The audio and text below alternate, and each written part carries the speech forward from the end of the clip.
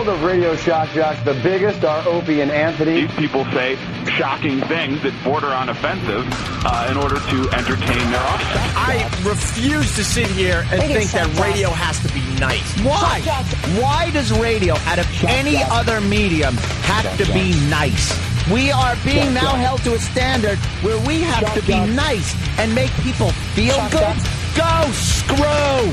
Radio bad boys, Opie and Anthony. Controversial radio personalities, Opie and Anthony. Infamous DJs, Opie and Anthony. Talk show radio hosts, Opie and Anthony. Opie and Anthony. Opie and Anthony. Radio shock jocks, Opie and Anthony. Opie and Anthony. Shock jocks, Opie and Anthony. Shock jocks, Opie and Anthony. Opie and Anthony. Shock jocks, Opie and Anthony. Opie and Anthony. Shock jocks, Opie and Anthony.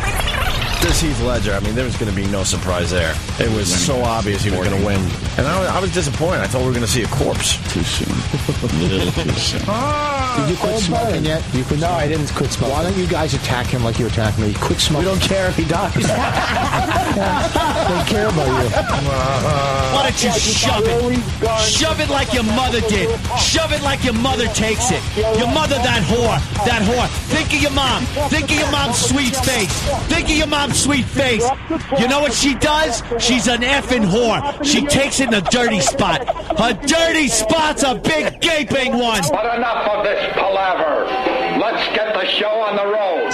And we're off. Good morning. Welcome to the Opie and Anthony Show. How nice. Want to say hi to all the new listeners. What does that sound? You're an echo, right? What? No, I heard like echo?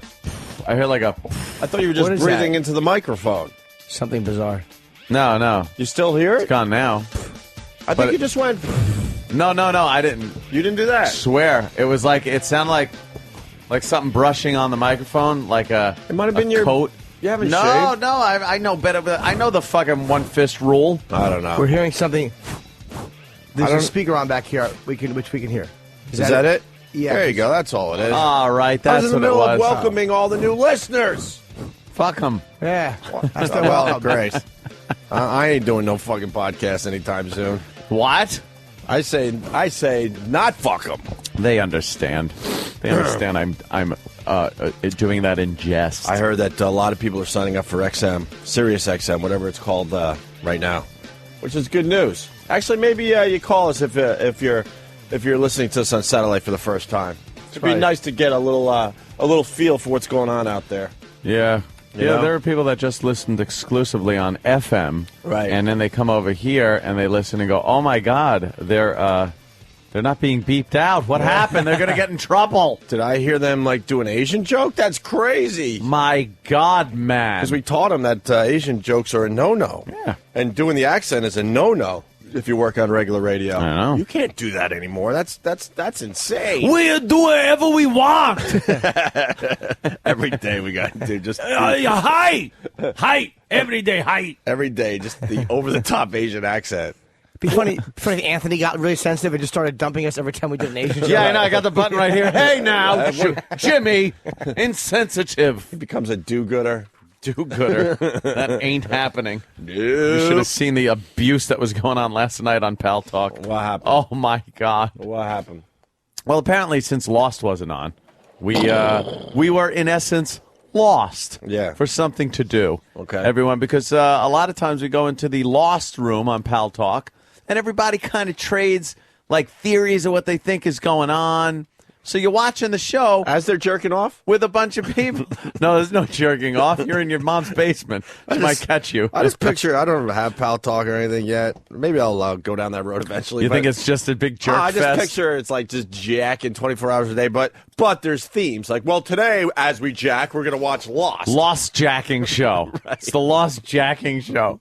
Sorry. No, it's one of those deals. It's kind of cool and geeky in a way that you can you almost have this little communities depending on what you're doing. If you're at home, if you're just sitting around drinking, people are sitting around drinking. Hey, what are you drinking? You hold up your bottle of Bud or whatever it is, and then Lost Room. You go in there and it's like a commercial comes on. And you're like, holy shit! What do you think this is happening or that? Kind of a discussion like that. And then last night, nothing was really going on, so we were hanging out in one of the basic rooms that we usually hang out in.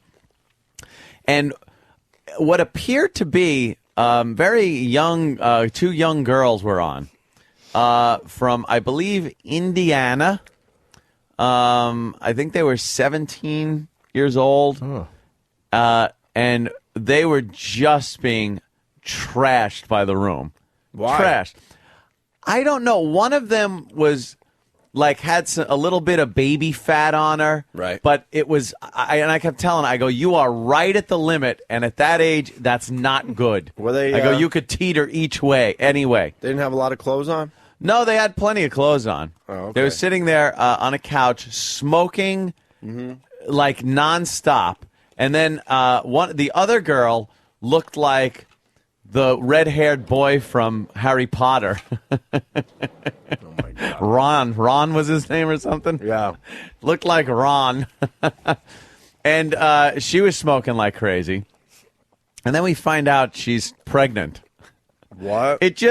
This turned into one of these soap operas where, and of course, the very sympathetic room was just like giving her advice about how she should just have it ripped out of herself and, just keep drinking and everything. It was one of those situations, though, where it went on for hours. Are they fans of the show? No, I doubt it. I think they just popped in the room. That's what happened. They just picked the wrong room? They picked the wrong room. But they stayed for hours. Right. And then everybody got bored with them once the Scottish chick came on and started putting her ankles behind her head. Hello. Yeah. So she had a thick Scottish accent. Hi, guys. You want to smell my stink hole? You can barely understand her. And she's there with her ankles behind her fucking head. Yeah. And, so Pal Dog was pretty entertaining last night. Nice. Very good. Yeah. God, I watched The Situation Room. I missed out. Oh, The Situation Room. Sounds like you had a situation in the Pal Talk room. Yeah, it's a lot of fun. I was telling Aunt, like, every once in a while, I don't do it every night because it'll drive you nuts, but I'll... jerk off? I'll watch it. Well, yeah, why not? But sure. I'll watch all the talking heads. I'll go from CNN to Fox to MSNBC, right? Yeah. And I was telling Aunt just before we went live that I should agree more. I'm not saying completely because I think I'm in between like a Keith Olbermann and a Sean Hannity, if you really want to know. But I probably lean more toward a Keith Olbermann. Yeah. But I fucking hate the guy. I think he's the biggest douchebag on TV by far. So it's almost like he might be saying something that I agree with, and I still like, ugh, I hate you. Yeah. And then I go over to Sean Hannity, and I don't really agree with a lot he has to say, but I like him. I like how he discusses things. He makes me maybe think about how I think. Mm-hmm. Like he's thought-provoking. Yeah. Which makes me very confused. Very confused, because I should be like one of these guys, rah, Keith. But Keith Olbermann is such a pompous ass. He really is. That it's hard to relate to him, even if you agree with him. It's hard to say, yes, I agree with him, because you don't want to agree with such an incredible douche. He's just the worst. And now he's using like morning show / radio war tactics. Yeah. And Bill O'Reilly, I probably hate more than Keith Olbermann, which is, I hate to say that, but Bill O'Reilly's a jerk. But Keith Olbermann's like taking a page from our book and radio in general, and he's playing like Bill O'Reilly's audio on his show and trashing them and stopping the video, and then commenting, picking it apart, taking a few jabs at the fact that Bill O'Reilly might have gone into a back room at a strip club once in Thailand or something. I don't know. Thailand. Yeah, but And I was thinking, God, if Keith Olbermann was on the radio, attempting that radio war shit, he would get destroyed. It's all cute on TV, how he takes his little shots and plays the video, but he would be in way over his head if he did that shit on radio. Do people realize that even these talking heads and a lot of these guys, it's not 100% them on the air? Just like anything else. Right. It's show business. Right. It used to be news, but now these guys are completely editorializing. They're not reporters.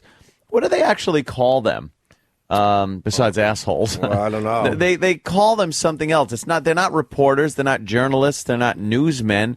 They're commentary. Something like that, because it's their own opinions but most viewers, that are being thrown in. But most viewers still don't understand that. Yeah, I know. They think see it this as is the news. I should think this. Yeah, exactly. I should think this way. They're trying to make you think their way instead of maybe presenting this stuff. And then you, as a human being that could think for yourself, you make some calls for yourself. They love saying things like "you report" or "we report, you decide." Well, but they're shoving their opinions down your throat. Well, what amazes me is that Bill O'Reilly calls his show the No Spin No Zone. spin, and it's like the rotor on a helicopter. Thank you. He spins it. Yeah, his way. He's a whirling dervish. And if you agree with Bill O'Reilly, that's fine. I don't even care. Because I don't even give a shit about Keith Olbermann either. No. But to call your show the No Spin Zone as he's spinning, like Ant said, out of control. like a fucking tornado. And no one calls him out on this. Nobody. It's just a thing that you got to understand that these guys are in show business. So they go on and put on a show that isn't. They don't have to adhere to the rules that reporters are supposed to adhere to and anchormen and things like that. So they could say whatever they want and present it however they want. So they'll do it in almost a shock jock fashion, where they rag on the other guy, or they'll twist around facts to better suit their opinion.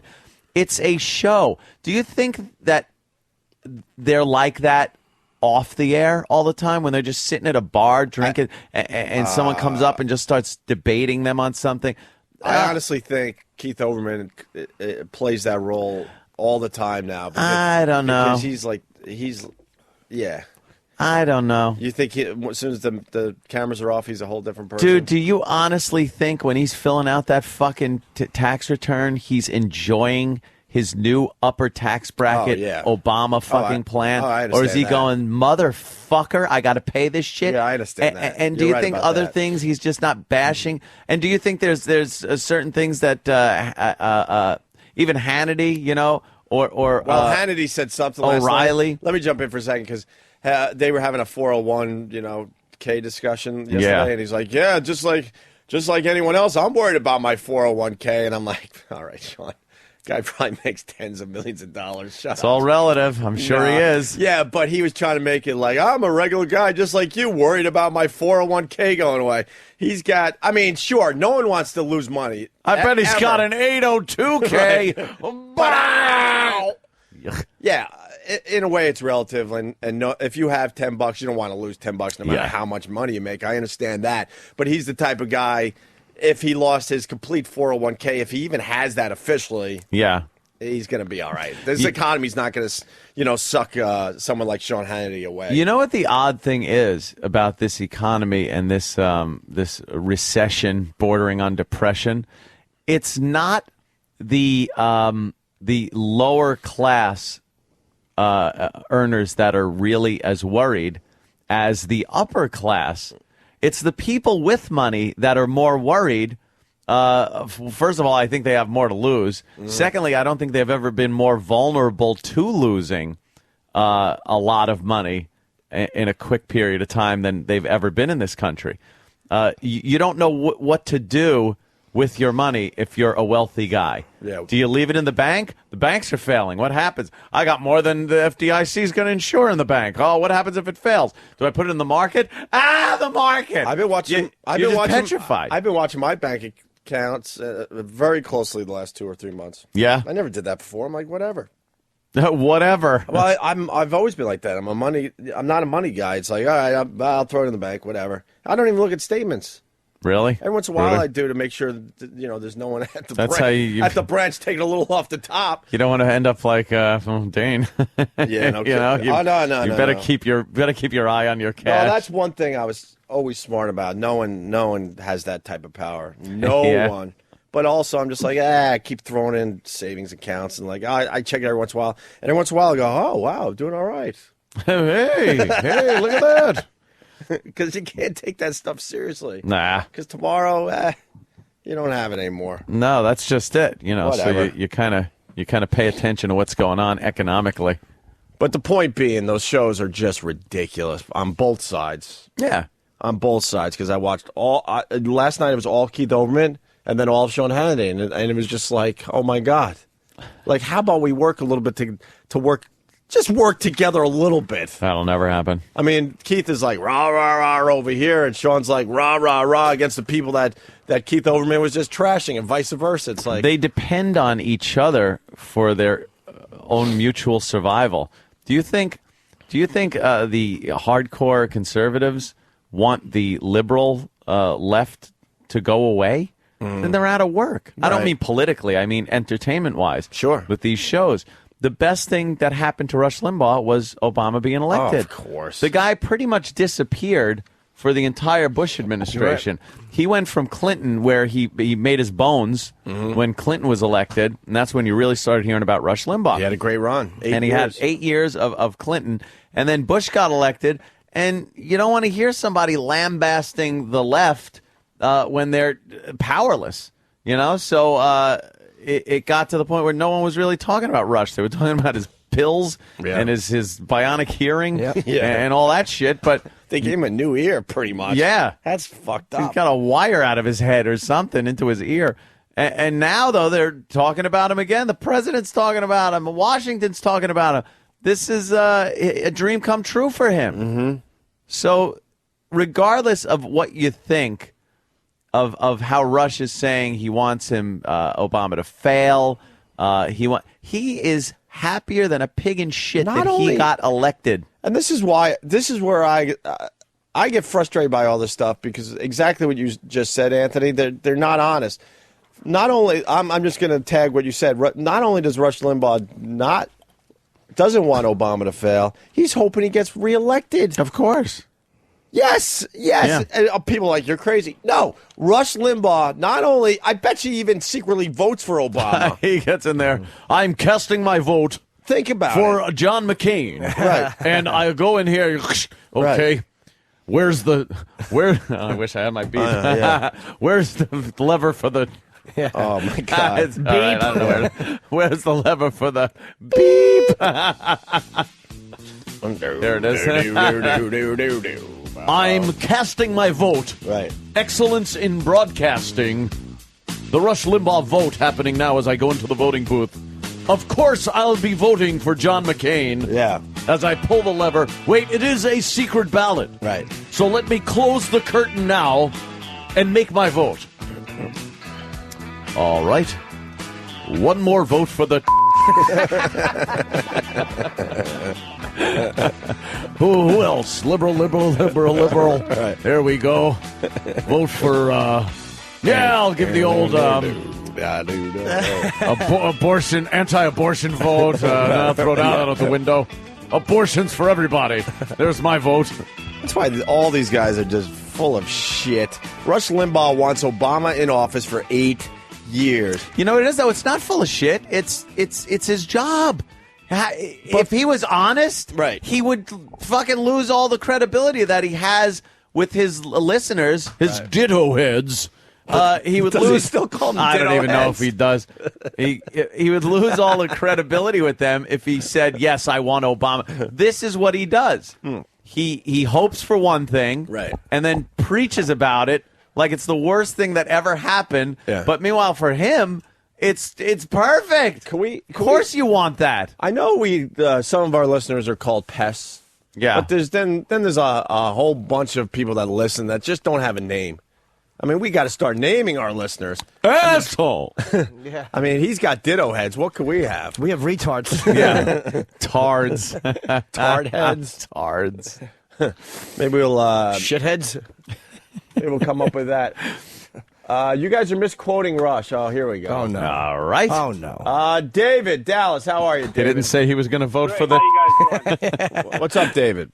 Yeah, listen, everybody's misquoting Rush. Yes, when they are. He says he wants Obama to fail. Right. It means that he doesn't want his agenda. He wants his agenda to fail. Do you know how many times Socialism and communism. Yeah, sir. Do you know how many times I've actually defended Rush and said that exact thing? Do you listen to the show a lot, a little, or none?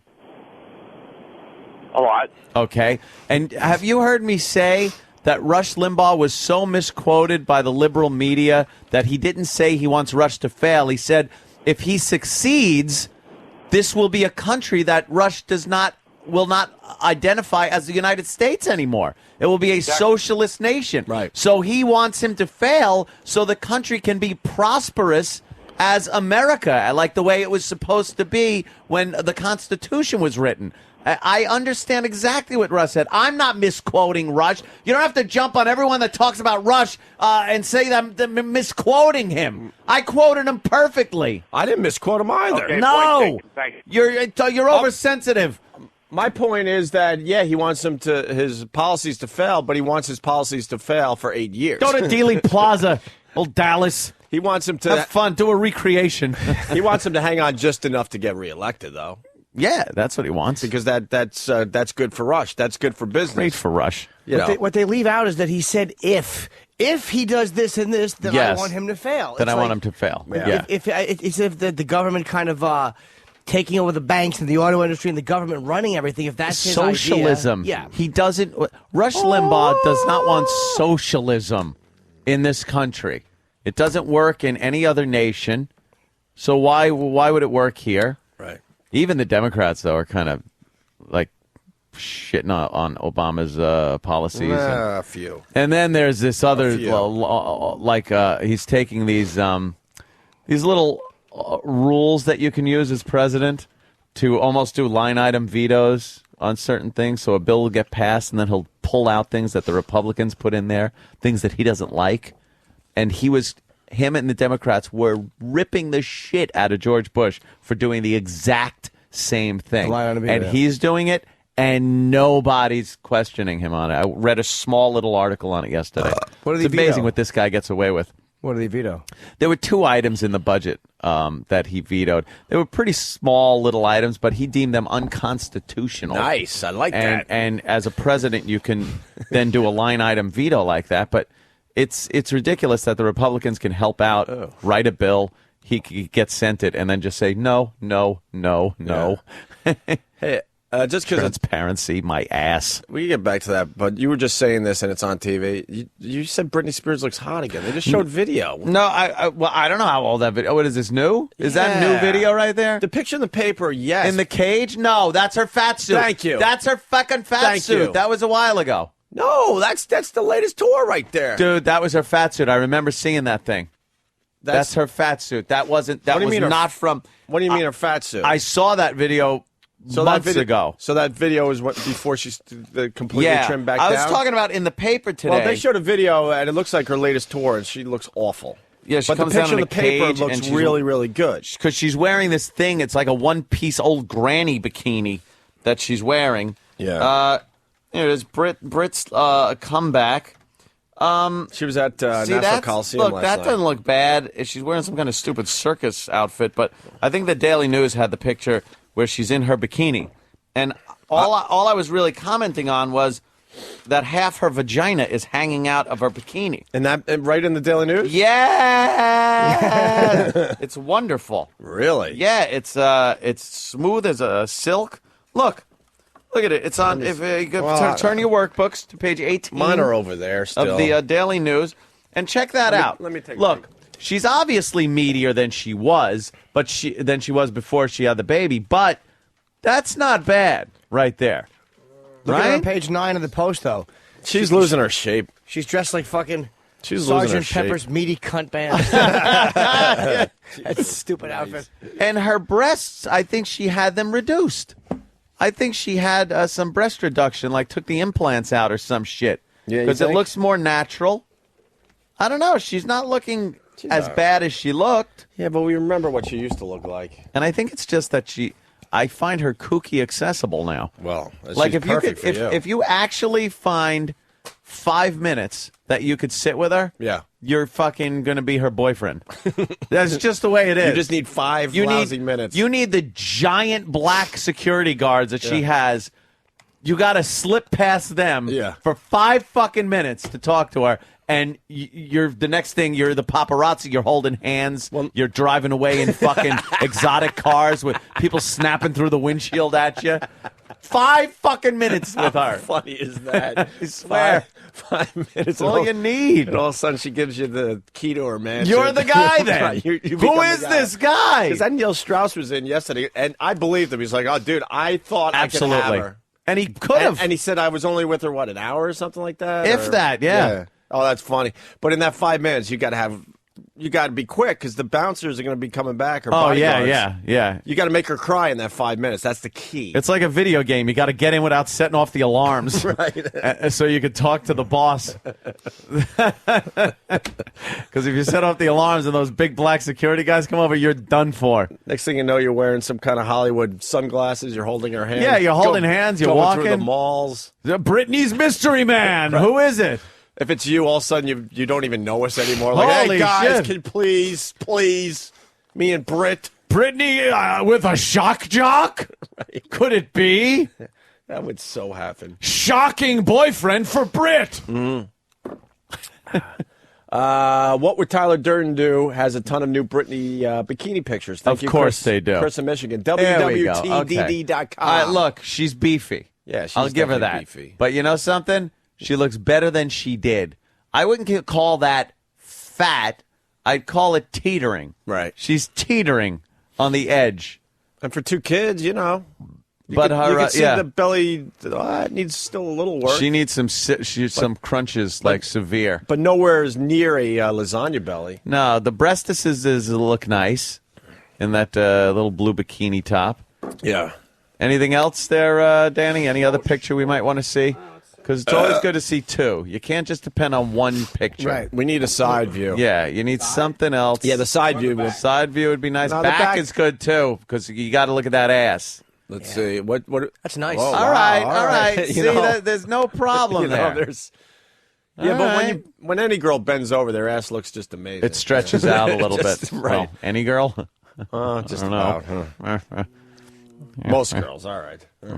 Rosie O'Donnell all right. Well, is one I think of. All right. You got my point. Jesus. She is this the side view there, Danny? Yeah. The side view. All right, yeah. She's a little gut, but it's just the belly. It's just the belly. The legs look okay. The ass looks all right. Her tits are fine. But she has a big pot belly. See, we could have done it. I wish I had. Well, you wish you had some pot. We could have done punchy in it. We could have done a morning show for Now FM. See, Yeah. we could talk This to is the kids perfect. about Britney. Yeah, see, we're doing Britney breaks. What about the Jonas Brothers? How many men want to have sex with them? You were taking your calls. How many men do they want to have sex with? Wow. Is the real question. What the hell's going on there? I certainly I have no idea, but come on. Wow. There's some suspicions there. Are there? What do you think? Has there been speculation? Dude, they're like the next Beatles. They got girls all over the place and they're wearing promise rings. Yeah, please. What's that about? They're a little. You wear the promise ring like when you get older and no one gives a shit about you or your music. I have a promise ring. Should get her one. A promise noose. You guys want to give Stalker Patty a promise ring? Yeah, let's get her a promise That's ring. hilarious. So, just to really seal the deal. That's really funny. On her stupid virginity. Yeah. Is that an old picture? Yeah. Of course it is. That's an old Britney picture. Wow. Where she looked all innocent. She's looking up at the camera, very smiling and sitting in kind of an innocent but provocative pose. A year after that picture is when she was in her prime, though. Wow, look at her legs open. She was sucking dick back then, though. Isn't that hot? Who's fooling who? You think all that was bullshit? All that whole innocent stuff was bullshit. I think her prime was at when she did the MTV Music Awards that one year when she was dancing with that big snake around her neck. Yeah. Oh, she yeah. looked ridiculous. That was really good. Right. I remember watching a whole fucking HBO special of one of her live lip syncings. Yeah. I won't even call it a concert. And she had her little sister playing the younger Britney. Yeah. That one, right? That was nice. Wasn't that 01 or 02? That was back in AW. And now the little sister is, a mommy. And then and she was in a bathtub. Remember that whole thing? Brought a bathtub out and Remember it? We all just talked about it like, oh, my God, did you see that last night? Like a bunch of fags. We're just talking about the Britney concert. Remember at WNEW, management thought we were sickos because they'd come into our office to talk about something, and there would be Britney Spears posters all over the walls. Yeah, Britney's. Yeah, look at that. Look at her there. Wow. Yeah. Those little fat legs. God damn. Look, a guy in the front looks like he's fisting her. Yeah. That picture. Oh, wow, yeah. Speaking of which. That's nice. My fist is back to normal. Oh, did you put on the fucking piss glove? No, I didn't yesterday. I actually went and got... Kenny actually surprised me with some nice boxing gloves this morning. Kenny? Brown nose! Ew. Just waiting for me at my door. Here you go, GH. If you want to punch me in the head with them, feel free. He wants to be liked so bad. He BBMs me. We learned that yesterday from, thank God, from Now FM.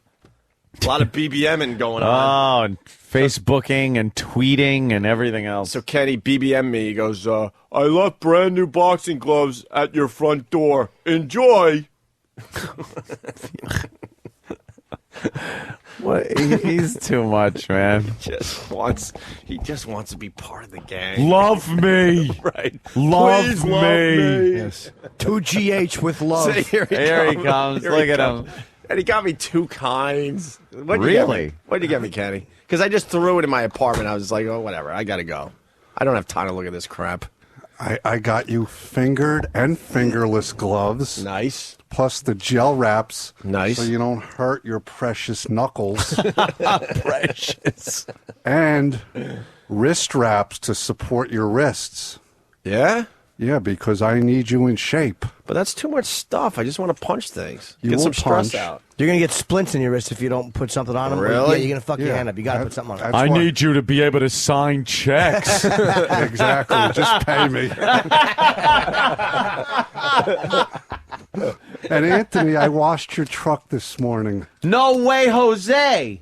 Well, Jose didn't do a good job, but I washed it. Tell me about it. I don't think they like drying that big truck. No, they don't. No. At this time in the morning, they don't want to do anything. No. This is the time where these places want to just mellow out, to drink coffee, whatever. You know what? I'm gonna plug a place. It's Great Neck, the car wash in Great Neck, Oh, that's right good there for the on people listening 25A. in Kansas. You know what? Fuck you, Kansas. You got your own car wash. Exactly. Drive here and get it washed. This place, you're pulling. They will spend to the point where people get annoyed. Like they start looking at their watch, going, Like, enough, "Jesus I gotta Christ!" go, right? But if you're going into this place, you're gonna have to wait. Because it takes a long time. They go over the whole goddamn thing, the rims, everything. Oh, it looks fucking beautiful. Nice. So what? The Hispanic gentlemen don't like going over that whole thing, right? I think they just wipe it down with dirty rags. Yeah, that's what they do. Did you know he was Snot doing rake this their for hankies. No! See, this is what Kenny does. But that is what Kenny does. All I wanted Kenny to do yesterday was put air in my tire so I had enough to get home so I could get my tire fixed. Right. And Kenny gets the tire fixed. Aww. When he takes my car, usually I throw water bottles in the back and stuff like that. And he takes all the bottles out and throws them away. And he also brought back what caused the flat tire. So So he could see, because I like looking at a good screw that was in your tire. Cody in Indiana. Cody. Dear GH, I've left you the boxing gloves at your front door. That'll be $49.95 per pair and a 38-cent handling fee. Handling fee. Cody knows about the handling fee. The handling fee. And we all don't mind that Kenny has a handling fee because he does a lot of little things for all of us. But the handling fee is embarrassing to look at. 79-cent handling fee. It's like, can't just round it up to $1. No one's looking at you. But it wasn't worth $1. I'm not worth $1. My handling. The handling fees. You like the handling fees, Jimmy? I certainly don't. No, I don't acknowledge them. Handling what? Yeah, it's an itemized bill he gives us. Who looks at it? But if you do, you'll see the handling fee, and it's just for ridiculous amounts. And then he tells you if it's a certain amount late, it's up this much percentage. Oh, yeah. Like he's fucking. Yeah, like he's Con Ed. I go over those things with a fine-tooth comb. I certainly do. Nope. Nope. That was your treat. Well, that's Kenny though. He's like, over the top nice, but also he could easily turn into a loan shark like that. Oh, he's very good. Oh, if you're late with the payment, I'm going to have to bust your legs. right. I don't want to do this, but I have to. Racist joke on pics.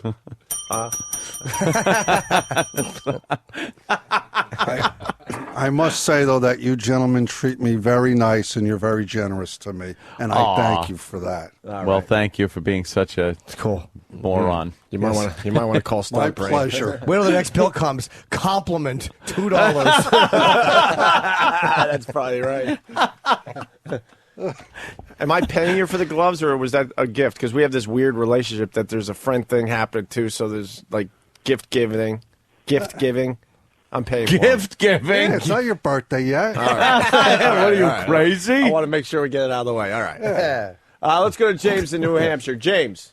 Hey, boys. Hey. Good morning. Good morning. Hey, last night's the new South Park was about the Jonas Brothers and their promise rings. Oh, really? No shit, really? Can we get some of that audio?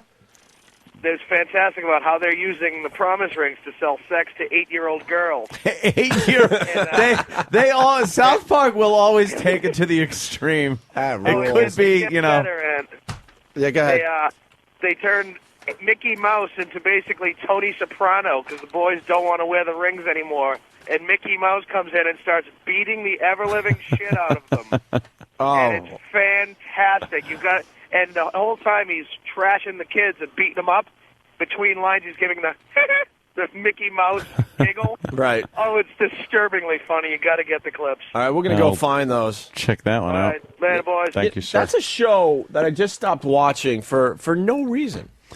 And then people will call up with how funny the show still is. You just do that every so often, I though. just got to start watching South Park again. You do that every so often. You just stop watching something, and then after a while, you catch an episode and go, I did that with Family Guy for the longest time. Yeah. I just stopped watching, and then recently I've been popping them on and laughing my balls off. Well, Family Guy's in trouble. Hysterical. That dumb parent group is on their case. For the PTC? Yeah, the How PTC. those fucking assholes, the parents television For accounts? what? Is filing an indecency complaint with the FCC against Fox's Family Guy. For March 8th episode included, and this is from the press release, bestiality, orgies, and babies eating sperm. It's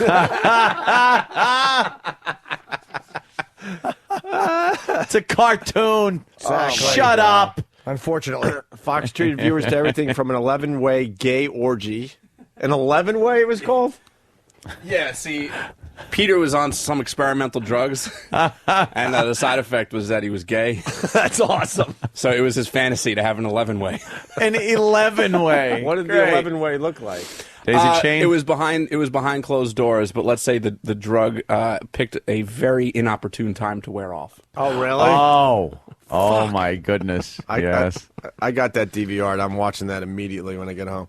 11-way gay orgy to baby Stewie eating a bowl of cereal with horse sperm instead of milk. Look, Peter said specifically, some of the milk in the fridge might be horse sperm. Not all of the milk in the fridge is horse sperm. Why would there be horse sperm in the fridge? Well, because Peter was trying to breed his retarded horse. It was a really good episode. God damn that Family Guy.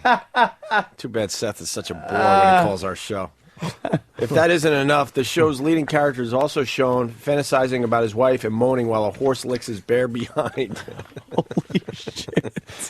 Clearly, the explicit content was not isolated to one instance in one segment of the show. It permeated the entire program. Those assholes. People find it entertaining. Leave everyone alone, you fucking bunch of holy roller shitheads. Plus, it's on Sunday at 9 p.m. Well, and I'm glad we get an opportunity to tell the people what the PTC is all about again today. We like to make sure you guys are educated about this group. The PTC is urging its purported 1.3 million members. This is what they do, by the way, to file FCC complaints against Family Guy. Here's the problem. Most of those 1.3 million members never saw the episode that they're going to be complaining about. Don't they know, though, that aren't they looking at it differently now that they know where most... I think over 99% of the FCC complaints come from that group. Yes. You're 100% over right. 99% of all FCC... From that one shit-dick group. Yep. I think now the government or the FCC actually takes that into account. They're like form letters. Yeah, you can't do that. This group Come got on. away with murder because they were smart. They social networked their members and like, okay, now we're going after this show for doing this. It doesn't matter. You didn't see this show. And they'll send hundreds of thousands of complaints on a show that they never fucking saw, were never offended by. They were told that they should be offended, so that's why they sent in a form letter. Parents watchdog group. Yeah. Which goes against the whole FCC. What is it? The local standard? No, what is that one term they use? It's too early. It's supposed to be the community standards. Community standard. Thank you, Anthony. And that's not a community standard if it's a lot of people sending form letters that never saw the show. No. Now, if and I still don't agree with this, but if all of a sudden Family Guy gets a lot of complaints from a whole bunch of different individuals that aren't part of any group, then the FCC would be like, whoa, what the fuck? They're upsetting the community. Right. But they're not getting it from the community. They're getting it from an organization. Exactly. Oh, God, I hate Yeah, the form letters. It's amazing how they fucking let them get away with so much. Yeah. Over 99%. But I bet you the FCC like them because simply there's the chance to make money with them. I mean, because the more they complain... Because you have to have a complaint before I think the FCC can act. Yeah. So they're getting complaints and they can fucking try to throw fines at the radio stations. Has anyone gotten that $365,000 fine? I don't think anyone has gotten that since that fine's been put in place. That wasn't the point. They were never going to actually enforce that. No? The point was to scare the fuck out of everybody. Well, they did because to make sure everyone would play nice. They made the companies back off. Yeah, they don't give a shit that they've never, thrown that complaint at somebody. It wasn't about that. It was the threat. They did their job. Extortion. They scared the shit out of all the broadcasters out there on regular radio, regular TV, and whatnot. Mafiosa tactics. Of course. I love it. Seth MacFarlane was asked to comment about the PTC, the Parents Television Council, last year. Very gassy today. Too much coffee or something. This is Seth. Oh, yeah. That's like getting hate mail from Hitler. They're literally terrible human beings. I've read their newsletter. I visited their website, and they're just rotten to the core. For an organization that prides itself on Christian values, I mean, I'm an atheist, so what do I know? They spend their entire day hating people. They can all suck my dick as far as I'm concerned. Wow, nice. Seth MacFarlane. Good for him. That's a good one. See, good. Yeah, right on. Why can't he say stuff like that when he calls our show instead of being all... Instead of just, Good for him. That's the way you should deal with them. Yeah. Suck my dick. And then they'll be like, he actually used an expletive of performing fellatio. Because they can't write suck my dick in their little newsletter. Yeah, right. Or else they'd have to report themselves. That would be hilarious. Yeah. Oh, we made a mistake. We got to report We have to report it. Everybody just put on your Nikes and cut your testicles off and poison yourself. We're all good Christians, so now we got to report ourselves and kill ourselves. I hope that who's the head of that organization? Some guy, Tim something. I don't. Whatever. We can go. I would love. Oh no! We'll explain that after the break because we're going to do a whole segment on that. We got an update on Tim after the break. Yeah. Really fast. Who's this? We don't have a name on yet. Family Guy episode was hilarious. Yeah, Jim from Canada. Hey, Jim. Welcome aboard, Jimmy. This family. You know what? Yeah, go ahead. This PTC or whatever. They can fuck off. They put disclaimers every time saying not for sensitive viewers, parental discretion. So if you don't like it, you fucking back, change the channel. What is the use of putting the disclaimer that they make these people put on? They make these shows put disclaimers beforehand, saying that material is inappropriate for young children, language. They at the beginning, the show is rated because of language, sexual content, blah blah blah. What's the use of putting that shit on? If you're just going to be, if you're going to get in trouble from some group fucking watching, or not even watching, just one person getting info on it and sending it out to their entire group. And I completely agree with Anthony that, why do we have to cater to the children all the time? And I'm more of a fan of having kids and stuff than any of these guys, but the fact remains... Uncle Paul. Why do we always have to cater to the children when there's a lot of adults out there that really enjoy... They're TV. Dude, these groups have no concept of adult entertainment. And I don't mean fucking adult entertainment like walking into a strip club or a peep booth. Right. I'm talking about entertainment that is completely fine, could be on television, that caters to adult sense of humor. Right. Why does everything have to cater to children or be safe for children, child safe? You know, if you just stop it. I want to fucking be entertained by something that isn't this milquetoast bullshit that is safe for the kids. Go fuck off. It's really frustrating because, I mean, if you choose to have kids, it's hard work. Yeah, and most part people, of that job is making sure they don't see stuff that you deem harmful to them. I don't want to say most people, but a lot of people don't want to do the work after having the kids. Yeah. So guess what? Then all these other groups have to step in and raise your fucking kid for you, which is bullshit. And by raising the kid, they mean screw over everyone else that wants to be have some type of adult conversations, adult entertainment. And now we got to sit there and watch kiddie shows. Right. I want to see Dora the Explorer bent over and fucked in the ass. Hey, now. Who doesn't want to see that? By fucking Yaphet Kotto. And this is where the fucking... They're a very conservative group, and this is where the conservatives completely fucking lose me. It's like they want less government, unless it's with your entertainment or who you stick your dick in. Yeah. They're the same people that will say, well, you can't have pornography either, even though that's not like the excuse for this is, well, it's over the general airwaves. Yep. People could see it. Well, how about pornography that you have to go out and purchase? Well, we don't want that sold. It's like, it doesn't matter how you get it. They don't want you to have it. Doesn't matter. They just don't want you to have it in the privacy of your own home, behind locked, closed doors, without not near a school, not near a church, not near whatever, and they still don't want you to fucking have it. I hope that's not too political a rant for a whack bag. Those fucking shit. dopes. What happened? Just, I don't mind, the message boards, but Get too political. Yeah, there's one where the one guy's telling me I keep changing my opinion. It's like changing your opinion. Sorry, I'm not a fucking slave to any party loyalty. Sorry, I go back and forth with certain.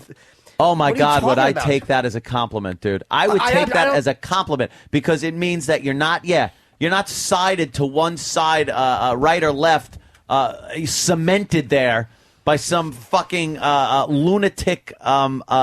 Yeah, Jimmy, there's nothing wrong with being wishy-washy. Waffling is fine. I think being a bit wishy-washy is Listen, perfectly acceptable. Being a sunflower in a hurricane, I'm very proud of that. But no, wishy-washy Jim. It's wishy. You're right. It is actually wishy-washy if you're constantly changing to appease other people or to get out of something. Right. Yeah. But it's like you flow and ebb, as they say. With, you do. With life. And your opinions change. Yes. There are some liberal ideas that I actually agree with. Conservative ideas that I think are bullshit, and I will occasionally change my mind based on new information. Bullshit. You're a staunch Republican. No, I'm really not. You're a staunch. I come off that way. You're a staunch. I'm not. I play one on the radio. I'm like a doctor. I play one on TV. He's not that staunch, though. Anthony actually wants abortion to be mandatory. Yes. He's a staunch Republican that doesn't agree with some of the big issues that they all agree with. I said, you're confusing too, man. Homo marriage. I could give a flying fuck if those guys want to bang each other. I always left thought and you right. would be against the homo marriage thing. Love the homo marriage. Why wouldn't you? Who cares? Yeah, I don't care. It's like it is such a who cares issue to me that I don't fucking give it a second thought. If gay people want to get married, I find it hysterical when the news covers it and you're watching two burly men holding a fucking bouquet and kissing each other. It's a scream. It's a howl. It's a panic. It's a panic. I love it. Or two fucking women that you look like men making out, kissing each other, giving each other rings on their chubby, fat little lesbian fingers. I love that shit. They're women. It looks like David Bowie and Spalding Gray holding hands. It's horrible, but it's entertaining as hell. Get married. Who cares? I'm Harvey Milk. And I want to recruit you. And then was it a playful spanking? A playful. Opie, it was such hijinks in Harvey's bed in that camera store where you could fucking skate to the bedroom on the jizz on the floor. You could fucking Hans Christian Andersen your way into the bedroom because he fucked anything that moved. Yeah, he was a bad boy. Jesus H. Christ. That guy. You don't swing at every pitch there, Harvey. Every single one. Sometimes you let one fly by you. That Harvey Milk outside of his place after his boyfriend leaves is some fucking drugged out Hispanic youngster. Yeah. And he invites him into the camera store to talk politics with him a little bit, I guess. He swings at all balls. Yeah, all the balls he's swinging at. The next scene, they're frolicking. Yeah. They're frolicking completely nude on a mattress and playfully spanking each other's buttocks as one is trying to get away from the other. Yeah. But Harvey, I have you. He's grabbing him by the ankles, pulling him back, and playfully spanking his behind. You know, we all have our lines in that movie. I'm like, all right, okay, all right. I'm like hanging in there, and then like, all right, that's my line. The playful spanking was my line. Was that? I think. Yeah. It was when Sean Penn did the one and only deep kiss. The deep mouth kiss is when I was like, you know what it is? right. I was expecting that kind of. Well, you knew there was going to be a few of those. Yeah. So it was like, all right. And then that, to me, it brought out the Sean Penn part. That was where it departed, because he did a great job of becoming another character. Right. But that part, all I could think of was, holy shit, here's Sean Penn kissing another guy. Right. It kind of almost took me out of the movie with him doing such a great job as Harvey Milk. The part where he's spanking his lover was so playful and gay. That's what got me. It's just spanking. The little spanking. You know, if he flipped over that unclipped fucking huge hog, it's and just awful. Jiggle.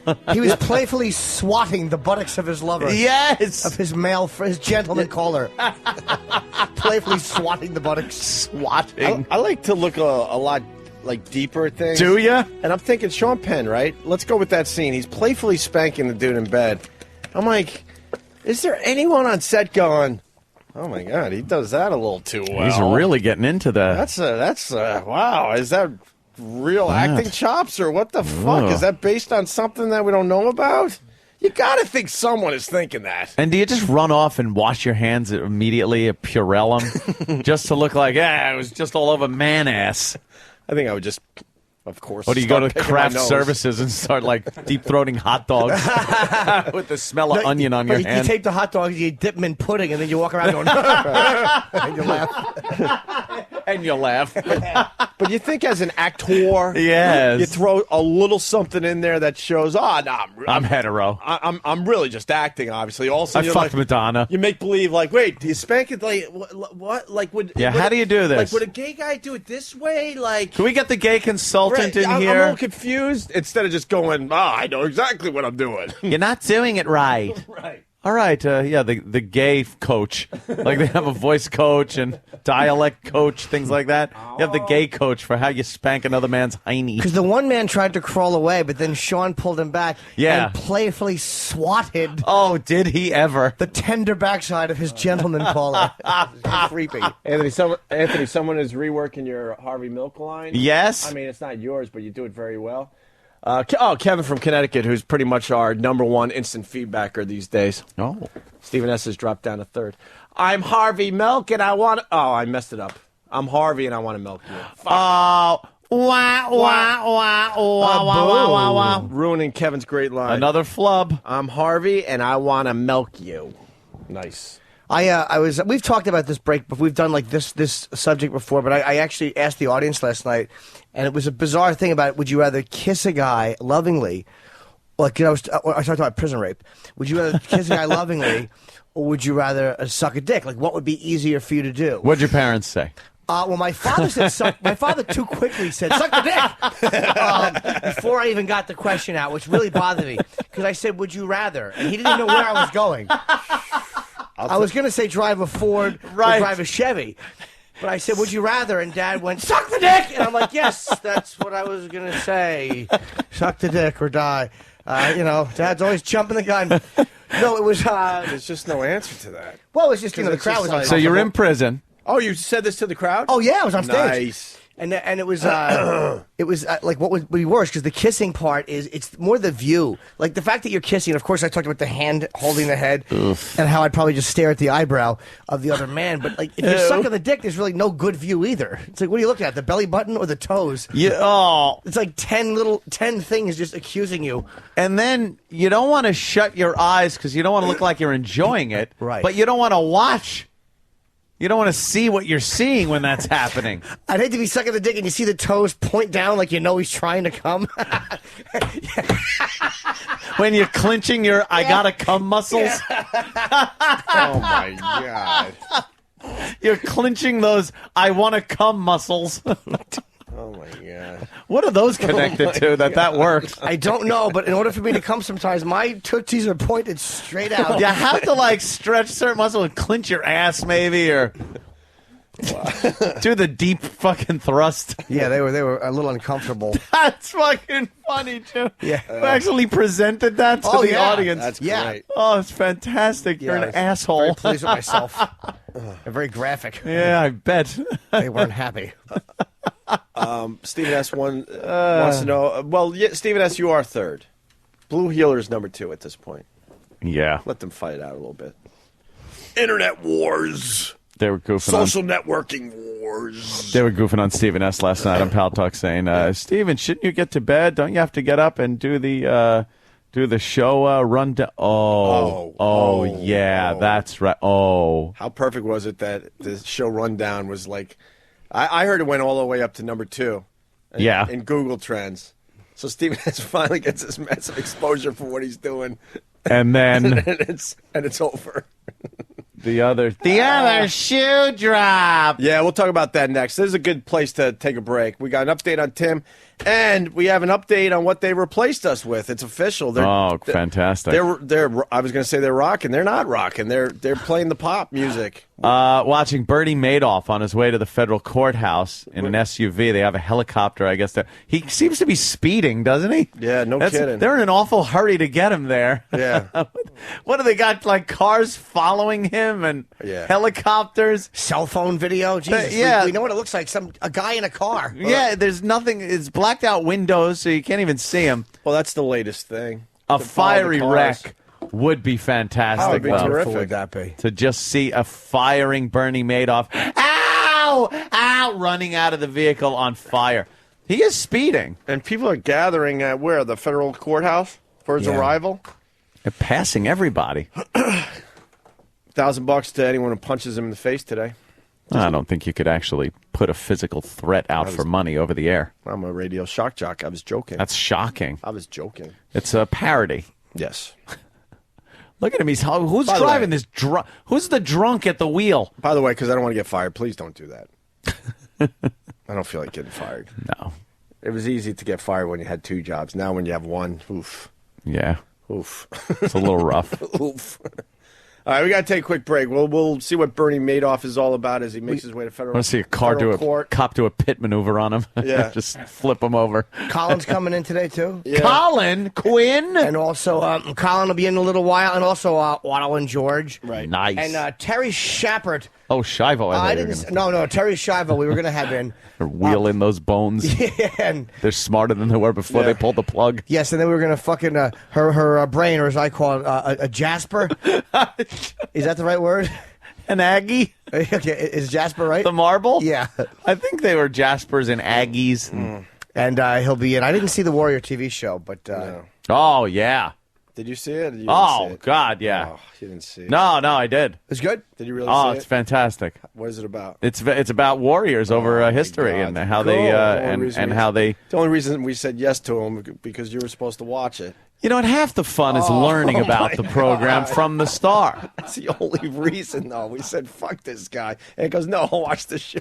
I'm going to watch the show, or I'm going to pop on Starship Troopers in the big screen. Shit. You tell me. Giant bugs fucking chopping people in half on an 11-foot screen or a fucking Warrior show on regular TV. And we reminded you 3 times. Oh my god! Fuck that. Oh, that's gonna suck later. You know what I want to? You know what I want to see? Tell Terry to not to I want to show watch up. fucking horror movies on 11-foot screen. Tell Terry and his stupid Warriors to beat us. Oh, he's like a special forces guy. Whatever. Yes. I'm not tangling with Whatever. him. Yes. Whatever. Tell him. Yes. Tell him to take out that window and hit the streets. Hit the bricks running. Yeah, we don't need you today, Opie and Anthony. Oh my God, Opie and Anthony. That was a joke, right? No, it wasn't. We're doing some kind of St. Patty's Day party, whatever. I don't know if we could do it the way we want to do it, so if you want to show, you can.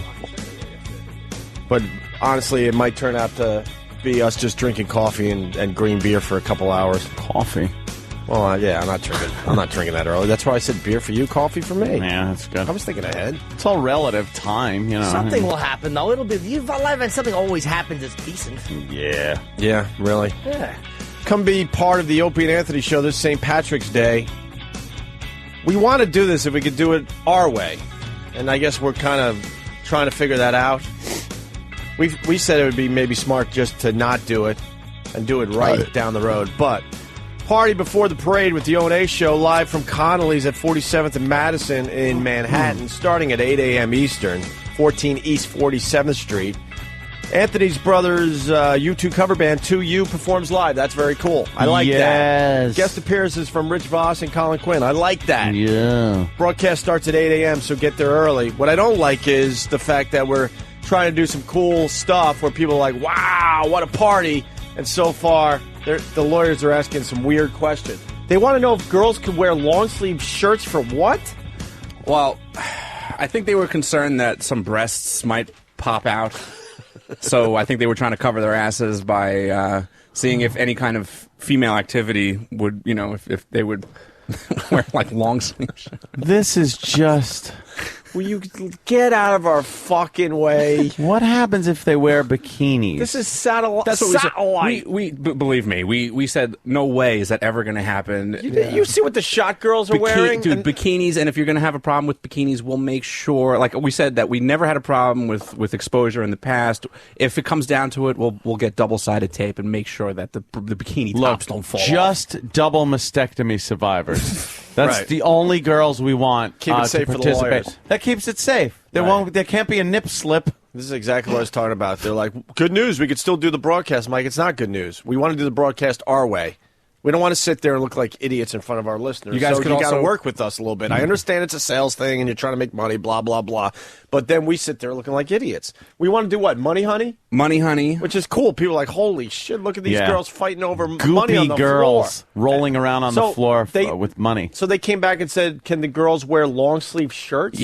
Yes. Yes, we're playing Library Honey, where you show up in a turtleneck and a pair of glasses and you read aloud. You have to show up in a Snuggie and roll around. Bunch of dopey Why lawyers. do they continue to make this so I have good news. fucking difficult? I do have good news, though. What? We can still do the reddest, hairiest ass. Oh, of course, because it's gay. There's just one They have no stipulation, problem with though. the gay stuff. What's the stipulation? The hairy red ass, that has to be in like a thong or something. I don't want to look at hairy red asses. I want girls rolling around and picking up money because they're Well, of course. because they got honey all over them. Hairy red ass contest is pretty funny. Hilarious. But that's funny as long as we get to do other cool stuff. Well, of course. But know what's going to end up happening? It's going to be a bunch of us, we're all guys, with all our listeners, which is pretty much all guys, staring at red, hairy guy ass.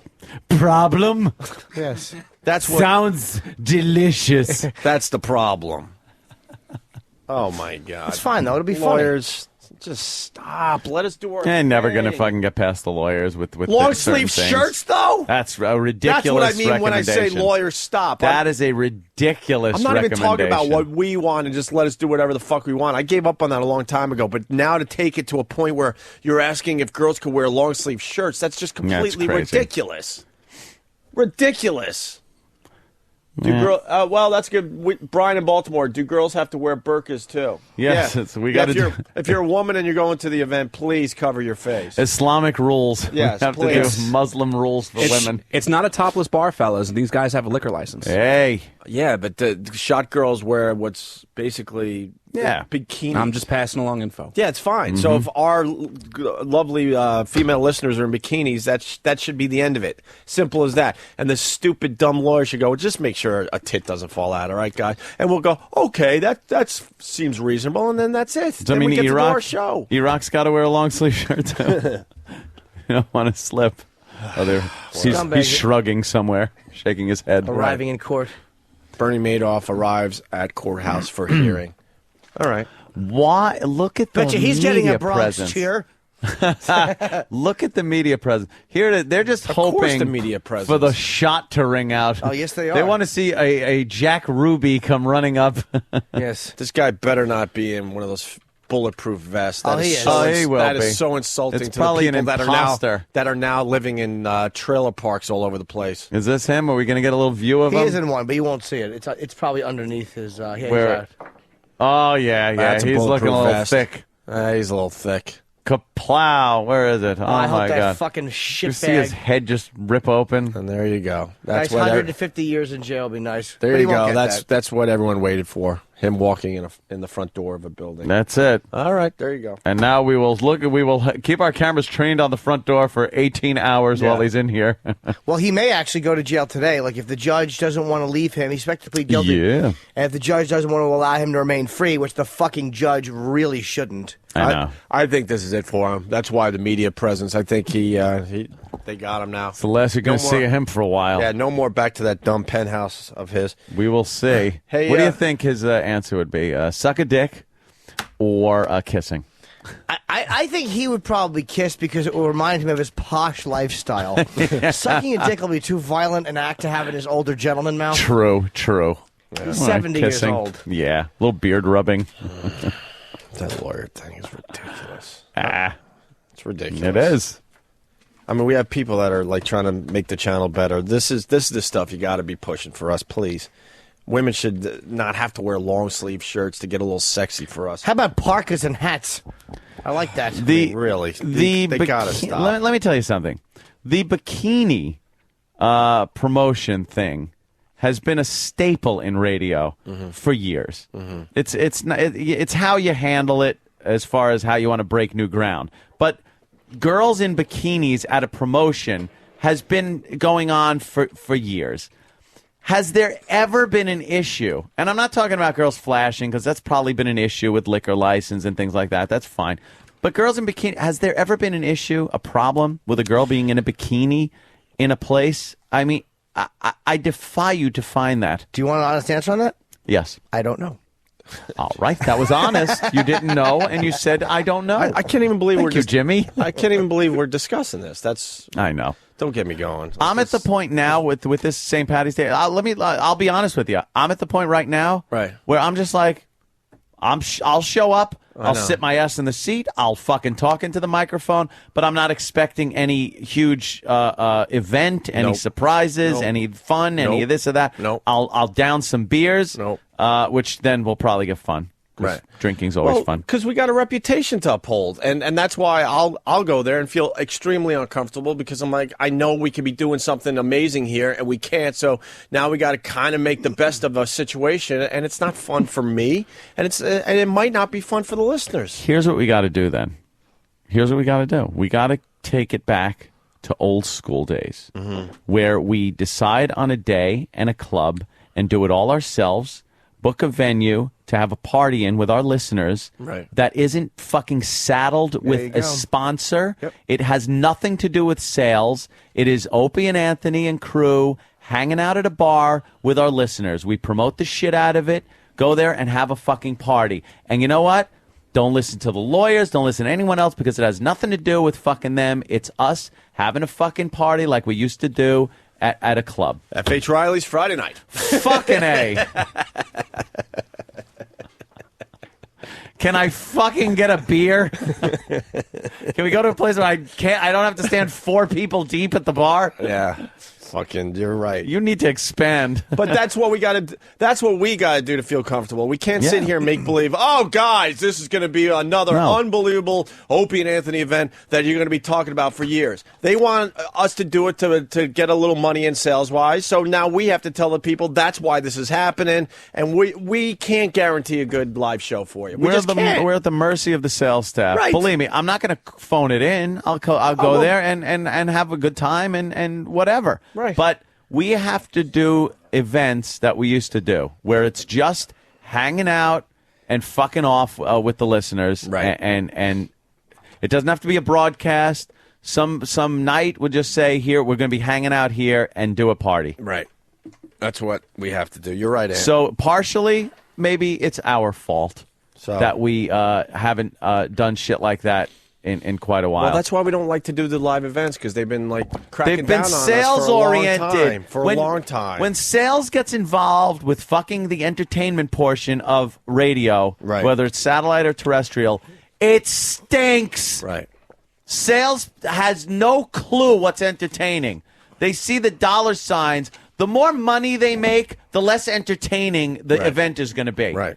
It's directly proportional. And they kept saying, good news, guys, we salvaged the event. We didn't want to do this event to begin with because the other place was really fucking us over. Oh, my God. So then we're like, all right, now that we don't have to worry about their dumb rules, okay, maybe we could have a pretty good O&A event. And then quickly we're learning, no, not really.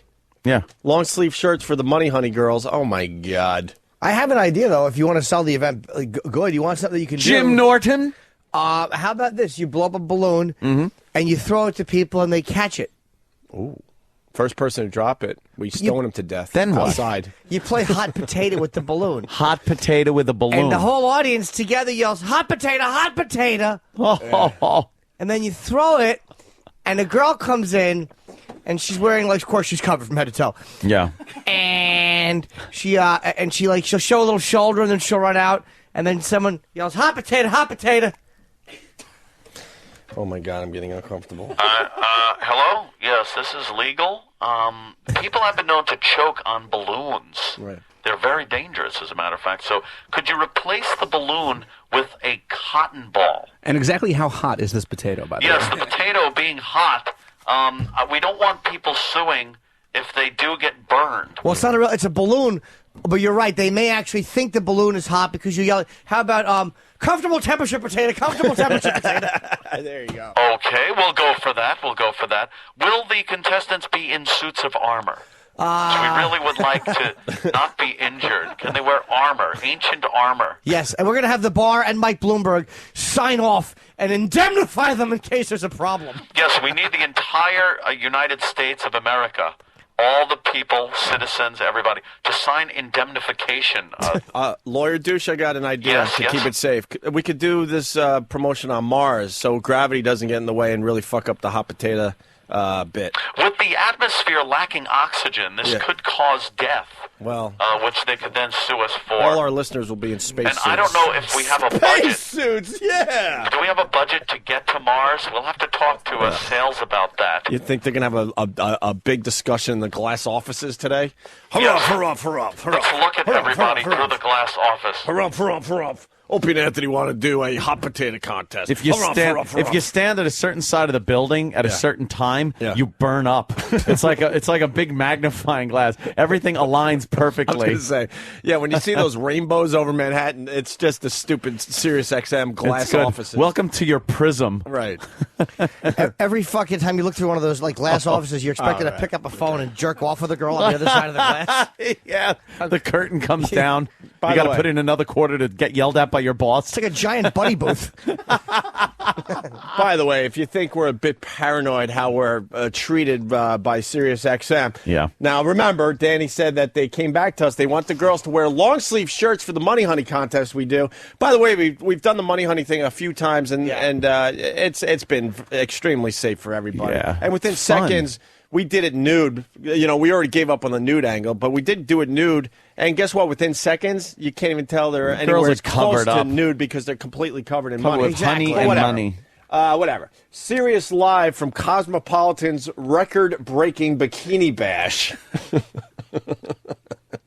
I don't see any long sleeve shirts there. What? Sirius Satellite Radio's Cosmo Radio on Friday will be broadcasting live from Cosmopolitan Magazine's attempt to break the Guinness World Record for the largest swimsuit photo shoot in history. Jesus. I guarantee one of these broads will be popping a tit out. It's from about a few months ago. Oh, they already did it? Yeah. How many tits popped out?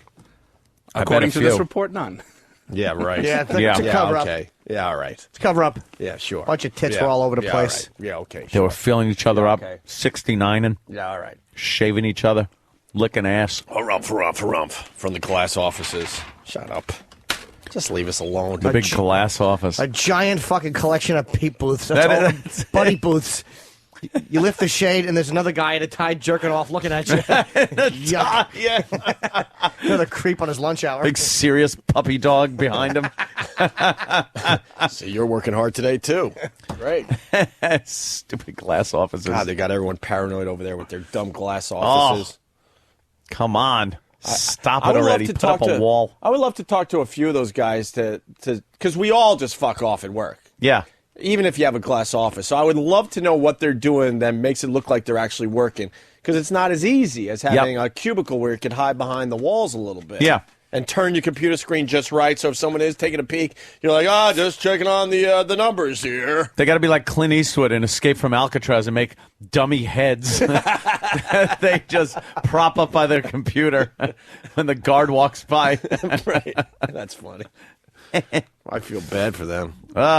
Glass offices. Feel bad for us soon. Yeah, well. As soon as we go over there and we're in one of those glass studios. Everything's glass. Hey, so we got dumped by CBS, by K-Rock, and they started their pop station yesterday. Ooh. Did they? I didn't hear. And a lot of people. Grapes. You want to eat grapes, and we'll do this after the break? No, that's okay. A lot of people have had. Why don't you eat yogurt? Huh? I don't do that anymore. I know. I just I started. really don't. I realize that it's annoying, so I just like do it on the side. All right, in 12 years, you could yell at me. Whatever. Come on, I'm fucking around. You're in a bad fucking mood. I told you I know, but don't let it affect the fucking show. You're in a bad fucking mood. Has it the last 2 days? Yes, it has. No, it hasn't. You've been in a cranky fucking mood. I understand we've been fired from fucking CBS and shit, but let me tell you something. I'm not the only one that notices. You're in a cranky fucking mood. Everyone's noticed. Do you want me to start talking about what people notice about you? Leave it alone. Yeah, tell me. Go ahead. Leave it alone. Tell me what people notice about me. Leave it alone. I'm not leaving anything alone. Leave it alone. Leave it alone. Be honest. What happened? You had a lot of moments over the last few years. Leave it alone. Seriously. How did I have moments over the years? Leave it alone. Just leave it alone. Why leave it alone? It was a little I made thing. a fucking joke. It's a joke. It's a funny show. I didn't go for the joke today. That's all. You're Leave it fucking alone. making faces at me. Leave it alone. I don't need faces. Leave it alone. Seriously. I'm not going to leave it alone. You didn't leave it alone. You're the one that made the fucking face when I'm making jokes. It's self-deprecating humor. We do it all the time. We goof on each other. I didn't go for the grape joke. Big fucking deal. If you want, big deal. Just leave it alone. I made a joke that for 12 fucking years you rattled your spoon in the yogurt. It was funny. It became a bit with the fucking audience. They understand exactly what the fuck we're talking about. Leave it alone. Leave it the fuck alone. Leave it alone. Holy shit. Just because you're really into doing the show again, leave it alone. Seriously. Really into doing the show again, as opposed to when I wasn't into doing the show. You said people are talking. I mean, if you want to talk about people talking, just leave it alone. All right, we'll talk about what Chris Oliveira, how he told me how you were a lazy fuck and didn't want to do sponsors. You didn't want to go to sponsor meetings. That was part of the problem.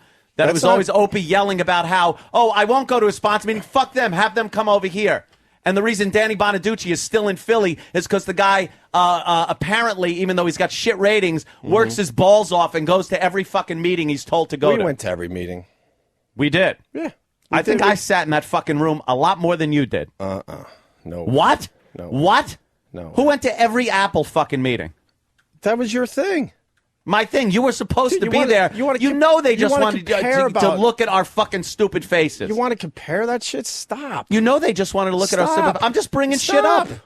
I'm bringing shit up. Stop. You want to compare stuff? That's ridiculous. You know how much passive-aggressively threw that I wasn't interested in doing the show for some set period of time that you fucking did. Because you said people have noticed. And, Who noticed?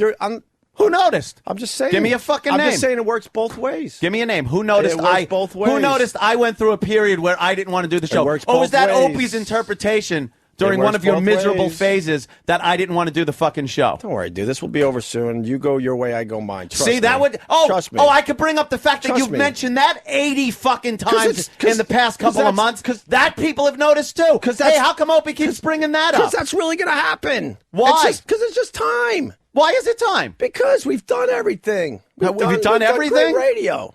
But it's time maybe to move on to some new challenges. Is it? Yes. Yeah, I think so. Well, you brought it up enough times. I think so. Perhaps you want to. And it has nothing to do with... I actually enjoy coming in here and doing a show on a daily basis.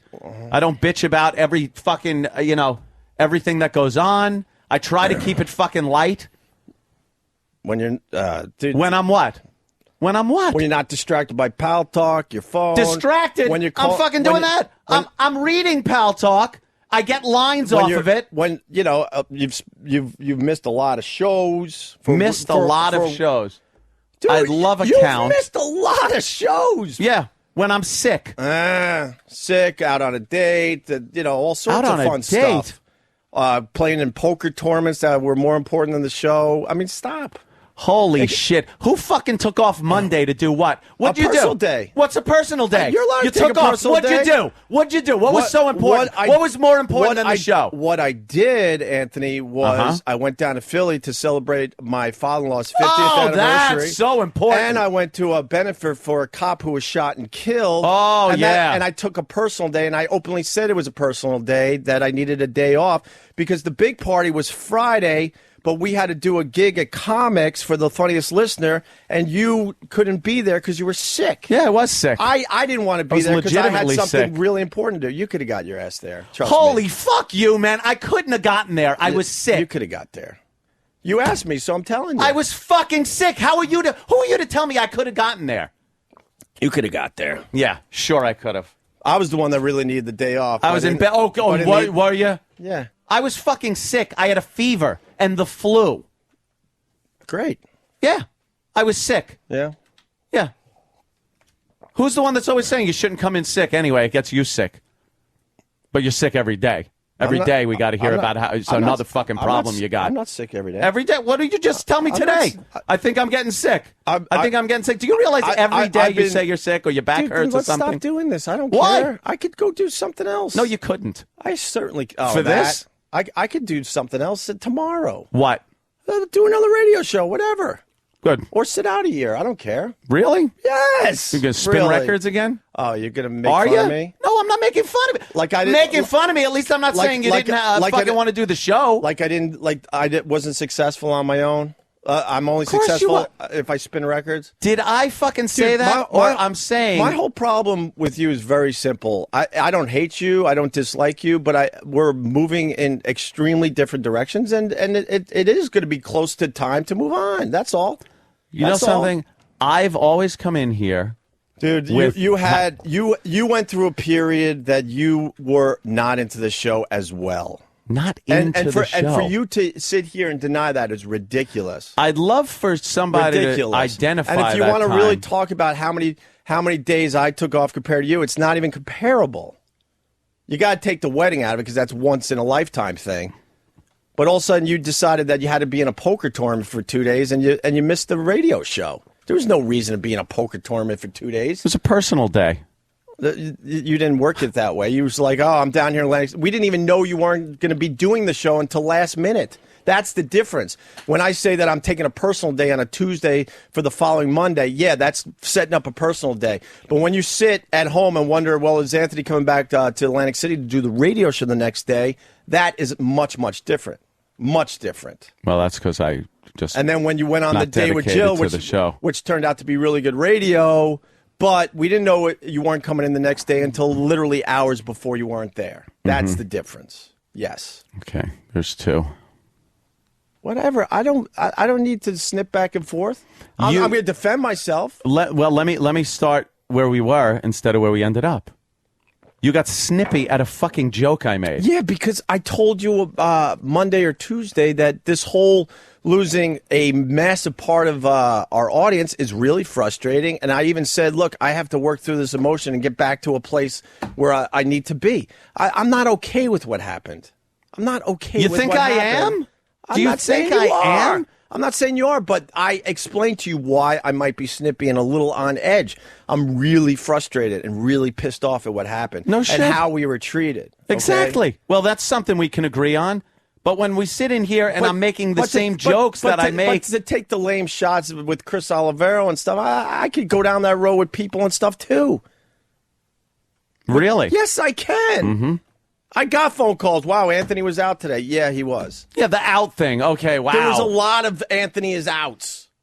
Yeah, and they were last minute outs. Yeah, they started harping on. I've never called you last minute and said, guess what? I'm not going to make the show. Never. It was always in advance. Like, guess what? I'm not going to be here. Well, that's when I get married. your I'm not going to get strong here. suit, I guess. When I take a personal day. All that stuff. Well, that's what your strong suit. I guess it's one of my weaknesses that I took off a couple of days without mentioning. It was more than a couple of days. That I was going to be off. It was more than a couple of days. Well, what am I going to say about that? And you're on edge too, because my little thing about the yogurt and grapes got you, all fucking pissed off because too, you fucking made a pissy face at me. That pissy face is more annoying than you saying something. Well, it is. What am I going to do? I'm trying to hold back and not go after you like you're going after me. Trust me. I'm not. But all right? No, trust me. We did very well for ourselves. We've done it for 14 years. It might be time to move on before it gets ugly. I don't want to get ugly with you. I got a great living because of doing radio with you. Sure, absolutely. And you got a great living for doing radio with me. Of course, not denying it. So I'd rather just split the show or something than start getting all ugly. Then why'd you make a face? It was a lousy face that I've done a million times. It's a bunch of things. No, I know that face. That you do that could have set me off easily. I know that face. So you finally hate the face. Great. No, I know that face means that you're pissed, and that was a joke. It was a legitimate fucking radio listener understands this bit joke. It wasn't a personal jab at you. What you did to me was a personal jab because the listeners didn't see the face. All right, so that's what I'm talking and about. It sets you off because this is a lot deeper than dumb yogurt and dumb grapes. It did because it was it's what it is. It's a lot. It's a lot deeper than that. A stupid face or you making fun of my yogurt. It's a deeper thing. It built up. Let's at least be honest. It's with each built other. up. We're extremely different people going in different directions. You don't understand me. I don't understand you, which is fine. I mean, at times it makes for good radio, but. Long term, I don't know if it's going to be healthy, and I don't want to. I don't want to get ugly and start fucking attacking you. That's why I'm holding back. I'd rather just fucking holding. I'd rather figure out an exit strategy and figure out what happens next. To be honest with you. All right, write out our contract and then fuck it. A year and a half. Should be good. Year and a half. Can take a year and a half. Oh, sorry, I didn't mean to make the face. See that passive-aggressive bullshit? Oh, okay. It is. What would you call that? What would you call that? That's a snide, smart-ass fucking remark. That was a little joke, actually. All right, then I'm wrong. That was a little joke. Then I'm wrong. About the face, by the way. Okay. That was a little joke. All right. That was a joke. Mm-hmm. We'll take a break so we could eat. My stomach hurts. Nice. Up. Whatever.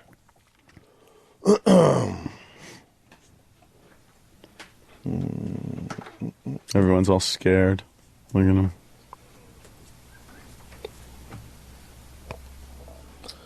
Please.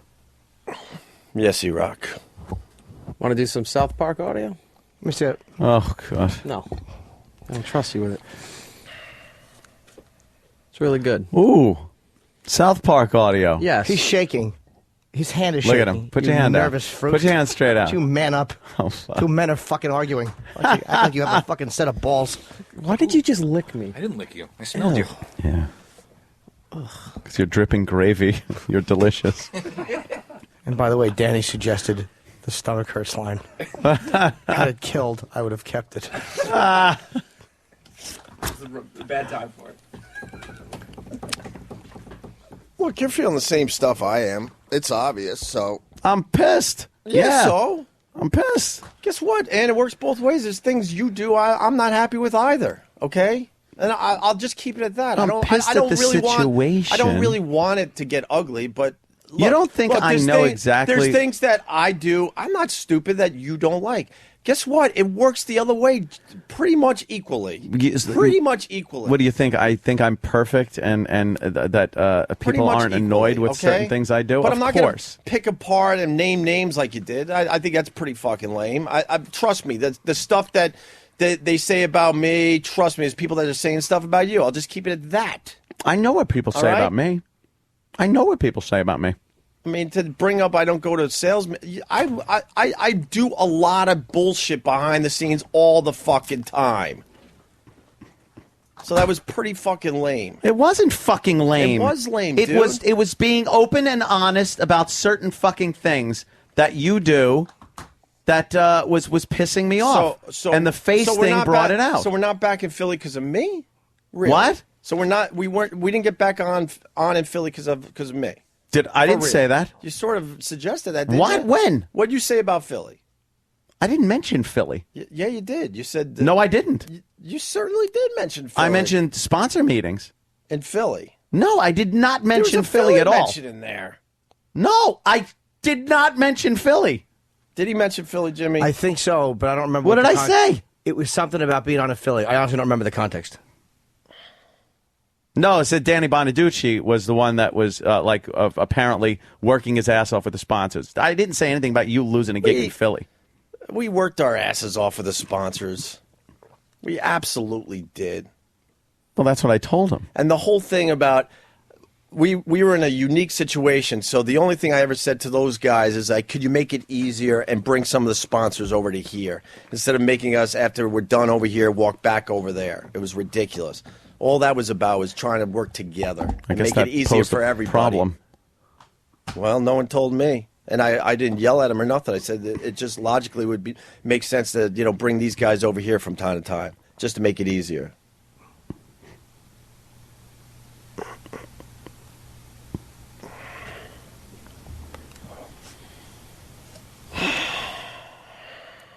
No one told you, maybe because you stopped accepting phone calls from anybody. When a radio company dumps you in Boston and Cleveland while you're on your honeymoon, why should I talk to them ever again? You didn't think the writing was on the wall at that point? Of course it was, but you know. And stupid Bob going, well, you should do lunch with these guys. For what reason? They made their decision months ago. Oh, I know that. We've been around long enough to know that. And when I'm in an airport coming back from my honeymoon, and I'm not going, woe is me, but you get a phone call that, oh, guess what? I'm glad you're married and had a great time on your honeymoon, but you're coming back to 2 less stations. Really? Without even giving us a clue that was going down. Yeah, I tend not to talk to those people again. Absolutely. Yeah, that's when I stopped talking to them. Before that, I was on the phone with those guys on a regular basis. On a regular fucking basis. Mm-hmm. Went out to dinner with them, went over there and did the old dog and pony show. Yes. But the Boston and Cleveland thing, that's when I knew this whole thing was over. And Bob's like, well, you need to talk to those guys and have lunch. Why? They didn't give us the decency or the respect to fucking tell us what was happening. And that it was even a possibility we were losing those markets. Hmm. Dude, yeah. Ugh. I'm not disagreeing with that. I knew the whole thing was, the writing was on the wall. Mm-hmm.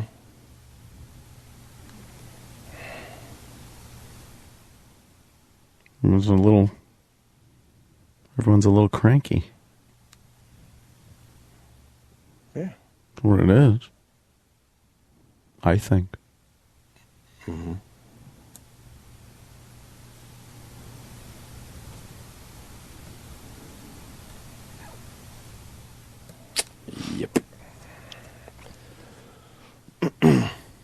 Look, we're getting tired of each other. For real. For real. And it's not a, I could attack you, you could attack me. I know that.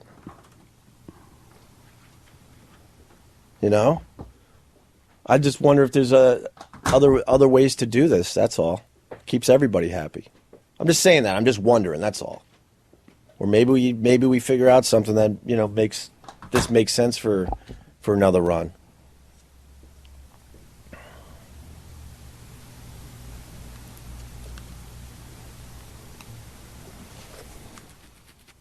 It's easy to attack you. You can attack me. That'd be great. But I don't really feel like going down that road. I know I have an amazing life and a living because we hooked up. I know that. Oh yeah. So the last thing I want to do is sit here and pick apart everything that I think you have done. And you could do the same. I'm not even going to attempt to go, I'm right, you're wrong. We could so do that back and forth for hours. There's things that I know I've done that frustrate you and piss you off. But it really works both ways. Well, of course it does.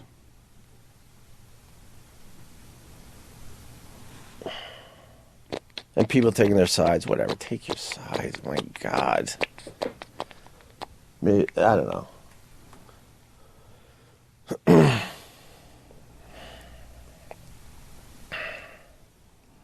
You want grape?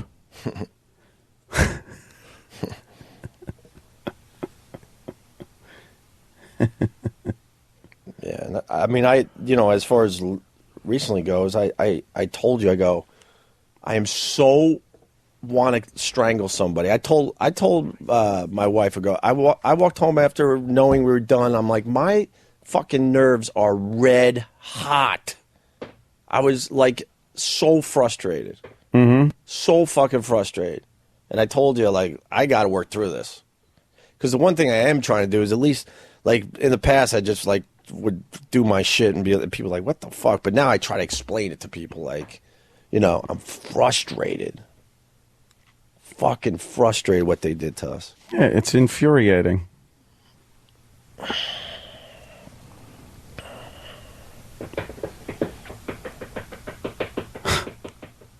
People. Who gets custody of Jim? That's funny. Little Jimmy. Go to the foster home. These two idiots will be fighting it out who gets stuck with me. You take them. Right, look, I'll take less money. You take them. You have them. You have them. You have them. Send them to the foster home. You have them. You have them.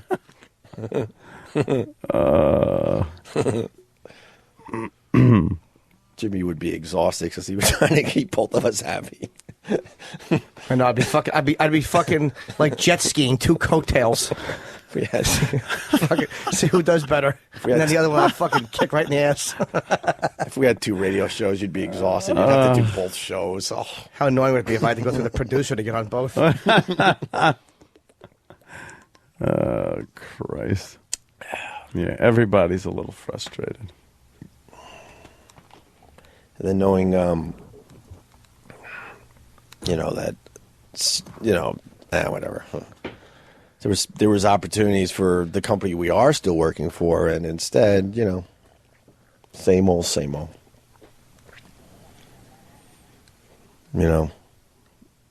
They should have done something huge the day that we, lost the other gig. Well, we'll always be the because it was amazing. It was an amazing opportunity to get new subscribers, but they don't have any plan. We'll always be the pieces of shit at Sirius XM. Yeah. Always be the pieces of shit. Not worth the respect that they should give us. Not the big fucking, Messiah, God over there. We're just fucking, we're the bastards of the company that got taken over. Merger, please. If you eat another grape, you're dead. I was feeling my grape. All right. I was tapping. Don't even attempt. Tapping my grape. Don't even attempt it. Seeing if they're ripe. They're delicious. Can I see those grapes? No. No. I don't want wine. Should we play the Ting Tings? That would be good, yeah. It's a happy song.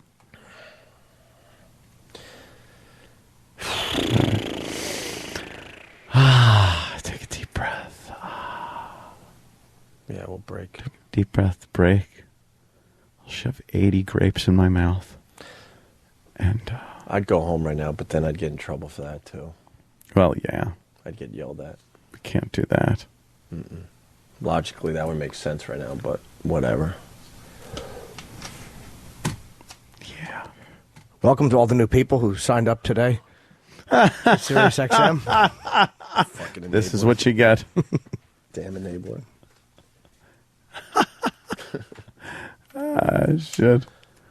Yeah, someone's saying I'm not going to make it on my own. I'll give it a shot, though. Oh, stop. I've only been doing radio since I was 18. I'm willing to give it a shot, you asshole. Gonna get listeners. They're all saying stop fighting. They feel like children. They're scared and have a stomach ache, and the spaghetti's running down the wall. The grapes are running down the wall. Really thought you had a home run on that one, didn't you, Daniel? I sure did. Boo. We'll take a break. We'll come back, make believe nothing is going on. Opie and Anthony. Checking out the Opie and Anthony show. Hi. We got to read this 24 times in the next 3 days or something. Come be a part of the Opie and Anthony show this St. Patrick's Day. Party before the parade with the O&A show. Live from Connolly's at 47th and Madison in Manhattan starting at 8 a.m. Eastern. That's 14 East 47th Street. Anthony's Brothers U2 cover band will be there. 2U performing live. And also Rich Voss and Colin Quinn will be helping us out. Jimmy, you're not going to be there? You got something going on? I'm doing Leno. Oh. And a little show called Leno. Oh. And I don't think I can get back in time. I'm debating actually taking the red eye, but that usually gets me. I still want it missing radio. But I might even take the red eye and try to get over there. Then you look silly with red eyes. Oh gosh. That's like my new radio guy laugh. Stinks. Come on, it's a hit. My fucking chick hates that. I do it while I'm eating her pussy. She's like, I'm going to come. No, you're not. I'm sure that puts her right over the top. Yeah, it really does. Get out, bitch. Why am I saying that? How many appearances does that make on Leno? Jesus Christ. Well, They're like the new fucking... Sinatra. David Brenner. Well, this will be number 7, but 5 were stand-up, awesome.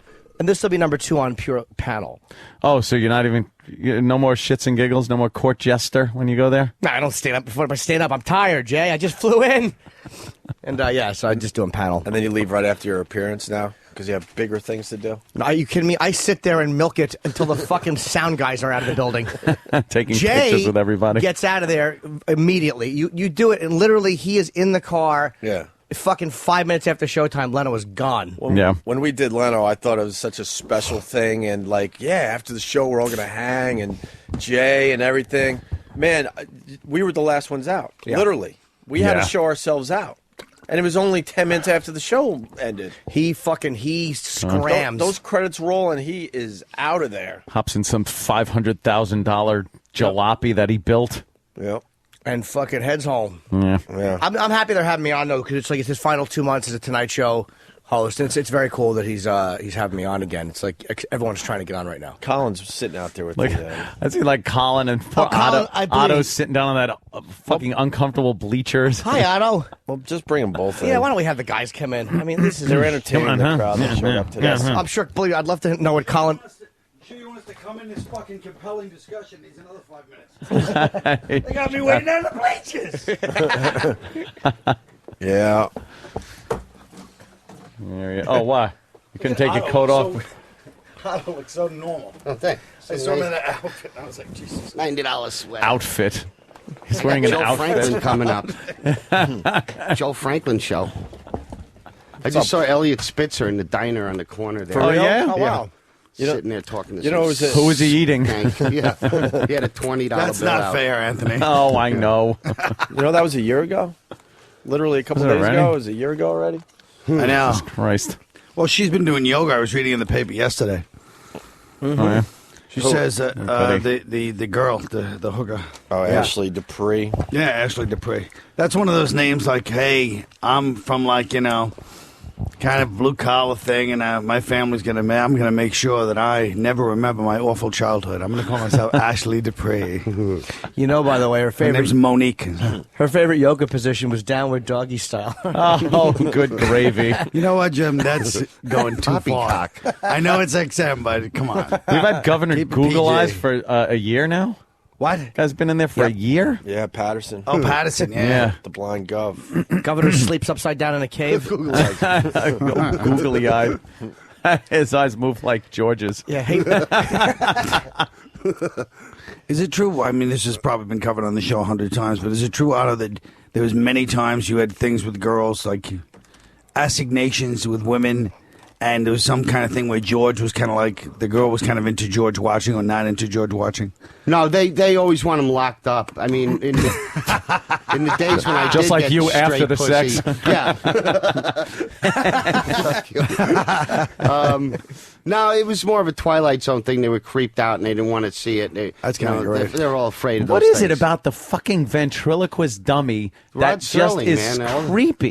It's Otto. Yeah. He's made that Otto's dummy to a creepy. reality. There's mental illness. There's deep mental illness with most of those guys. You've ever been to the conventions? They're fucking sick. Yeah. Why Yeah, do you they bring say- them to lunch. Forget and about them. everything. What about you? Yeah, thank you. Why Don did you say us Ippolito guys? and Maurice just hanging out. That was more chilling than anything I've ever seen. Really? Back in the late 80s. Yeah, it's just one of those things, though, that the ventriloquist dummy has always been like this creepy thing. Yeah. I'll tell you why. It's because you realize that the guy you're about to fuck has a complete other side that he only releases through his right hand. And you're like, I don't even want to see that fucking part of this psychopath. Yeah. Pretend he's a Good real point. It's human. almost like a physical thing. I remember the days when Otto came in and George would read the paper. Mm-hmm. That was creepy. Yeah, you'd actually. Well, I was creating that- an illusion for you. I know you're a big kid. Ah, my God, are you kidding me? Had him reading the paper. We were all whispering behind your back, going, "What is he doing?" I do that. And George was moving his head back and forth like he was reading the paper with you. You did that for us? I want people to wonder if I'm really fucked up or is it all right. just an act, which, I don't even know at this point. There's all these weird, you hear all these weird Otto rumors. It's so funny because, we worked together how many years now? God bless us. And you hear all these things from here like, yeah, I heard Otto when he flies, and George has to get his own plane seat. It's like, shut the fuck up. He's in baggage. Yeah. He's flying down the baggage carousel. All these rumors, yeah. I walked in on Otto one time, and him and George were having a political argument. No, you didn't. Really? They were fighting over drugs. And Colin Quinn? Yeah. What have you been up to? Oh, I don't know, man. Just doing stand-up and stuff. That's it, huh? Uh-huh. All right. Just doing curious. I saw Hair last night. That was all right. Oh, did you? Uh-huh. They're selling like $1 million a week tickets over there for the revival of Hair. Any nudity like the old days? Yeah, but it was only at the end of the first act. I forgot it was so brief. It was a little disappointing. It's just quick, and what, they drop the curtain or some shit? Yeah. Is it one of those, ta-da, boom, real Yeah, quick? before you can Fucking really get a tease. mental image Before of you you can really whack see a off to nice, later. big, unclipped cock. Yeah. Oh, nice AIDS dispenser. You look like you lost weight. Yeah, I lost a few pounds. Much as I hate saying that.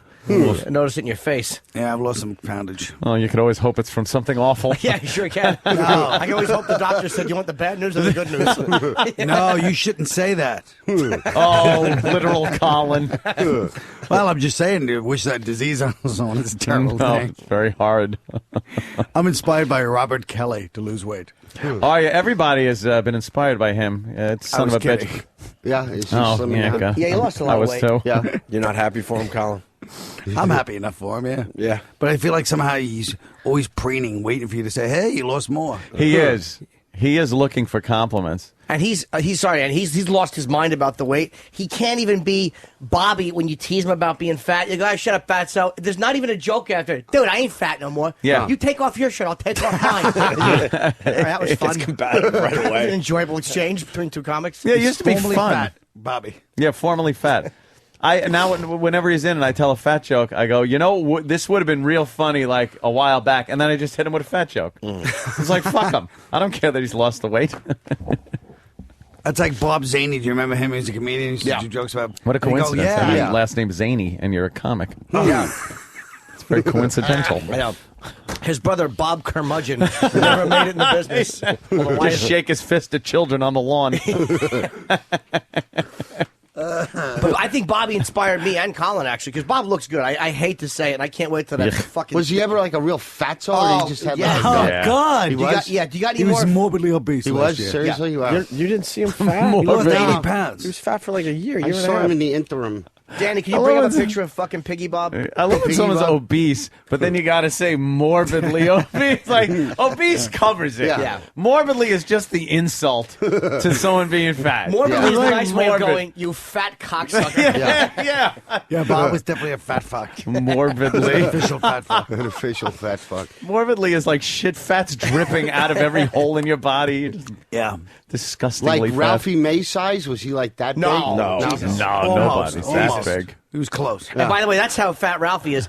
When someone says, was he that big? No one even tries to be fat. No. Jesus. No. Yeah, and it's not just, no, I don't, no, you never got that fat, right? Yeah. No, it's, no, Jesus Christ. What the fuck is it? Cloverfield He was like monster, John was he? Oh, God. He was John Panette size. There's a pic, okay. but that doesn't really do it justice. You could see his big fat head, though. Yeah, the but- glasses make him look better. Look at those two. The girl, Thanks, too. Yeah. Look at those serial killer eyes. It's unbelievable. Yeah. And he's wearing a Hustler T-shirt. And a cringe humor hat. Yeah, he has a mean face, doesn't he? Yeah, he's a mean guy. Fucking Death Wish villain. He just wants to be spiff again, and he can't be spiff, so... Yeah, he he's wants got- the long curly locks like he used to have. And Carl lost a fucking Then- good amount of weight. I'm on my way, Jimmy. I'm on my I mean, way. a lot of fuck. I saw it in the face, but he just leaned back. And, fuck, man. He's svelte. What That's is hard he to really do in the lost weight? winter. What is this? I come down here on my own volition. What is it, the third degree? what are you doing to lose the weight there, Carl? A little exercise, or are you eating right? Exercise and, yeah, not eating as much. Yeah. I did wish cancer on everybody when the alarm went off this morning, but I don't think it, Yeah. it doesn't work that quick. Doesn't catch that fast. There's nothing like that goddamn alarm. Yeah, oh, God. That last half hour Ooh, sleep there's a is lovely- wonderful. Yeah. I want to get that dress for this. Maybe I'll wear that for the St. Patrick's Day show. Oh, God. What is this, pregnant women fucking lingerie show on the news? Do you guys have some fun First ideas for the St. trimester. Patrick's show? Well, Yeah, we got may I plenty of them. We suggest can't do them. Why? You're anti-Irish? Well, the lawyers. they want the women to wear... You're brave for business. They want the women to wear long sleeve shirts. What? Yeah. Yeah, for a bit we're trying to do. It's a bit where they're in bikinis, they roll around in honey, and then they got to roll around in cash, and they get to keep whatever cash is on them. That's a good Waka idea. waka. But then the fucking legal department goes, would it be okay if they wore long sleeve shirts? We're a little concerned about maybe a breast popping out of a bikini top. Right. That would be, something to be concerned about. These fucking lawyers are the eunuchs for the company. Who would they see can't it? possibly. First of all, yeah, who's going to see it? Yeah. Bunch of our listeners. These are all lawyers. fucking. Wow. And you notice these lawyers never complain about the Yom Kippur show. No, never. Where they just wear yarmulkes on their breasts, running around trying to pick up loose change and a dreidel. Just do what you do with your parents. Say yes, and then do exactly the opposite. Just yes them. Yeah. Unfortunately, in this day and age, you then lose your job. Is that right? That used to work for a while. And there's no other job after that. Oh, bad advice. Yeah. It's more... Otto, I think you're speaking like me, only from our own selfish need to watch it happen. Yeah. We're not really worried about these three, their job, the whole station. No. The legal problems he is. We're just like, hey, we just want to see the girls with honey in their tits. But they don't even have a clue because they come back to us and say, you could do that as long as they do this, long sleeve shirts. Like, what? That would never be an option. And they're always like, and then it's always like, you can have them masturbate, but they can't have their tits. It's always like some weird, thing that. It's something that takes the hotness right out of it. Yeah. Like they can masturbate, but it can't be. It can only be mentally. If I can tell you what another theory on that might be, would be Nick DiPaolo. Yeah, because he's fucking lesbian fucking lawyers. Dykes that fucking hate men. I want you to fucking see women that look hot because they fucking got flat asses and they're fucking. Yeah, they always come up with some way to unhotnize everything you're trying to do. Like you said, that is interesting. I wonder if that's yeah. I want to play devil's advocate. Oh, do you? Yeah. Go ahead, Jimmy. Oh, I was just Yeah. Devil's advocate. I just wanted to say that to annoy colleagues. I knew the Pacino voices would come out. He hates the Pacino voice. I like the Pacino voice. Oh, It was just it's that one good. dumb idea. I forget what it was. What? His platform shoes or his wig? He got little lifts. All I do is watch YouTube and laugh at the Tony Danza talking to Deborah. It's one of my favorite things. And my favorite moment is when he agrees with and goes, yes, I don't like that either. She goes, that's one thing I don't like. Me neither. You don't like the Al Pacino Jimmy does? No, it's horrible. I do a good Pacino. You don't. doesn't Go hurt. ahead. I do. Let's hear it. Cohen's out of order. I stand corrected. I like the way you personalized it. To the people in the Is there room. anything worse in an impression than when they change it? He never said that in the movie. Colin. And justice for Opie and Anthony. Got it. Thank you for tuning in. That was pretty good. That always reminded me when they did that on when they'd have telethons, and someone would come out and go, "So send your contributions because the kids need it real bad." And you're like, what the fuck? It's a maudlin fucking shit song in the first place. Like Al Martino. Yeah, and you're begging for fucking money through Meanwhile, song. Anthony's family went to see him in like fucking the Holbrook Civic Center, 1981. Hey, Al Martino's playing. He enjoyed it. He was marvelous. He's an entertainer, is what he is. An entertainer, not just a singer. I like the tribute he gave to his grandmother before that last song. Old fucking shit. Your dumb Long Island references. Oh. They're brilliant. Fucking Colin. Yeah, you'll be there for the big St. Patty's thing. Yeah. Wow. I heard you guys get Rich Voss. How'd you get him? I don't know. It was tough. I guess it's a celebration. Yeah. He's probably promoting some big. He karate kicked somebody at one of his shows over the weekend. Did he really? Yeah, he was kind of You haven't attacked. heard Whoa! Where were you? What? Oh, we Dude, told I the was in story San on the Franny. phone, and it's get sucked. rid of Remember, Voss Norton back was a on. witness, I believe, when he karate kicked the garbage can and the garbage can't beat him. I was dating a girl named Ruth at the time, and we were out in front of this Sexy name. Empire. Yeah, she was a British girl, very funny. Funny chick. She was actually Gordon. You're among friends, Ricky. Come on, Hobson.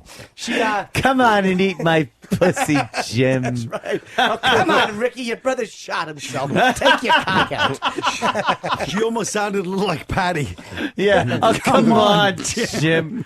She does kind of sound like an I old would love to see. fucking Why hag. don't you remake, what do you call it, that movie? My Bodyguard? Harold Or Maude. Harold and Harold Maude. and Maude with Jim and Patty. Oh, that'd be fantastic. That would be great. I don't remember the part where So he what just happened? rapes her in the asshole, though. That's I what like the Jimmy fact would that do. Opie's reading the Voss story like it's a news. Oh, no. This is we have to do 8 of these plugs. We have to fit a couple more in, but that's not important. We got to get Voss on the phone. I thought you were in. No, I got yeah. a message from somebody that said, dude, I was at that thing. There was no fight. And I'm like, what the fuck was There was no fight. It was he over in called- 2 seconds. He called everyone he knew. We all got phone calls about the big, fight he had. He had. He karate kicked You the mean guy he called twice. everyone who knew who was a media outlet? Because we didn't get called. Exactly. That's exactly what I'm wondering. right. What he doesn't like you guys anymore, I guess. Hi. I saw him. We were in front. Me and my girlfriend at the time were in front of. This is probably 2000. We're in front of this fucking place. He was talking about karate. So we're like, let's see a karate kick. He threw a karate kick straight up, and then slipped in the garbage juice on the sidewalk and fell right on his ass. I've never fucking been happier in my life. Really? It was like something you couldn't have fucking staged that better for him to be ridiculous.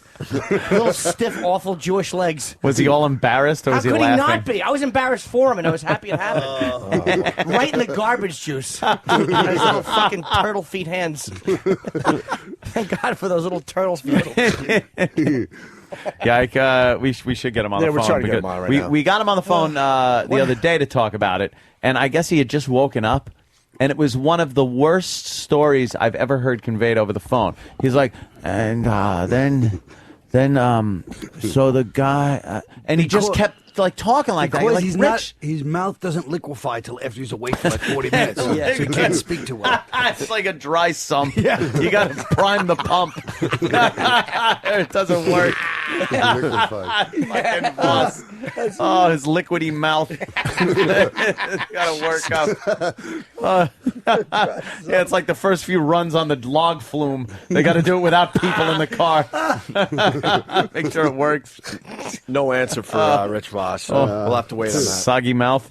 Yeah, but then we brought up where you got stabbed at one time, or George got stabbed on stage. But you got it in the hand, right? I still have a sort of a. I was just thinking this September will be my 35th year in comedy because I dropped out of Susan Wagner High School in Staten Island at 14 to street perform. Yeah, that's where that happened in the park there. Wait, you stopped By going the to band school? show. You stopped going to school at 14? Yeah. Wow. I was making $200 a day doing the streets, coming home with big bags of money. Right. Well, why That's a stay lot in of school? I fucking knew what I money. was going to do. Opie looked at him like it was Lawrence Summers. Yeah. Well, you stopped going to school at 14. Of course he did. Well, most people drop out in high school. I know, I don't hear many 14-year-olds. I mean, your parents. Oh, well, my mother fought me every day, to get I think he's from the same part of Staten Island that Levy's from. Yeah. Have something to fall back on was all I ever heard from my family. But always. Can I hear the story again about you getting stabbed? Well, it's not much of a story. A Puerto Rican guy just got mad that I was insulting Busting with apart George those stereotypes with a knife. Yeah, I know, really. How old were you? At that time, about 15, probably 16. Jesus. 15 Poor little kid. He stabbed he stabbed the puppet. He didn't stab me, but it caught my hand. I was holding the the puppet headstick. was insulting him. Yeah. Yeah. He was, You had a head stick back then? Like an outside stick or no, underneath? a head stick that runs through the body that Okay. works the mouth and And eyebrows what was shit. the interchange beforehand? Do you remember? Call him a Jose too many times, or I don't know. Get me some pot, spick, something like that. I don't know. Whatever I say, Yeah. He got all agitated and stabbed the puppet. So you just stand in the park? 15-year-old Otto. Yeah. I'm always amazed by guys. You ever do? I never did outdoor comedy. Like William Stevenson was telling me that him and Charlie Barnett. That's insane. Charlie Barnett was used to great. fucking just stand outside and do comedy, and I never fucking was the boss. I was with Charlie Barnett in Miami once. He was doing a gig at night. I was working with him, and he was doing street shows during the day to get crack money. And DC Cab was like playing on TV that week, and he was pretty famous in Miami. So he runs into this alleyway to take a shit between shows, and I go, Charlie, any of these restaurants would gladly let you use the bathroom. He goes, nah, man, I'm a street nigga, and he fired a fucking Lincoln log out of his ass and picked up an oily rag and wiped his ass. I'm a street nigga, man. Watch this shit. It was like I couldn't believe that. I was watching him in a movie an hour earlier. It was horrific. Wow. He had very good bowels, though. It shot right out of there. His ass snapped shut, and he was gone. It must be nice. But you know what? If anybody else told that story, you'd be like, "What?" When Otto says, "Like, wow," you have no doubt that's exactly. Yeah. He's got 105 of those stories. Yeah. Charlie was good. He was a good act, though. He was supposed. Everyone. I mean, you guys. He was not a good act. Yeah. Otto, he wasn't. Yeah. He was a great performer, but he wasn't a good act. Come on. Oh, don't disparage the dead. Oh. I'm not disparaging him. You guys wished me AIDS, and now I'm wishing Charlie. I'm just That's what Charlie died of. Yeah, that's right. Really? Yeah. He stole my AIDS joke. transvestite. I used to do an AIDS joke, not that I'm proud of it, but this is, remember. What was your joke? Well, I had two AIDS jokes. Figure out which one Charlie stole. One was, I remember when it was a compliment to be called an incurable romantic. Mm-hmm. And the other one was, I passed my AIDS test 65.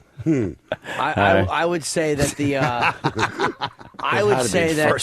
the second one, Charlie. Yes, that's correct. Oh, really? And then, but he died of AIDS. Yeah, he was shooting a needle along with Rick Avilas, who was the bad guy in Ghost, the guy who shot.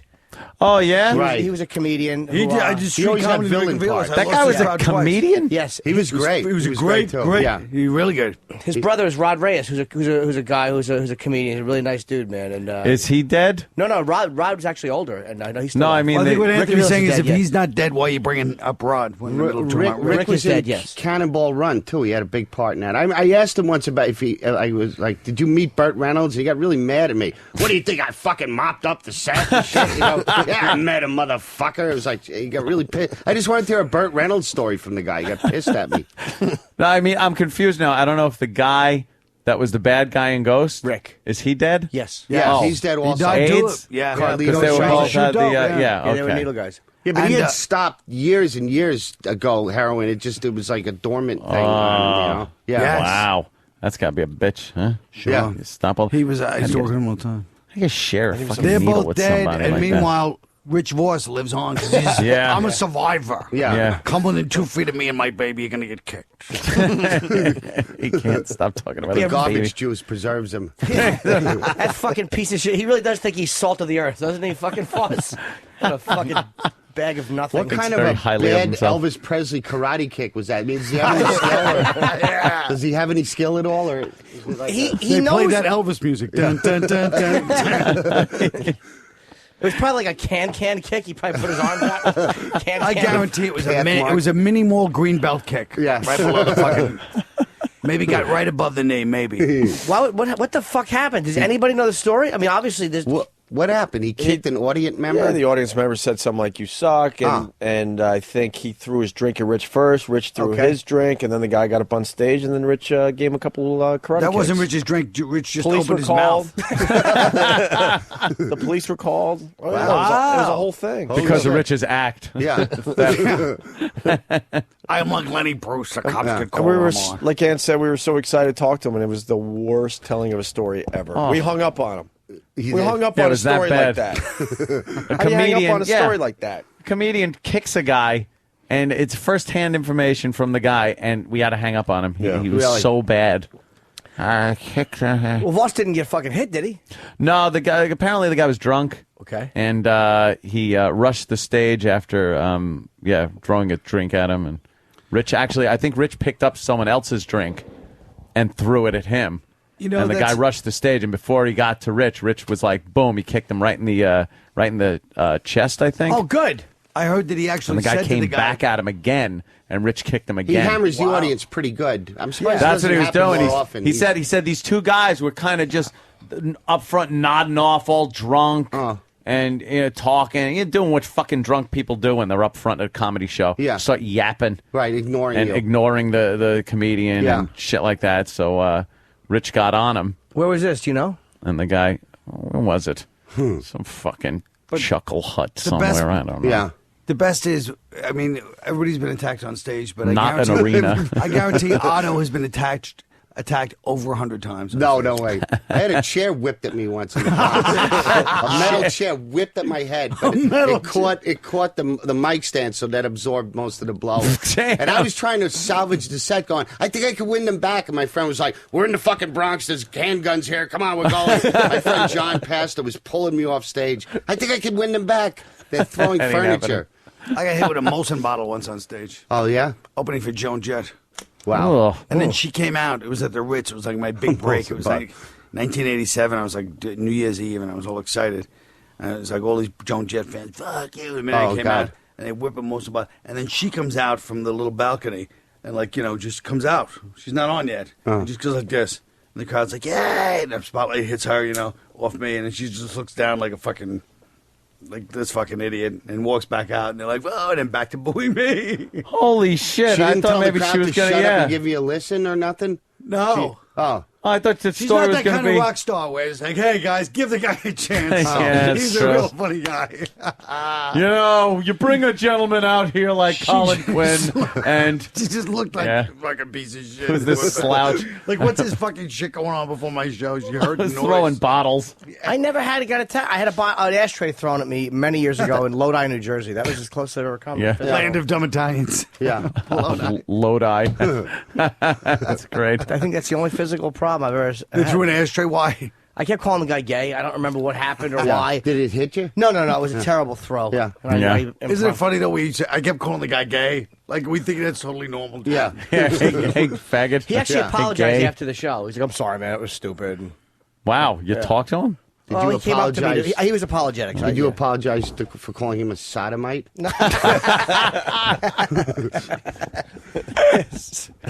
Yes. It's got to be a harrowing experience when the crowd is turning violent on you and you don't know if they're going to lob something. Yeah, It's I like know. you don't have Secret Service there to fucking help you out. It's just you, maybe a dopey friend comic that you got with you that's not going to jump in and help you out. Yeah, what is this pelting us with glassware? When did this start? And you never see, like when you watch on YouTube or anything like that, comedians getting punched or the shit thrown at them. It goes on much too long. It goes on longer than anybody else that would be in that position.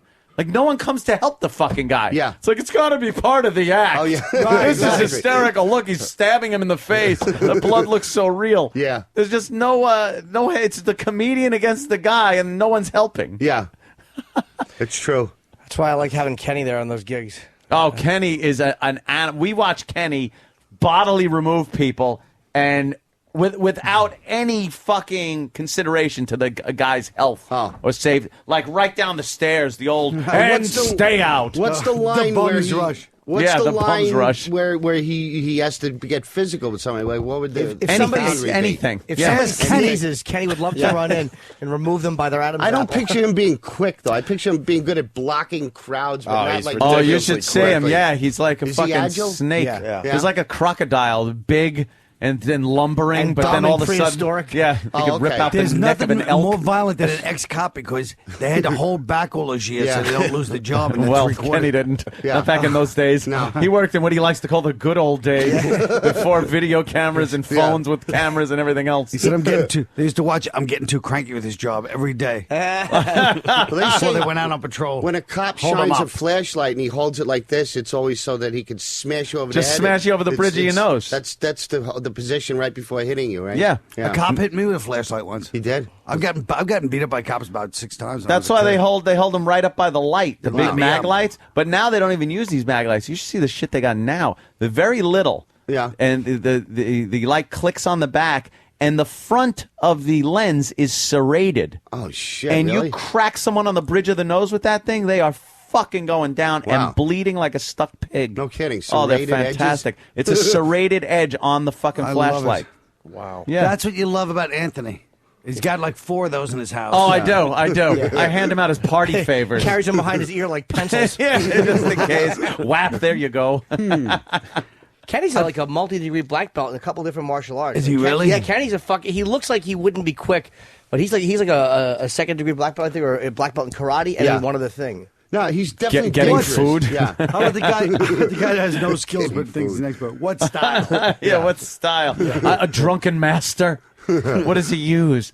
There is what was that guy that came up on stage at one of the Virus Tour shows? Oh, when Patrice was Somebody on. came, yeah, when Patrice was on, some guy comes up on stage, just starts walking up on stage. I don't know, he's drunk, thinks he's gonna make buddies with Patrice, and Kenny just came wailing out of nowhere at this guy. Before the guy knew what hit him, he was fucking halfway down the stairs. Really? Kenny pushed him down the stairs and then retrieved his limp body from the bottom of the stairs and just continued to Really? push him out of the venue. Pummeling. Oh, there's no fucking around with Kenny. We got Joe from the NYPD. He hired Otto for a benefit. Otto, you pissed off an officer, but you never knew about it. Joe, what's up? Yeah, hey guys, what's up? Hey, Otto, it's Joe, John DeResta's friend. I hired you for a precinct party once. Right? You remember me, Otto? I remember John DeResta, sure. You don't remember me, Joe. You once told me not to give advice to other comics because I've had life and death experiences, and this guy's one bad set away from killing himself. Right? Okay. Anyway, we I hired recall you for that. a precinct party, and this lesbian lieutenant alcoholic flipped out. She went downstairs to the bathroom. Yeah. I'm going to kick that fucking cocksucker's ass, and I'm going to shove the puppet up his ass. Right? I never told you because I wanted you to come back. Why was she mad at him? She was mad at him because he started doing lesbian jokes. She was okay with the black jokes. She was okay with everything. Yeah. And then he started talking Who about isn't? lesbians. Right. And she flipped out because she's a fucking cunt. Oh, and no, she's a kind. No, yeah, I know. Let that be a lesbian to you. And Jimmy, this weekend, be careful. Danny Rebecca's gay. Who is? Danny Rebecca is opening for you this weekend. Danny Rebecca's gay. He's sleep on your stomach. Yeah. He's opening for you. Dude, he's not. I'm not doing it. Whatever gig. I'm not. I was supposed to do bananas this week. Right.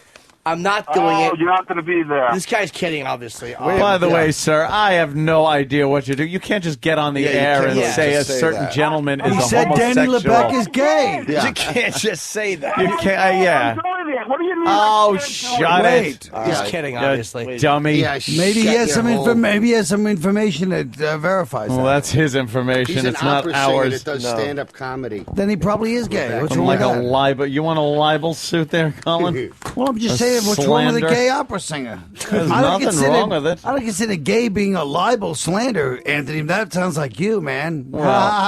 Sounds like your hang up, man. Yeah, man. Sorry, I saw hair last night. Yeah. That's true. All the favorites there. How did they sound? Good. There's a lot. What do you mean? I mean, the favorites, the singers. Oh, yeah, you know. they really. It was pretty amazing, actually. Did you feel like you were in another decade, like in the 60s or something? You know, it's funny, Otto, because I've been in the 60s, so yeah, I did kind of feel like it. Yeah. But I mean... Did you let the sunshine in, man? Yeah, after a few minutes, you're like, okay, I get it. That's cool. Here's the video. Big bush on the naked scene real quick? No, not that big, but just... See, that's not 70s. I would say it was more like 70s Bush. 70s Bush? Hey, wait, there's the video of Patrice on stage. Oh. Hey, And look Kenny at that. comes up. Now, this That's guy the guy? comes up. Just to shake his He's hand. trying to say... And Kenny just ushered him off. Why did that guy think it was a what good gig was idea to that go at? on stage and shake Patrice's hand in front of 15,000 He was probably people? drunk as a motherfucker. Oh, the guy was That hammered. looked like an Amtrak train running over. You saw that guy God. But with that profile. not I'm as with you, sharp Otto. mentally. So It happens- unnecessary. That guy was tiny. It happened so fast. Patrice is actually looking for the guy that was trying to shake his hand. He thought He saw a ghost. brought him backstage. He thought Kenny brought him backstage, but he had pushed him down the stairs on the side of the stage. But I'll tell you why Kenny rushed. And this is my guess. Because first of all, the guy came on stage, which is never allowed. No. But I think because Patrice's reaction wasn't walking towards the guy. Can you Dan, can you rewind that a little bit? You can see Patrice backs up a little bit. He's a bit tentative. There's audio, too, if you want it. Oh, yeah, Yeah, let's yeah, get the audio. Because Patrice backs up a bit. Jim, why do you call that back in a bit? I call that fleeing in black terror. Black He Terror. looks like Patrice. Yeah, look, Patrice. White DJs. Come on, man. I'll tell you, I guess he's not inspired by Bob. Was that at the PNC? Where was that? Yes. Oh, yeah, look, you see he's backing up. Oh, yeah. Come on, there goes Kenny. He threw him a beating. And they all cheered. Oh, I didn't even see. Kenny just took him away. I just wanted to disrespect the nigga. Kenny! Fuck shit, nigga. You gotta... Kenny, I didn't want the nigga to get thrown out. I didn't want him to walk up on me and look like he makes damn frescoes and shit. He could have been killing me. This is bullshit, nigga. Did you give him a Sonny Corleone beating with a garbage can lid and everything? Professional. Yeah. There you People go. the wrong. Well, Kenny, you're just babbling. Kenny was actually protecting the guy because Yeah. Patrice was ready to eat his face. I've never seen Kenny overreact, to be honest with you. I've seen him. Kenny's first move would always just to lumber over somebody, Yeah. which is 95% of the time enough. The only I've seen him remove one person from a dice stage, all the gigs we did together, and that was by the arm. That wasn't even brutal. He just grabbed the person's arm and walked them off. The lumbering always ends with an awkward bump. Like you didn't mean to bump the guy. Oh, I've guy up like a forgotten Frisbee. because Kenny is now, part of the organization. We've been very close with Kenny over the years, but I forgot how intimidating Kenny is. When we went out to dinner with Dice, and a fan came over to shake hands and talk to Dice, Kenny got right in there and just grabbed the guy's arm and was ready to toss him. Just toss him. And Dice was like, "No, it's okay. I'll talk to the guy." And Kenny just stood there, and I was looking like, wow, you don't fuck with Kenny. But now I know he's just a big puppy dog. Yeah. Yeah, I've never seen an overreaction, to be honest With with you. serrated edges. Yes, with serrated edges. I prefer an the overreaction. Surefire Executive, the flashlight's called, if you want to get one. You missed the good old days. Executive, Jerry. Good old police. No, these days are good too. Yeah. But where'd you grow up? In a house. But I mean, Right. you- Fucking Kenny smart. plays. Smarty. In Jersey? Yeah, yeah. I'm just trying to maybe. find out if you went to the same martial arts academy as Mr. Voss. That's my total goal. No. We are members of the same tribe, but I don't prescribe to his martial arts. Do you think he's Subscribe, by the way. You don't prescribe to anything. Prescribe. What did you study? What kind of karate?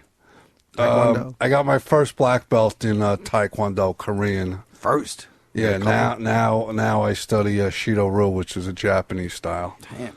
Oh. So, a little Voss has a white belt. He wears it in his mouth. What's a Shido-Ru?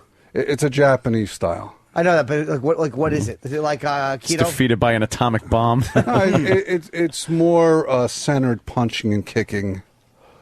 You know, it's Up the middle.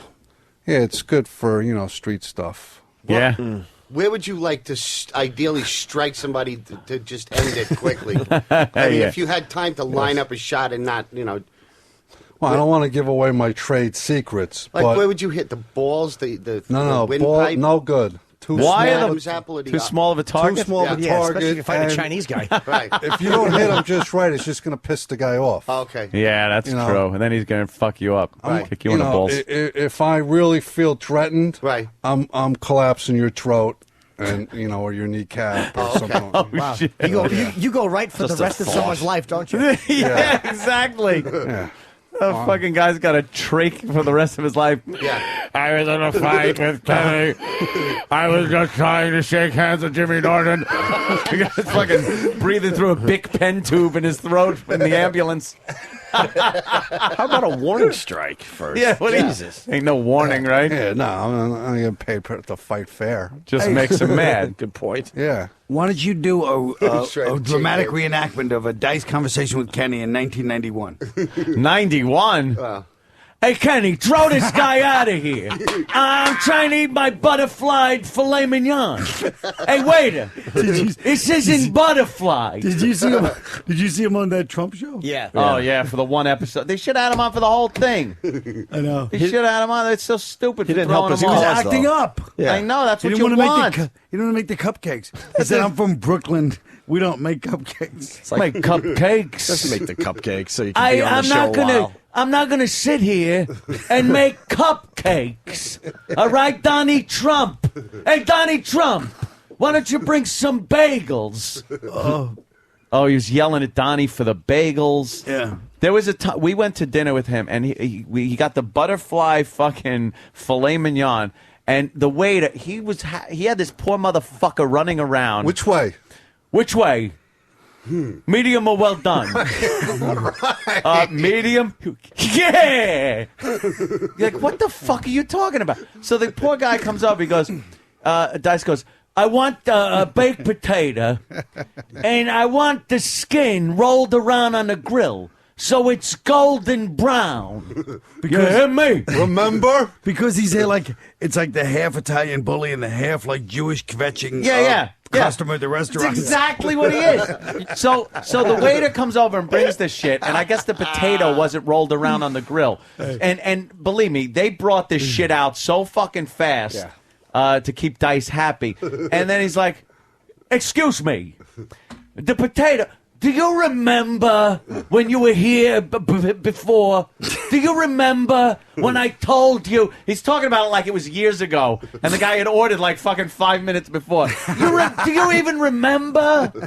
And all I'm thinking is everything is getting loogies. Yeah. Just fucking clams are being And spit yours on too. everything. That's Mine it. at the whole table. Yes. The guy's jerking off the fucking, the fucking hollandaise sauce is just cum. Yeah.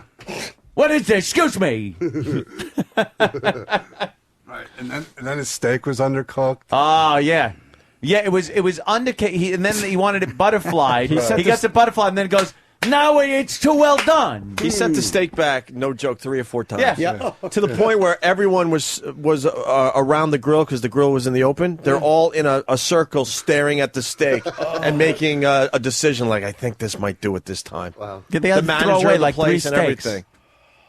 He had everyone in a complete panic. Not one guy telling him to shut the fuck up. And I think even when he got the steak, they asked him how it was, and he goes, yeah, it'll do. Right. Like, he wasn't even happy with it. But he was, though. And then he ordered the dessert, the chocolate moussey dessert thing that takes like a half. You got a half hour. The lava cake. And then he's telling everybody, okay, don't touch it. Everybody, take a spoonful. Now shut your eyes and just taste. And he shuts his eyes and he's like, And I'm dining with a fucking retard. This guy's fucking retarded. Shut your eyes. How old are you? The spoon falls out of his hand because he can't take it. It's delicious. Now open your mouth. Here comes the airplane. No, don't feed me, Dice. I'm feeding you. Choo choo, choo choo. And then we went sweatshirt shopping. Oh yeah, but he insisted we get double XLs. Double XL, I was never able to wear my sweatshirt. No, and it was a nice sweatshirt. It was just the wrong size. It was giant by a lot. I remember it was a fucking snuggie. Oh, you were annoying him because you were walking around and he was kind of. You kept going. Oh my God, Andrew Dice Clay! Oh my God, it's Dice! Times and he Square. was like, he didn't want people bothering him. No, no matter like we would walk another 30 feet, and you go, "Oh my God, Dice! It's Is Dice! that Dice? Is that Dice?" Yeah, he was really irritated because people kept approaching him. I'm like, Dice, I'm a large, not a double XL. No, you got to get the double XL. You want this one? That thing sat in my dresser for years. I couldn't wear it And then once. he's haggling like he's in a market in Bangladesh with the fucking guy. It's Times Square, and he's there. You know, I'll give you 25 for it. No, it's fucking. The price is the price here. We're in America, dummy. Not some rolling fucking market in Iraq. the best fucking Dice discount was when he got a video camera cheaper. And he told me the way he got it cheaper was he walked up to the guy and he goes, "You got to give me a discount." And the guy's like, "Why?" He goes, "I think of you guys every time I drive by." He has this fucking way. Yeah, he does. of getting shit. He will take free anything. And like I get embarrassed really easy. You've never seen him not give a fuck about uncomfortableness. No, as and it much has as him. nothing to do with saving money. No! It has nothing to do. It's the principle of the thing. He just wants to haggle and win. Yeah. He just wants a show wherever he goes. Yeah, he's putting on a show. Well, Jimmy used to do something funny, too, if we'd be on the road. And we'd like walk into a place, and Jimmy'd come in first and open the door and go, "Excuse us, big store coming through." I would always walk into a place really like if there was a few people shopping. I'd walk in and go, "Ladies and gentlemen, prepare to be starstruck."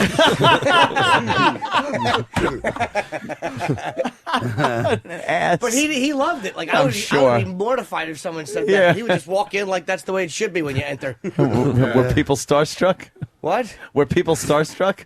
Sometimes they were. Other times they were older, and they're like, "Who's the fucking? What? Who's the creepy fucking entourage?" Who's the fat Elvis? Yeah, exactly. I thought it was Kenny or Happy I was talking about. But yeah, he loved it. But came back to Celebrity Apprentice. All he had to do was behave a little bit. And he would be the star of that show. That's what you want, the loose cannon. Someone like that. Who cares if the fucking guy dresses in a suit and tries to impress Donald Trump? They really blew it. Rather have the guy like Dice just fucking everything up, not making the cupcakes. His fucking cupcakes. Donald Trump's the only one that takes the reality show seriously. What the fuck? Like, these guys are really going to have a multi-million-dollar contract with Donald Trump. Yeah. Changing their careers. It's a silly show. Keep Dice on there, you dummy. But nobody wants a quitter, Opie. Yeah, he that's implied that he was going to quit. Quitting? Yeah. No, I'm not being a quitter, but I'm just saying. It reminds me of in Trading Places when they're in the bathroom making the dollar bet, and they're talking about Eddie Murphy, and he's in the bathroom stall, and then they say, are you going to keep him on? Yeah. After the bet's over, and he goes, Nick. And he's just like, oh yeah, that's exactly what it's like. It's like what? That's how Randolph. That's how you're treated if you win The Apprentice. It's like, what? Are we going to put him on the job? What? Yeah. Are you kidding me? Don Amici with that actorish voice of his, nigger, over enunciating it.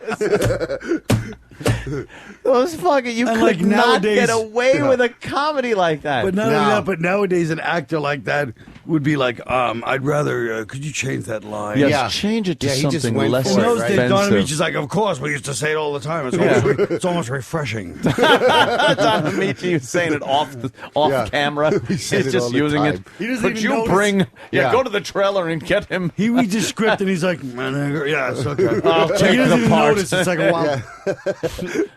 I was a little apprehensive about taking the part until I read that word. Then I knew it was mine, and I'd nail it. That's great. We got to take a break. Kenny, give us the big plug for the Kenny? St. Patty's Day Extravaganza. broadcast. Yeah. Pay attention, people. I got a big Attaboy, announcement. Kenny. Good one. It's not a well. All right. Good start, Kenny. No, when I speak, people listen. Yeah, they do. Yeah. You need some fanfare behind you. No. You want to go dry, or you want some music to really? No, my voice will carry. How about some pump? How much are you going to charge handling for this? Yeah, really.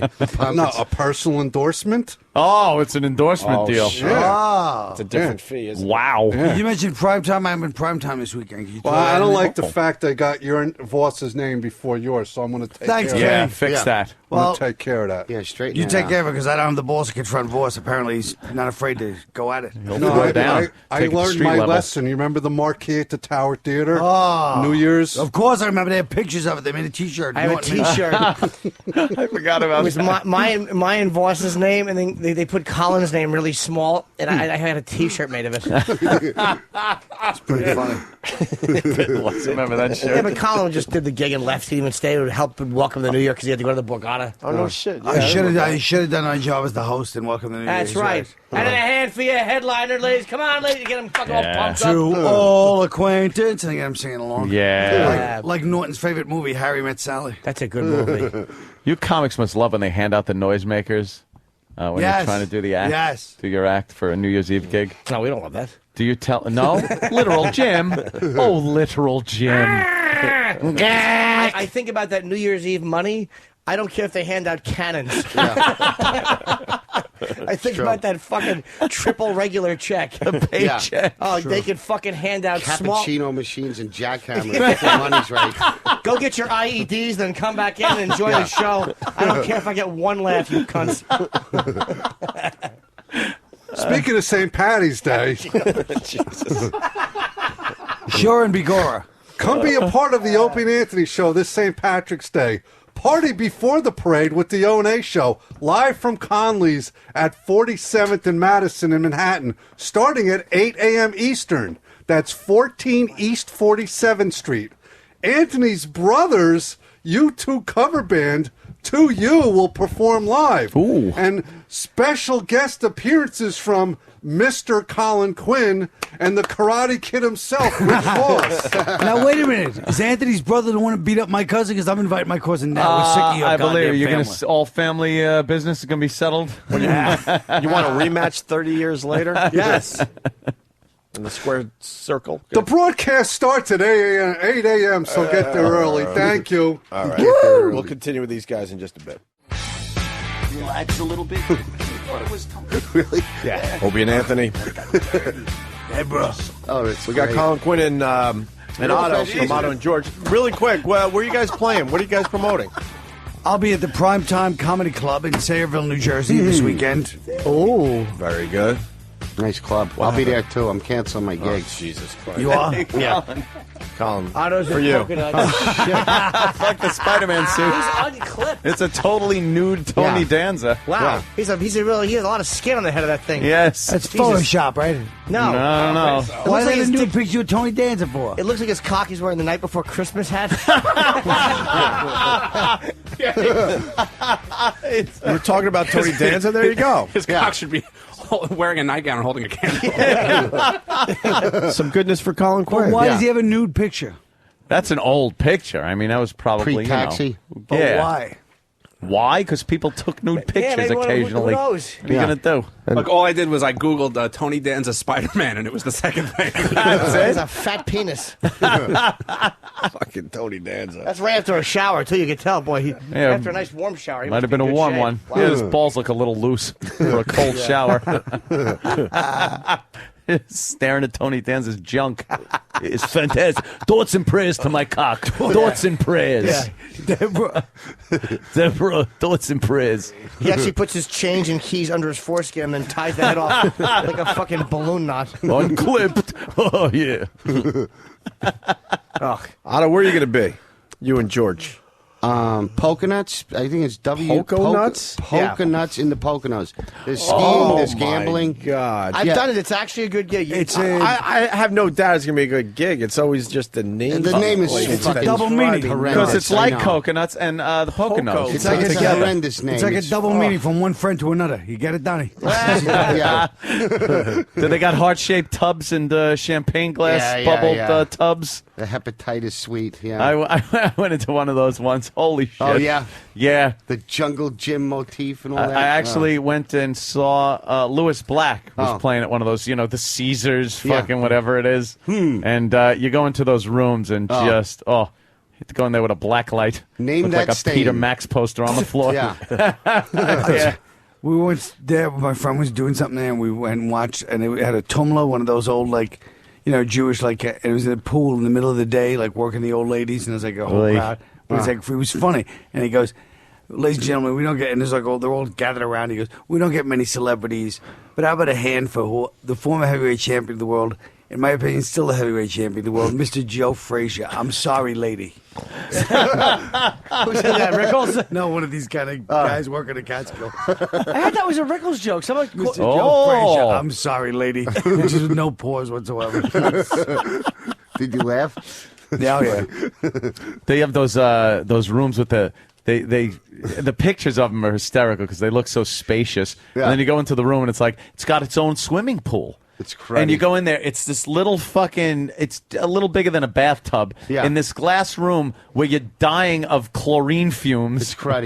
Because they must just have to fucking pump chlorine gas into these fucking places. I remember Jim, chill everything. Jim, you were a little bit of a germaphobe back then. I remember you used to always wear flip-flops in those showers and stuff, right? Absolutely. Yeah. I mean, I don't anymore. Yeah. Because I'm staying in some of the finer hotels. But it was just creepy. The cruddy floors was disgusting. Yeah. You can't walk barefoot on the carpet. They have these shag carpet like from the 70s. God. The places were never updated. And you walk around and sometimes you'd feel a crunch. And you know what that was. The last fucking people that were staying there. Either a cockroach or a load. That's right. Either way, it's good eating. Hey, a little shout out to WWTDD. That's whatwould-TylerDurdenDo.com. They're fans of the show. Paul wrote is friendly. There's a picture, whatever. It says, the guy who talks movies for Opie and Anthony, and then it says, fuck you, CBS, right on the front page. Wow. Said last week that he saw I Love You, Man, and then goes into the review, but giving us some props today. Nice. WWTDD.com. Very cool. Might want to keep it PG on the old FU, though. Colin, you're right. You open it up to more listeners that way. You know what? That's true. But also, I think that a movie called I Love You, Man, why does that infuriate me beyond anything? Because you understand the phony guy camaraderie that it's going to push. It's going to be a phony, corny look at men that aren't. It's not realistic. I love men. Yeah. You're not a fan of the comedies these days, Colin? Well, let's put it this way: if you'll notice, every supposed comedy show, alleged or movie, doesn't have you in it. Every one of them. Besides that, every one of them goes after the modern day biggest victims. Yes. The white suburbia or white office type environment. True. Because that's the only fodder for fucking comedy with these goddamn fucking punks. Oh. They'll throw in the sassy black woman. Oh, but I mean, never was the bad. Yeah. No, that's only the positive people who attack and put the white people in their place. Yeah. Everyone, these are written by white people. Yes, they are. White suicide. It's just every one of them is like this. It just nauseates me. And they keep going to more obscure little all-white towns to try to make shit they make it in Canada. Because there's no such thing as a fucking every white bully in fucking school. It's just unbelievable to me. I like the one though where the black guy goes in at a country club. They don't want him. What was that one? But he's like, he's fucking saying some smart alecky stuff. Oh, yeah. All right, well, that's different. You're right. And by the end, when they accept him, even the old fogey golfers are rapping and doing some fucking break dance moves. Yeah. Well, I can't get enough of that. I laugh. That is a social message. I agree with you on that one. I was talking about this other stuff, but you guys are right. When they go to that white country club and they really put them in their place. Oh boy, the black guy shows them. He really enlightens them as to what real life is about. Yes.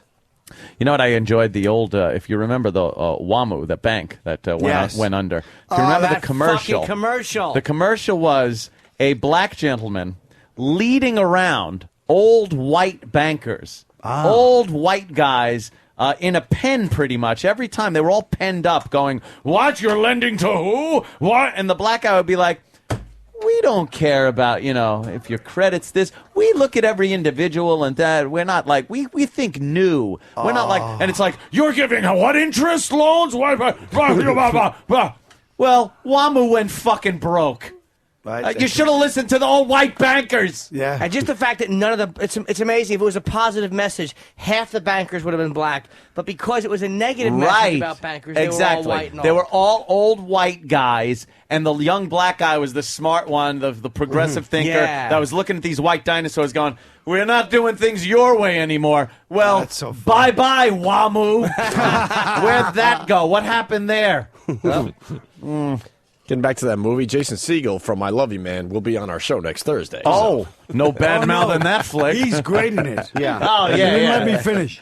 Colin just said he didn't like the title. What, we have a trailer up? Do we have a trailer on that? I'm sure it's yeah, we could get it, I guess. I'd love to have a few laughs at the It is trailer. getting, it is getting, I don't know. Are you into that whole thing, the bromance? Have you heard about a bromance? They take words and then put manly terms in front or behind to make it sound like it's just two guys that hang out. They used to just be called friends, things like that. Now you have a bromance. I didn't hear that. Because they're That's very trying irritating. Yeah, it is, to feminize gentlemen. That's correct. It's a feminine kind of. It started out with the what the hell was that? When the guy would file his nails into metrosexual. Oh, right. Well, see, it sounds like heterosexual, but it's metrosexual, and that means like you get your nails done, you have a facial, you do things, but you're still all man. We should bring Sam in because he knows all about this stuff. Sam does to play the other part here because he'll defend the bromance and the metrosexual and all that. Well, bring him in then. Bring him in because I'll tell him exactly where it started. I don't know if it's completely emasculating men or trying to feminize men, or if it is just a completely cornball attempt to embody or capture what men are.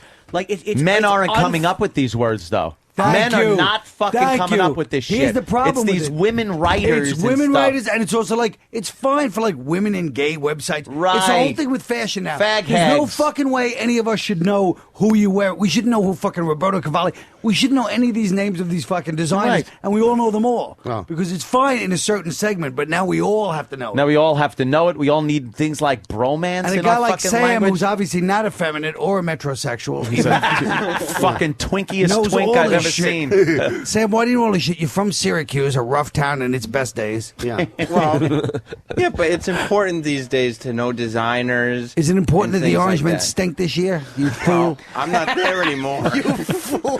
I don't think he's a fan of the Orange Man. Yes, he is. He's a fan of Scorch, though. Let's not forget. That's what I mean. Scorch, it was such a great fact. Do Scorch have tickets to the Why don't you Orange? tell Colin what your favorite show is? Well, I watch a lot of reality TV. Oh, who The can blame one. you? The one, though. Well, I will check out the Bromance Show. And the other one. I don't know which one. Tool Academy. Oh yeah, well that's just Big fan ended. of Tool I know. Academy. That's where they really show, once again, show the evil devils of the modern world, the white males that lift weights and are frat boyish. But one, gets They to are leave. kind of tools, though. But Yeah. He's not a tool anymore. I know exactly. Uh-huh. It's like it's like fucking one flew over the cuckoo's nest. They took his balls off and put him back out in society. But I watch all those shows. I think it's a new culture that's building. It's Yeah. a good thing. Is it? Yeah. You like mean, things people- like metrosexual and bromance and man fucking cave. You and Robert Kelly pretty much have a bromance at this point. You do. Yeah, but That's just a romance. Who's getting who? It's a little homoerotic, but you guys haven't Yeah. gone all in. no, we haven't gone Keeping on it in the bromance I try to keep it a bromance area, yeah. Bob Kelly likes the romance angle. Yeah. He pulled your pants down the other day as someone sent me a picture. Yeah, he came into to the studio asking me to change his Twitter name. Right. And I said no. And then he started. Dude, change my Twitter name. Yeah. And then he grabbed me around the throat and put his hand on my mouth and forced me to the ground.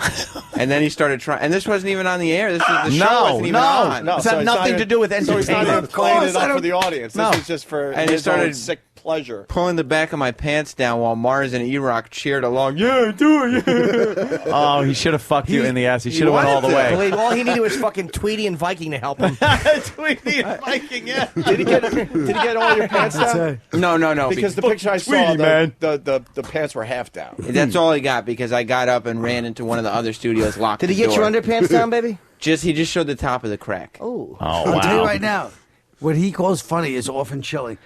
But he's supposed to send me a video that he never sent me of Eric Rivera, his other little baby boy toy. Besides Sam. He's got another one? Comedian. Yes, Oh. comedian, a little pretty Spanish Is he a little kid. twink? Yes. Oh, yeah, he smiles. He Little got like the Spanish spiky kid. hair, big nice teeth. Shit. And he worked Perfect with him. for He goes, Bobby. dude, I work with him. I go, what happened? Him and they were sitting at the table. Here's what he did, okay? I'm telling you, this is what he did. This is not a joke. The kid, he actually had him on tape, and he made him say, Pacquiao. They were working together in Miami. He goes, Pacquiao, quack, quack, quack, quack, quack, quack. And I go, well, how'd you make him say it? He goes, I stun gunned him. And he said it. Or I would stun gun him again. He's also been calling me at home. It's freakish.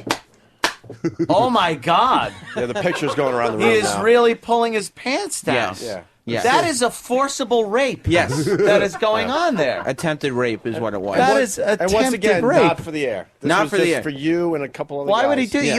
You could see. is truly- that's you a could sad see the picture. muscles like in his arms. He's really pulling down your pants. Yeah, he started kneeing me in the back like hard. Wow. Yeah. He got all Like worked he's up. done it before. Yeah, he was That's smelling not- like that musky man ass smell, and it got him all wound up. That looks like He got worked That is up. no bromance. Yeah, he was what a froth. that looks like a mechanic raping a jogger in Central Park. When Robert goes through these scenarios, I play the part of making believe that he's just making it up on the spot. Oh yeah. Holy shit. It's like doesn't Joyce. really mean it. It's like Joyce. This is no bromance.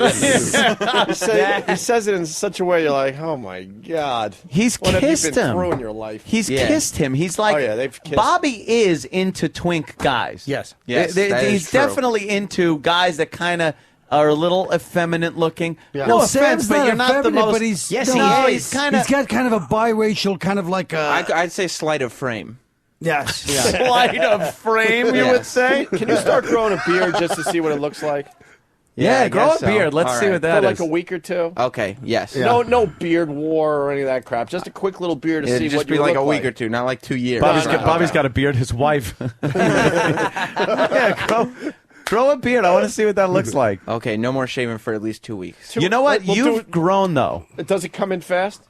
No, not. So you're super gonna fast. need That 2 2 solid weeks. weeks. 2 weeks. We'll do You've 2 weeks. grown over the time we've been here. You used to be a lot smoother and more child looking Yeah. than you are now. You manned You're- up, You've Sam. manned up, and we got to kick you out as What a do you twink. mean? Oh, as a like twink. I don't see how Bobby still finds you attractive. Do you know how I'd Bobby? have probably fucked your when you first got here. Yeah. But you're too hairy now. My The hair, hair, yeah. the hair ruins everything. Do you know how Bobby wants to fuck? He wants to fuck Sam brutally and on Sam's back. Yeah. Bobby wants to missionary fuck Sam. Oh shit! So he like really hard, and so he can kiss him with his big stomach hanging on Sam's young fucking sleight of frame. That is true. Oh fuck! Yeah, and Bobby would probably try to like convince himself that Sam was enjoying it. So while he was fucking Sam, he would reach down and just try to jerk Sam off between their stomachs. Oh god! Damn. His clumsy hand, fucking big soft lips of God knows what nationality. Do you understand? He would convince himself that it was for both of you. Yeah. Why not? You know, you don't even have to keep a secret because you enjoyed it. He's been calling me at home, again, with the excuse of the Twitter thing, but he won't let me get off the phone. He's just like, all right, so you'll change it? And then I go, yeah. And then I'll just keep talking. Like, he won't say, don't hang up. Don't hang up the phone. Danny, don't you hate when Bobby calls you all the time like that? He has, but not to the not while he probably was not jerking as off. often as. I think I've Sam gotten gets one that. text from Bob Kelly. I'm so not his type. And he doesn't say cam up, Anthony. No. He does to Sam. Cam up. Cam up and put on that outfit I sent you. And I think he's got a thing with roles, too, because he refuses to call me. He'll just text over and over again telling me to call him. I got a message on my Twitter, 2 text messages. Call me. And then Travis had to text me and say, Bob Kelly keeps texting me. telling me to tell you to call him. Wow. But he won't call you because you're the bitch. Yeah. You have to call him. Yeah. Here comes Travis. Bob Yes. sought Another me out twink, on but he's Facebook. got a beard, What? by the way. Huh? That's bizarre. You. One on your about me? face. And And 2 beers. Yeah, he's got 2 beards. We definitely hire a type here. Yeah. Faggot. I think Sam and I Sleight look of good. frame. Reddish-haired faggots. Yes. You're sleight of frame, too, though. No, I call it attractive. Oh, okay. Whatever you want to call it. No, this is a good frame, right? You're Sam? way too hairy for a twink, though. Yeah. You're like a twink bear. I'm straight. A twink bear. All right. Yeah, no, Bob. You're like a hot piece of ass in a truck stop. You're like a guy that gets a lot of pussy on NPR.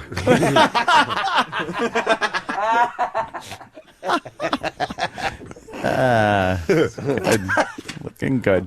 I'm going Did you back. check out all Oh, what happened? What'd you come in for? Come on. What about Bobby, Travis? No, Bob, I woke up from my nap the other day and He was Bob behind you, found- spooning? No.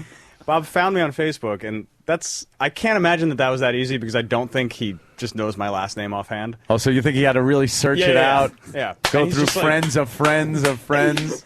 Because why would he know my last name? you Yeah. know? So, and he's like, tell Sam to call me right now. I don't have his phone number. He needs to call me right now. Oh, shit. There is definitely something Yeah. going on. You know how Not else- even joking. You know how else Bob would fuck Sam? Bob would fuck Sam. Bob would lay them both on their side, right? Yeah.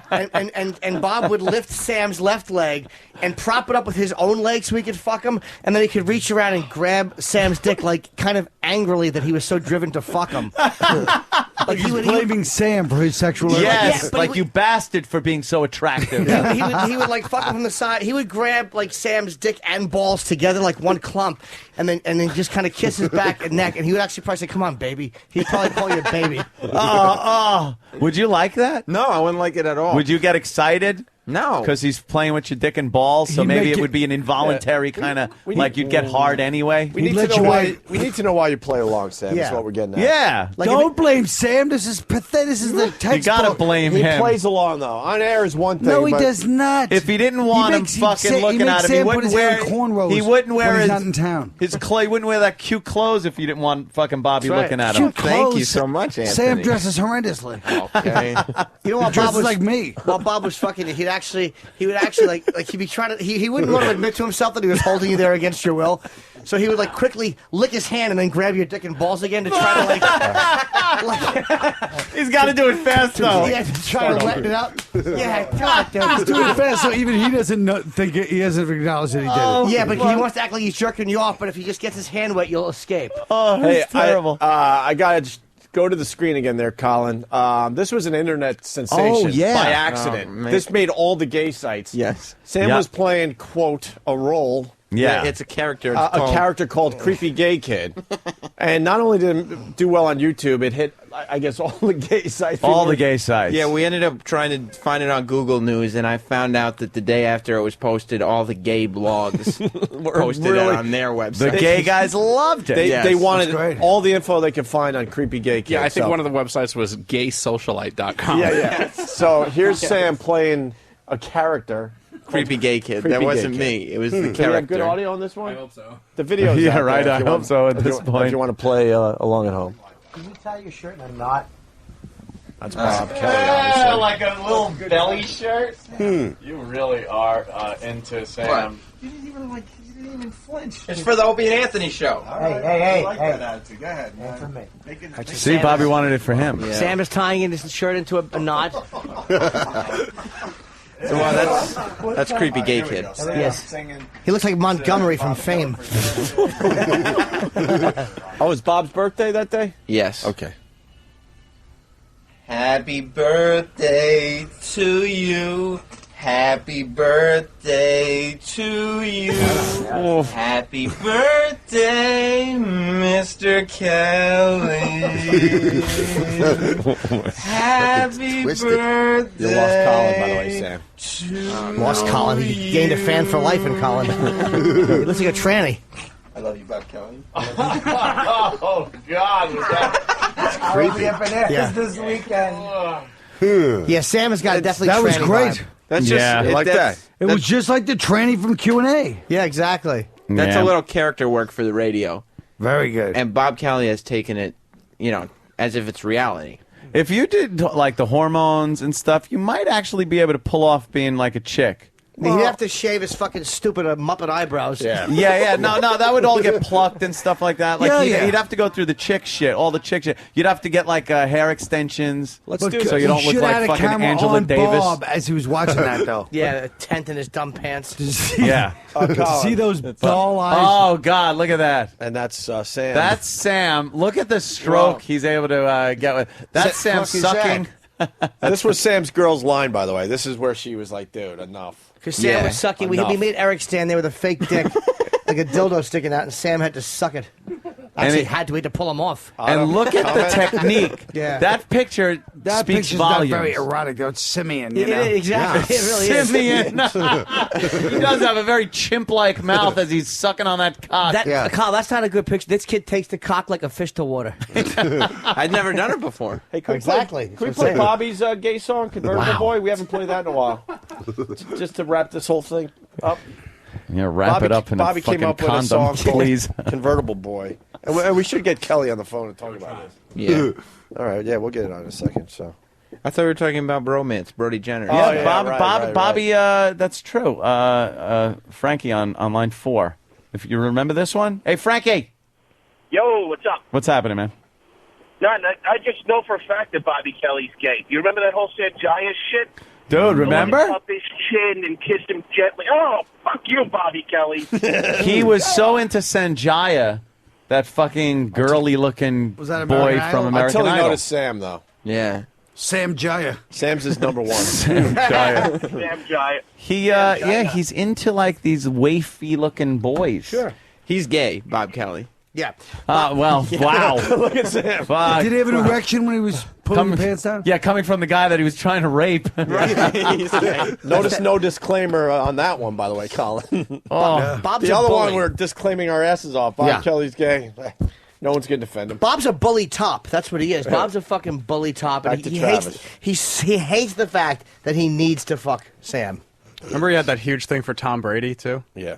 Oh, yeah, that was a love that he had for That's Tom a sports Brady hero, as a though. sports That thing. happens. Yeah. Even that you Happens could with sports almost, heroes. But you there could was- almost like accept that. There's a sexual element, though. Yeah, Which yeah. is different. It's out of respect, different than though. just that. Yeah. True. I'd like to But say Tom Bobby Brady's not Kelly like never that got type to of Sam. twinkie guy. No. But things don't work out like they do in a storybook. My girlfriend can't stand Bob Kelly. She's very uncomfortable. I wonder by him. why. She's Can we get very her on the put phone? off. Yeah, Well, your maybe she's at work. girlfriend, She's at work? Yeah. your girlfriend. Because Bobby Yeah, makes sure. her realize who she's dating. With Yeah. a rapeable man who could never protect her. She passes everything off like, okay, I understand, whatever, it's for the Rapeable man. radio. But she hates when Bob Kelly slaps me in the face. Yeah. Yeah, he does smack you. She Yeah. used to be a better sport. Well, I used We're to losing do... her. We're losing her. Because it's gotten progressively Yeah, worse. Yeah. She was and I don't blame her. Some of the things I've done are totally unacceptable. Do you feel like ashamed at some of the things? Yes. Yeah, you think about it sometimes. Like that picture that just came up with yeah, the fucking that thing big in dick Iraq's in your pants. Oh, the dick in your mouth the dick. picture. It's fake. What? It's a fake one. It looked real to me. It's rubber. How'd it feel? Just felt right, didn't it? No. No, it feels bad. The thing is, you didn't look like you looked like you enjoyed it, and you looked like you were really good at it. Like you Wow. had the long fucking lip stroke going on that thing. Like, it didn't look good. Like, Colin was right, it looked simian, but the way the cheeks were sucked in, I'm going to tell you he had a something. Dizzy Yeah. Gillespie in and out Dizzy sucking Gillespie. thing going there. Yeah. This kid will pull a load out of your balls like nobody's business. Oh yeah, you got to know it. I mean, I can always appreciate a compliment, but it's just not. It's not something that. You better just stay well above the law. Yeah. Well in line because you're Oh, getting no. raped. You're getting raped at work. For no reason. If you were in prison over Twitter Prison names. would be terrible because also the brothers in there, they like a little bit of like black blood in Yeah. somebody. Yeah. Because their mind, they don't like a total white girl. They like a girl. They're most wavy attracted hair. to a girl that's got a little bit of black and white mix. Day That's their one. favorite look. Yeah. Day one during delousing, you would fucking have a dick in your mouth. Oh my god. Yeah. Wow, you said that nice. You better stay on my it. God. Yeah, you went like, oh yeah. You better stay in the straight and narrow. my God. Oh boy. Do we have Convertible Boy? Because we got to go to break. We got our guest here, I do believe. Oh, I forgot he was coming. This guy's like a fucking a warrior. He's a military real expert, man, and he has to basically. Who is it, kick Jason ass. Segel? Huh? Who is it, Next Jason? Thursday, yeah. No, who's coming on? Some expert on kicking ass. Yes. Yeah. Terry Shepard, he's hosting a show. I believe it's a series period tonight on History Channel, and it's called Warriors. Warriors. Come out Warriors. and play. Convertible boy, as we go to break. Bob Kelly. Convertible boy. He's so amazing. Convertible boy. He's so cute. We're back with the Opie and Anthony Show. We're going to move on to our guest in a second, but Jess's chick is on the phone. What? Jess's chick? Jess's chick. I mean, no, Jess's chick is on mic. That's actually right. Sorry. Sam's girlfriend Jess is online. Hi, Jess. Hey, guys. Hey. Hi. So you were a good sport through the whole Sam thing. What finally got you? I don't. It's hard to say. I think I'm a little sick of him kissing so many guys. So many. You would have accepted maybe one. Well, I mean, accepted one that was random on a total dare or something like that. But I think because it was for a TV pilot. Let's not Right. forget. So you're like, all right, he was Yeah, doing right. it for the TV Forgot pilot. about that. if he becomes famous, it's okay. Right. But no, this is ridiculous. They And thought that you might have a problem from when I sucked off E-Rock's dildo. Yeah. that too. Yeah, that picture is if someone sees that, unless somebody says, "Oh, it's fake," you would think that Sam is performing fellatio on a gentleman. There's a picture. Oh yeah, there's a bunch of photos. Shit! Oh, you never told her Oh, about maybe the I picture. spilled the old beans on that one. I mean, boy. it's not. It's just kind of circulating around the office. It's not like The Office. It made every gay website. Oh no! You never They saw love that 'em. picture online of your boyfriend of sucking air out of a dildo? No, but I came in that day because Sam was driving me home or something like that, and the people who had brought in the doll, they were like, "Oh, I'm so sorry. I'm so sorry," Yeah. and I didn't even have any idea of what had happened. Yeah. And so, oh God, I was really freaked out. Yeah, you do understand that he is kind of twinkish, and that some gentlemen will like him, Some. his slight frame, and Bobby Kelly is one of those she gentlemen. doesn't but- know what Bob Kelly did in the office. Right. Oh, there's a picture of Bob Kelly attempting to rape your boyfriend, by the way. Oh, she'll know in a minute or two. Oh, are you? Oh Good. no, are you sending me the picture? Yeah. Oh, yeah, side piece. I'm sending you the pictures What now. did you... What? She's in my phone as side piece. Holy shit. It's just a joke. Nice. It's just a joke. Side piece, which one you want? You can By just the way, call her Jess, Jess is very cute. Yeah. She's a Well, very, very cute girl. I think and so. doesn't deserve Well- to be with some pseudo-homosexual. It's not. It's character work. I'll send you the Bob Kelly one with his pants half down because it's kind of like it's almost innocent, and then I'll give you the showstopper after that. The big, the big geez. plastic penis in Sam's The mouth. relationship stopper. Do you feel this is a weird reference, but basically Jess is dating And Sam. McCullough, Jeff McCullough no. from Dog Day Afternoon. It does look like it. When did this Bob Kelly thing happen? A couple days ago, 2 days yesterday, ago? the day Yesterday? before. Why It- didn't you tell me, Sam? It wasn't even on the air. It was just he just came in. And That's what's Rape victims are ashamed. They never. A lot of them Yeah. don't report it. Yep, you're right. Yeah. Most crimes don't go Do reported. you feel Unreported. competitive with Bob? Does he like Twitter Sam when he's out there and stuff? Yeah, he's like really flirty with Sam when I see him, and he's always trying to kiss him and touch him. And I mean, now that he looks really awesome, I think that he feels really good about himself, and he wants to get himself a little side piece or something. See, Bobby does. Bobby thinks he's looking really good now, so he can start hunting for little Twinkie guys like your Trolling, boyfriend. yeah. And Sam loves it. Something is wrong there. No, I don't love it. You I do. kind of like the attention. Here's the thing, Bob. Dude, it was off the air. He had your What? pants down around your fucking the bottom of your ass. Are you trying to sleep with Bob Kelly to get to Dane Cook? Is that what's going on here? I'm not trying to sleep with Bob Kelly, but he is a celebrity. And so there's certain... Look at That got silence. Yeah. Celebrity. That got stunned silence. Well, I saw him on HBO Tourgasm. Yeah. You did. There true. are certain liberties that he may have that a certain Joe Schmo on the street wouldn't have. So you'd be willing to just give up your morality or anything like that, sexually humiliate yourself just to get a little bit ahead in Middle this class career? morality. Yeah. Well, Like the- Coco taking Yeah. showing those tube socks tits. Come on, Sam. Put your thumb in your mouth. What if somebody just watches HBO? Would they still do it? Wow, I don't know how you All put right. up with it. Yeah. Thanks. Yeah, no, I have a real problem with it. And I also have a problem with the fact that Bob Kelly actually hit Sam. There's something... Yeah. He slaps his face, Jess. Yeah. Hard. I know, and he did it in the street in front of me, and I spoke to him about it. He slapped. See, he was trying to show you. Look, That he's the I'm dominant male. Yeah, I I'm know. the dominant male over your boyfriend. I know. I slap him, so you really have no say over it. But you tell Bob Kelly who I went home with, right? Me? That's right. You tell him, Jess. Oh, Jesus. God. Yeah. Really sound manly. Straight The people. last dance for me. Let me hear your deep voice. My name is Sam. Oh, God. That ain't it. No, that's not bad. That's not bad. All right, Jess, we got to go. We got a guest standing by. All right, guys. All right. All right, take it There easy. she goes. Sorry, Jess. What do we got No, coming up? he's right there. But Oh, you don't go anywhere. Bring Terry in. Okay. Yes, indeed. Terry Schapper? Yep. Warriors TV show? Warriors. Oh, he looks like a warrior. Yeah, Jesus look at Christ. this. Hi, Terry. Nice. Holy shit. Right about now, he's like, what did I get myself All right, into? Sam, Microphone. Hold on, that mic's on. is a man.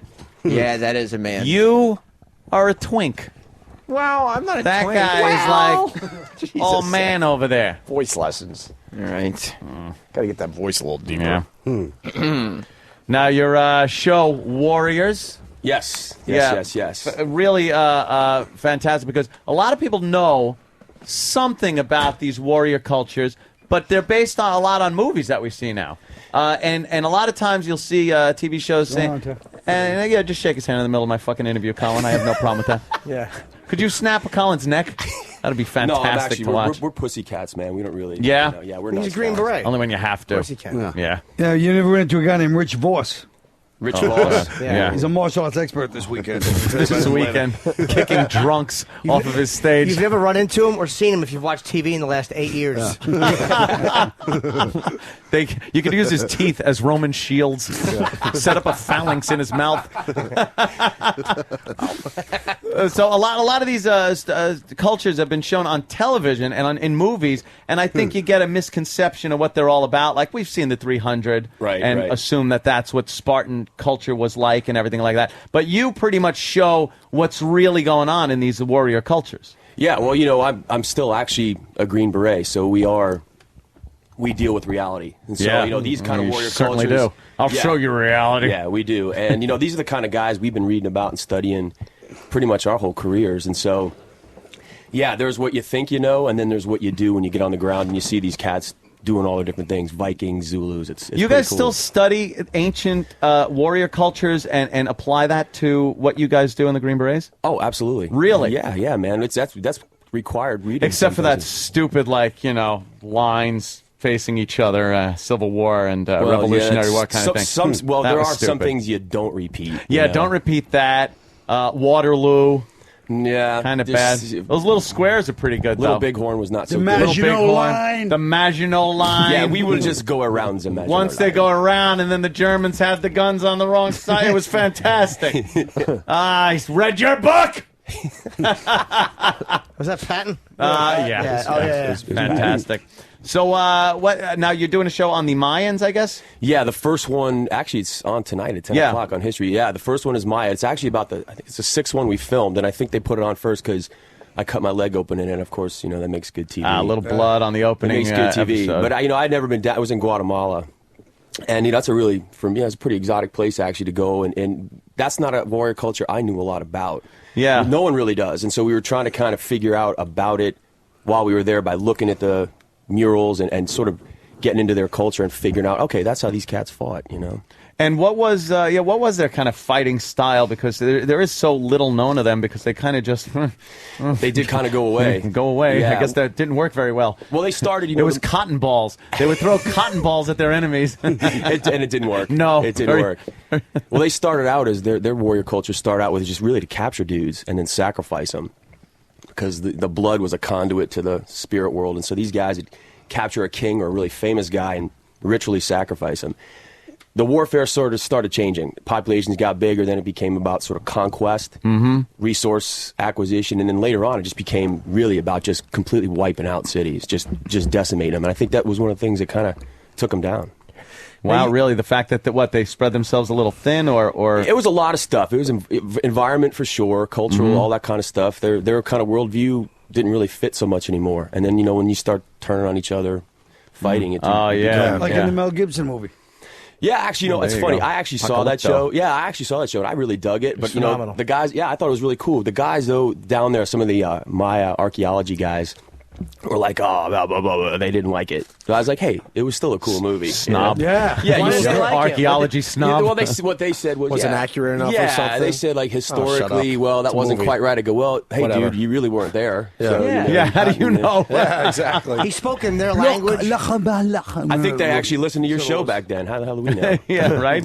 So how badass were the Spartans? Now, on 300, they're portrayed as like, there's 300 against a million, and they're kicking ass. How badass were the Spartans? Well, the funny thing, there's a great book if you guys get a chance to read it, and I think 300 was kind of taken from some of that. It's by this guy named Stephen Pressfield. It's called Gates of Fire, and it's a really great book about those dudes, how they trained, how they fought. There were 300 Spartans, that's true, but they also had several thousand other Greeks with them. Yeah. Some of them left when the fighting was about to start, but some of them stayed voluntarily and fought alongside the Spartans. So the thing with the Spartans that made these guys such badasses was really their training program. From when they were born, they were weeded out, and ones that didn't look cool or didn't have the thing, they're over the cliff. And so from then on, these boys are being packed around in herds, constantly disciplined, constantly sort of messed with and deprived and just really hardened. And it's like a whole life of basic training. Sam with Bobby. Yeah. We see you guys know something about this. Yeah, so these guys, right before these guys even start training in hardcore warfare, they're already a lot tougher than anybody else around. And so they really, what we like about the Spartans is the fact that they actually cared, I think, more about their buddies than they did themselves. And Sparta was a bad society. It was based on slavery, so it was going to fail. But that warrior culture was just... And that seems to be what even modern warfare, especially in the American military, is based on. A lot of guys, if they don't believe in the cause, they absolutely believe in the guy next to them and will do anything for him. Well, yeah. I mean, like, I'm a Green Beret, and anybody who's in my kind of work, whether you're in a combat unit of any kind, we are problem solvers. Mm-hmm. The political stuff is... It's cool to talk about when you get drunk, and it does actually affect our job. But really, on the ground, it is one for all and all for one. You've done 3 deployments, I think. Since 9/11? I didn't get reactivated. I volunteered to come back in. I was active duty for like 9 years, and went all over the world. I lived in Germany. It was a cool life, man. It was great. And then I got out, and I went to acting school on Broadway for 2 years. Yeah, I know. And by the way, no one can see the eyes looking at me right now like, what the hell's wrong with you, dude? My dad was like, you're an ass. But so I finished that in 99 and started getting some work in the city, theater, TV, whatever. But 9/11 goes down. So I had to think to myself, hey, man, do you go on auditions, continue to pursue this, or do you get back in the fight? And I'd spent a lot of... I'm old, man. I fought in the first Gulf War starting from then. So wow, yeah. We knew this was coming, and so it was kind of a no-brainer for me, man. I went back in, but I went to National Guard Green... They have National Guard Green Beret units around the country. Jesus. So guys like me who have been active duty but still get involved. So October 2001, I was back in the unit, and by March... Nice. March 02, I was in the Middle East again. And my last tour was actually Iraq. I got back in 06. Oh, it was? Wow. Yeah. God damn. Yeah, and I got this job on a homemade audition tape. Mm-hmm. Really? Yeah, I was running around the woods. My wife is really smart, and I'm an idiot. And I was like, hey, let's do this. And I had this big broadsword, and I know how to use those kind of things. And I was talking about Charlemagne and warrior culture and what was it like to face these barbarians. And I got the job. I got the job, dude. This guy's it. I was like, I don't know how the hell that happened, but I'm pretty happy about it. Wow, it's been so much fun, dude. All over the world, man. I just got back Saturday from the final episode. I've been everywhere. What kind of martial arts you take? They say we were talking about karate earlier. They say you took a lot of martial arts. Yeah, I mean, at first they labeled me as a martial arts expert, which I was like, no, don't say that. I'm not. There's very few of them. Japanese karate, Shotokan and some Kyokushin. I've done a little bit of Muay Thai, some jiu-jitsu, and a lot of stuff in the Army, like combatives, which is kind of a blending of all that stuff. It's kind of like, you don't really have time to spar and right. Put dudes in arm Someone's bars. running at you. Yeah, and you're wearing body armor and you got guns and you got all sorts of heavy crap on. So it's really got to be direct and it's got to be done. You're over and you're on to the next dude. Well, yeah, the Zulus. That, by the way, hey, Colin, that was the coolest place I've been so far. Really? Oh, yeah, I'll tell you. That's crazy. I used to have to change trains in high school, and I don't know if they were Zulus or what. But every day. Did they have big cowhide shields? Chanting and singing. And... Next stop, Jamaica. Yeah, now they were some tough sons of bitches. The Zulus were serious badasses, and they were really kind of, by the way, Colin can't stop laughing. I know. Colin kills himself. It was the best of times. It was the worst of times. The Zulus are coming to get me. No, they were really great, man. From the moment I got there, these little kids are singing and greeting me. And Zulu land, right? This is cool. Yeah, it's actually, you're right. Yeah, exactly. There's sections where they control it, and they're actually, most of them speak very good English, and they train, and they I don't want to say they reenact, because they're not reenactors. I wouldn't say that, but they live and breathe this kind of old school technology. And were they wearing Super Bowl champion Patriots shirts? I didn't see any, man. No? I didn't see any. I love how they ship those shirts over there. Three different Buffalo Bill championships. Well, I remember Liberians wearing like 2-pack shirts from '95. Or like when we go to Indonesia to help them out, and they're wearing like Obama. Yeah, I almost said that one wrong. Osama bin Laden. Yeah, so they're wearing the T-shirts when you're going to help them. Yeah, you're going to help these cats out, and you're giving them stuff, and they're wearing, Osama bin Laden T-shirts, and going like this, though, America, very good. Wow. And you're like, guys. And they like their wrestling shirts, too. Wrestling shirts, and huge. And everybody, when I was over in the Gulf War years ago, everybody who was black, they called Michael Jackson. Really? I'm serious. They just kept Michael Jackson. Michael Jackson. Yeah, it was pretty funny. But they're nice Zulus, people. they were like big. What's his face? Shaka Zulu was the dude who united them, pretty much by force of will. I mean, he was like a really tough guy, and he had this idea of this, Pax Zulu, uniting all these tribes, and it was by violence, like most good things are, and it worked. And they have this spear. It's called the Ikwa, and it's because it's the sound it makes when it goes in, eat, and then when you pull it out, and the guts come out. It's because a lot of Zulu words are based on the sounds they make. So like a tractor is called a gunda gunda, and they have all these other kind of. It's a really E-Rock's interesting name is. See, it's eating. Thank you. How hard is it? Because Anthony owns a lot of guns.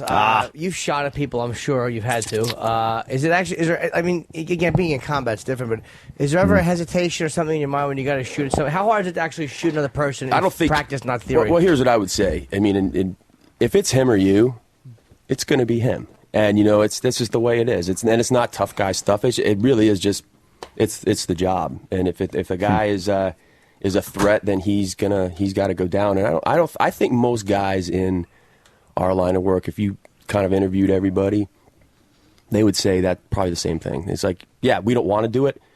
I don't know anybody who likes to kill anybody. I really don't. I mean, you might think, Green Beret. No, we're actually really nice guys. But you know what I mean?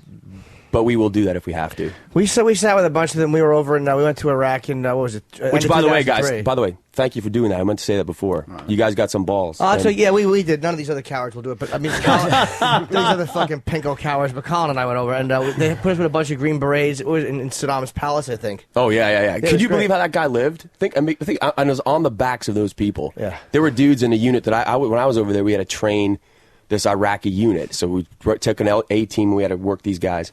There were guys in my unit, their entire family had been killed by Saddam Hussein and his government. So when I hear people talk about human rights and then say we shouldn't be bothering Iraq, I don't know, man. I got to worry about what they're thinking. Well, because the news never got out.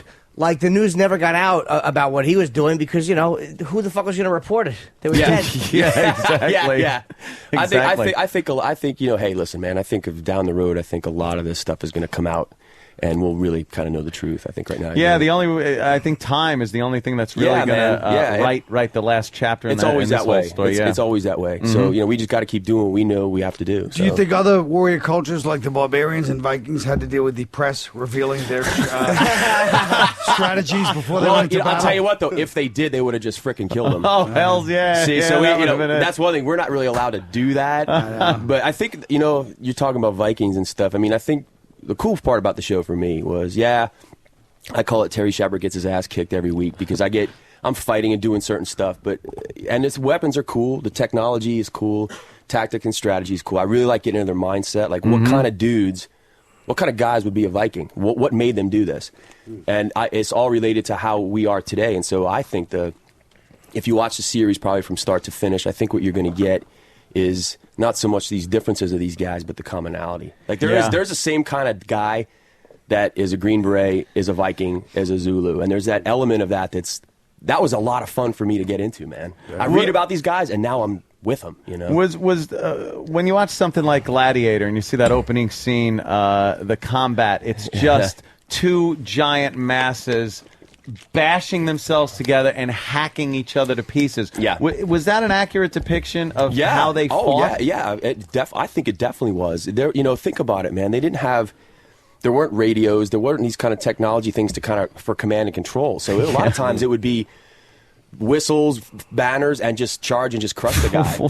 Just two huge groups of people smashing together. And it is amazing. A lot of people do criticize the military and have over the years. But it's amazing how much of our technology is based on the need that we had because we were in war. You're right. Or at the brink of war to come up with technology that is used every day now. Well, yeah, that's perfectly true. I mean, I'm a Green Beret medic, and so since really from Somalia on, we've learned some harsh lessons about how guys get killed and how they're wounded. And like I say it jokingly, but not really, it takes a good bloodletting for us to really get our stuff straight. And so our combat trauma procedures now are different than they were when I went through the Green Beret course, because it's adapted to what we've got to deal with. And you look at the difference even between Korea and Vietnam, the getting the guys out of the hot zone and even just back a little further so they could be stabilized. Right. Made such a huge difference in casualties. Yeah, my evac time when I was in Iraq last time was pretty goddamn fast. Really? Yeah, we had birds coming real fast. And you're at some pretty well-equipped hospitals. Well, I wasn't near one. I was sort of out. We were pushed out real far, so we weren't on an American base. We were with Iraqis. Jesus. But so there was no gym and PX and ice cream for us, which, by the way, we're proud of that fact. But damn it. And but you know what? We would call. I mean, you could get birds there. I'm not kidding. Probably half hour. It's pretty fast. When you look at the way, because it's hard to defend Bush after a while. Like I was very for the war, and then you start to realize it's just to protect the Iraqi people. Then you get into it because I feel like they don't appreciate the American soldiers. And it's like that I started to develop a real fucking dislike of the Iraqi people because I feel like it's like where the fuck was your bravery when your families were being slaughtered by Saddam Hussein? Right. Where was fucking al-Zarqawi, or where was fucking al-Sadr or any of these guys and these radical clerics when Saddam was murdering their families? So it's like, as a soldier, do you feel like, do you have any resentment having been over there? Or how do they treat? Maybe the media's fucked up. No, man. That's actually a good question. One of the problems we've created in Iraq is, believe it or not, at least when I was dealing with these guys, and as a medic, I was helping them all the time.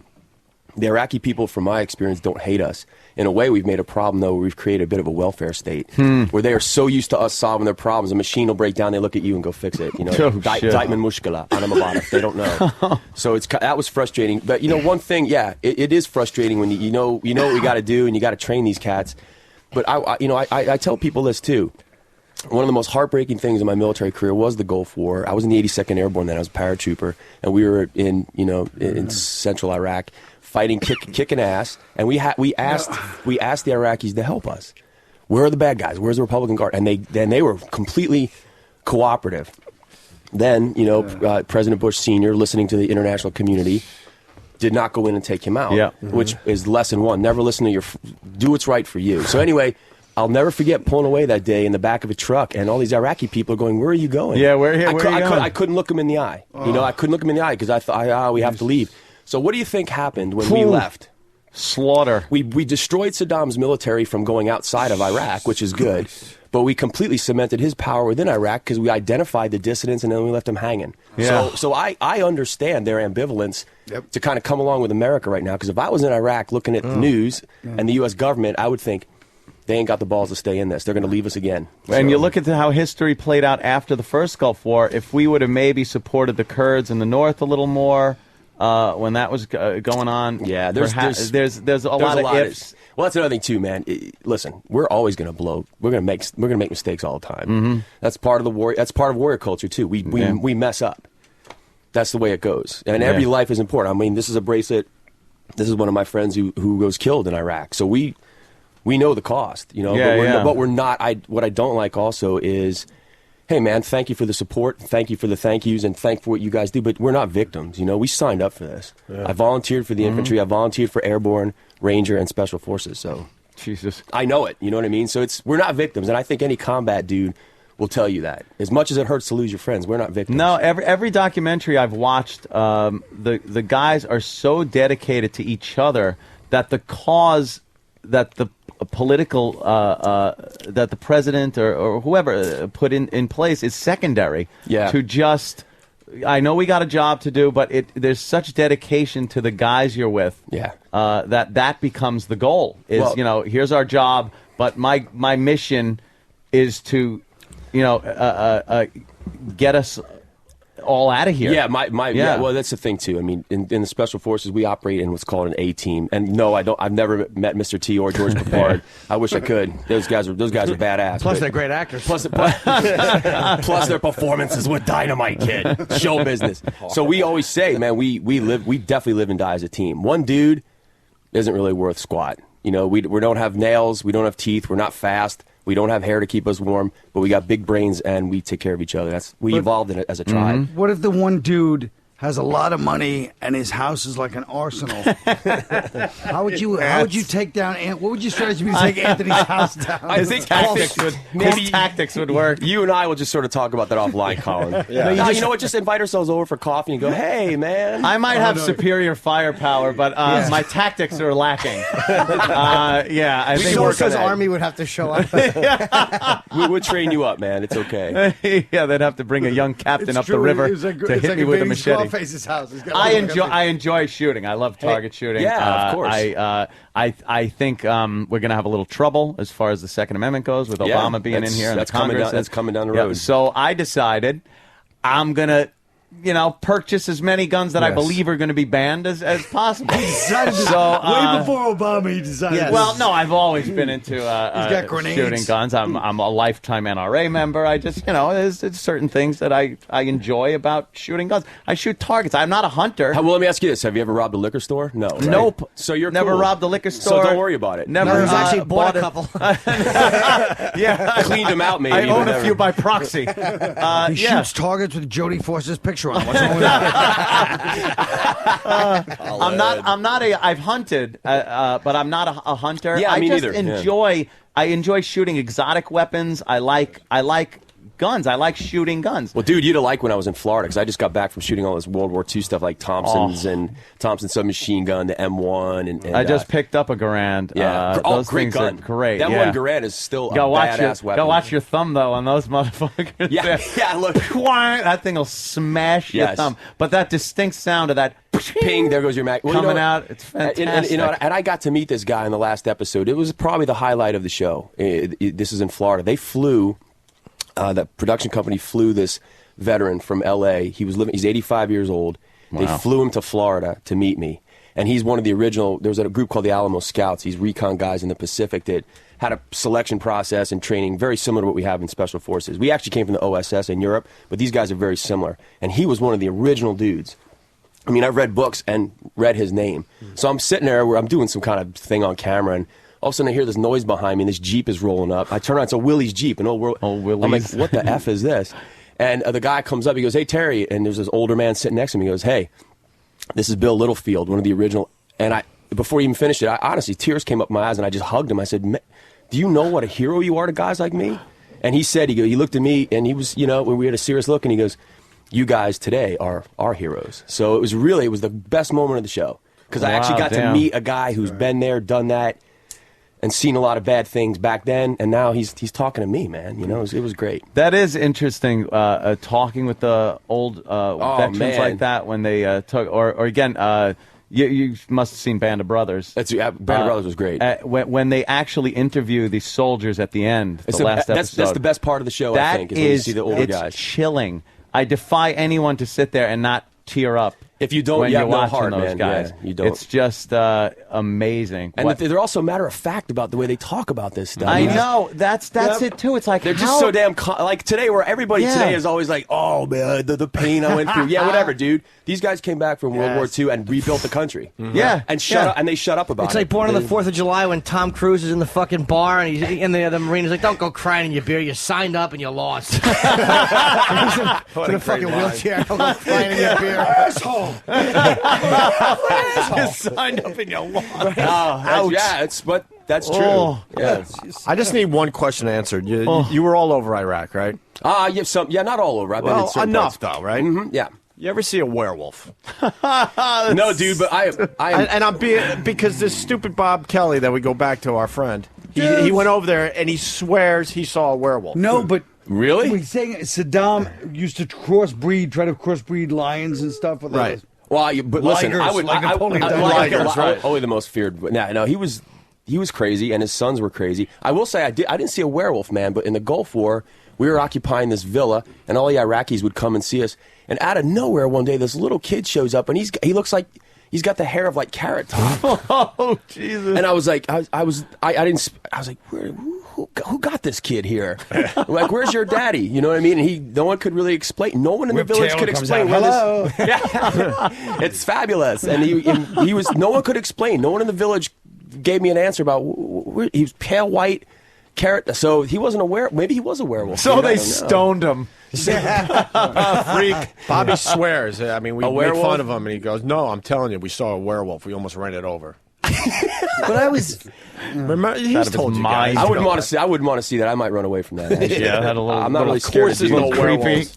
I just wanted some, so I could go back to Bobby and say, "Shut up." You could tell him I think he's full of shit. Thank you. Yeah, that's all I needed. Yeah, he's an official no. On the show, you're using a lot of the weapons that were used in that. What's pretty much the most difficult weapon you had to wield? It's something simple actually, and they still make fun of me in the production company. I could not, for the life of me, throw a javelin. I look like Lamar from Revenge of the Nerds. I was like the limp-wristed throw. Okay, I didn't look like him, damn it, but you didn't act like him. I threw like him, and it was just so funny. It was the Vikings, and I'm with these guys. I'm whipping battle axes and doing real well fighting with axes, and then they give me this javelin, and I try to throw it, and I swear to I was like, oh boy, I guess that's something I'm not good at. And the production guys, they're high noon. They're actually in Colorado, so hi to them. They're really really nice. They always bring that one up. Hey Terry, maybe we'll throw a javelin in this. I said, shut up, dude. I'm not going to throw a javelin. What was hard about it? You couldn't get it far, or the accuracy was horrendous? There's a technique to throw it, and if you don't do it right, like release and do this kind of thing, it just spins like for 5 feet and just lands like an idiot. You've got to really do it. And the Zulus, man, the Zulu dudes were throwing spears. Like, I'm not kidding you. They were nailing these big elephant skulls on a wall like maybe 100 feet away. And I actually... What a surprise. And they were chucking them. All right, let's move on. But hey, here's a funny thing too, though, because we were getting to the end of the day and everybody was getting tired. And guys were starting to miss the target. And they really wanted to film this thing. They wanted to see the spear going into the elephant skull, and they weren't able to do it. So what did I just whipped out some money. I just whipped out American money. I said, whoever gets his first 2 out of 3 hit it right away. Yeah. Really? So, we all speak that. They were really, they could whip these There's things. like no flights on them or anything, right? I mean, no, this dude, is just, you got to throw it right or it's going sideways. It's exactly right. It's a stick. And if you don't do it right, you look like a retard. Is it easier to hold from the back of it or the front by the spear tip to make it fly straighter? Yeah, from the middle, it's really? Kind of around the middle. You just find a balance point. But I did do something. In the Guatemala one, I used an atlatl. You guys know what that is? Well, I do, but it's like Jimmy doesn't know. He's full of shit. Dummy. That's like a spear thrower thing. I was actually pretty good too. That was pretty fun. Is that the thing where it's almost like a sling? Yeah, man. Say, son of a bitch. He knows. I know that. And the spear goes in it, and you use it as it gives you more leverage. It leverages everything. If you don't have that, you fucking shut it. A couple of warriors are talking about something. We've been in the shit. I know what it's like over there. Yeah, you've been in the shit on your back in your bathroom with a hooker on top of you. Hey, don't fucking enjoy the freedom that Colin and I helped provide. When you sat here with a beer in one hand and your dick in the other while we were fucking in the shit. Getting shot at, telling jokes. Absolutely. Yes. Hey, I appreciate it. Believe me. No love. It was Ted the Warrior. I do have one thing. I do have, another good thing too. Of course, my wife isn't too cool about it, but I've brought back all these things from these places. So like I'm walking through an airport with a Viking shield, trying to get spears through customs. Yeah, how does that and they're work? looking at me Jesus they're like, Christ. what's wrong with that? Yeah, what's wrong with what is this? I go, Carry on. It's only a Zulu spear. It's called an Iqua. I'm just gonna pass. And they just look at you like I got. And then you explain how the sound, what Iqua really means, and they're like, "Oh yeah, fine, bring it on go the right plane." through. So I'm building the Terry Shepard Museum in my house, and no one's gonna come but me. But damn it, it's my museum. I don't know. I think there's a lot of people want to check out what you got, what you brought home. I That's don't, some pretty cool stuff. I don't think you fit the profile either if you're getting on a plane. I don't think they really got to worry about you, tell you the truth. I don't know. I've gotten some, that's another thing, too. I've gotten some hard looks sometimes. And I pulled out my military ID, and I still sometimes have gotten, I'm like, hey, dude, you know what? I'm one of the good guys. Right. So you can do your job, but just don't be a dick about it. And then he whispers, you know? I'll snap your fucking neck. And if you give me a hard time, you will not go home today. You have to sleep sometime. All right, we get it. After 9/11, we get it. Jesse, No, you Jesse, have no sure. idea. We get it. You're tougher than us. All right, shut up. After I'll 9/11, sleep sometime. Oh, God. how soon were you on the ground after 9/11? What was the guys that said that there was guys that we saw with their Green Berets that were actually on the ground in Afghanistan. They said October of 2001. Oh, there were dudes there within a couple weeks. Wow. I mean, like, really, and knocking the hell out of the Taliban. Do you speak more than one language? What's that? You speak one English or another? I speak, actually, because I was in 10th Special Forces Group in Europe, I was assigned to European, so I speak Czech pretty fluently.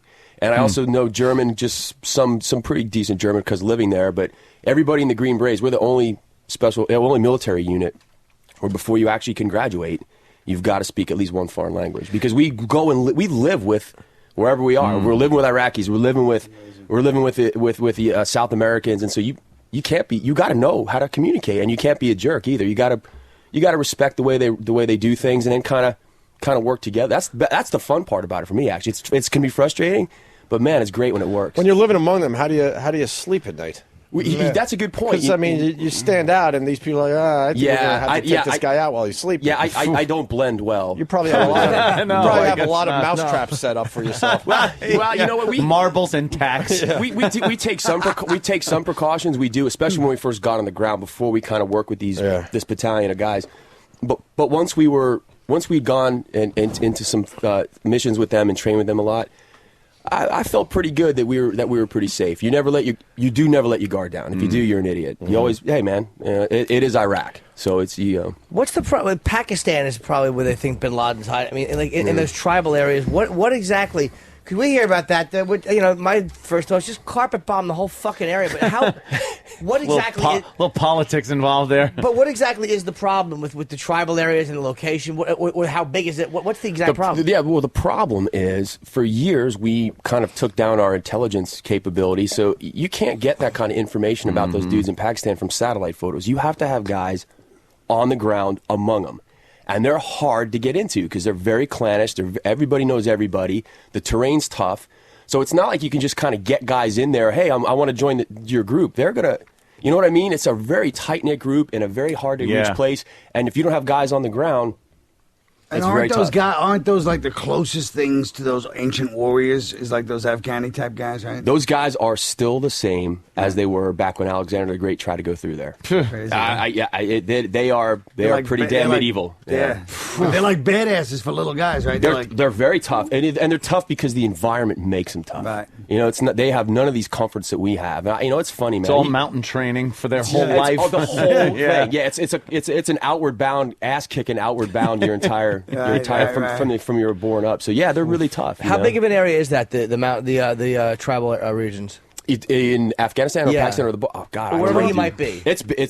It's really big. It's a lot. Polite. Tell them like this: check fucking MapQuest and leave me alone. No. And answer your question, it's pretty damn big. And check fucking MapQuest. I would. I want to send a package.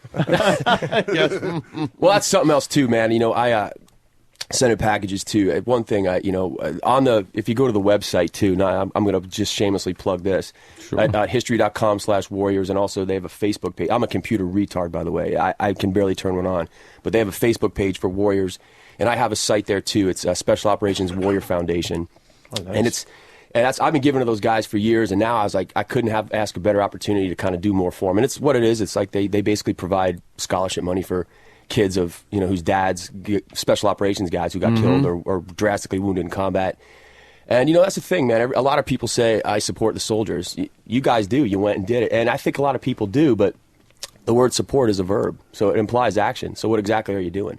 I mean, bake cookies and send them. Man, believe me, man, we used to get stuff from kids over there, like pictures of, like drawings and cookies. And can I tell you, we always wrote back and we always sent pictures because it means a lot.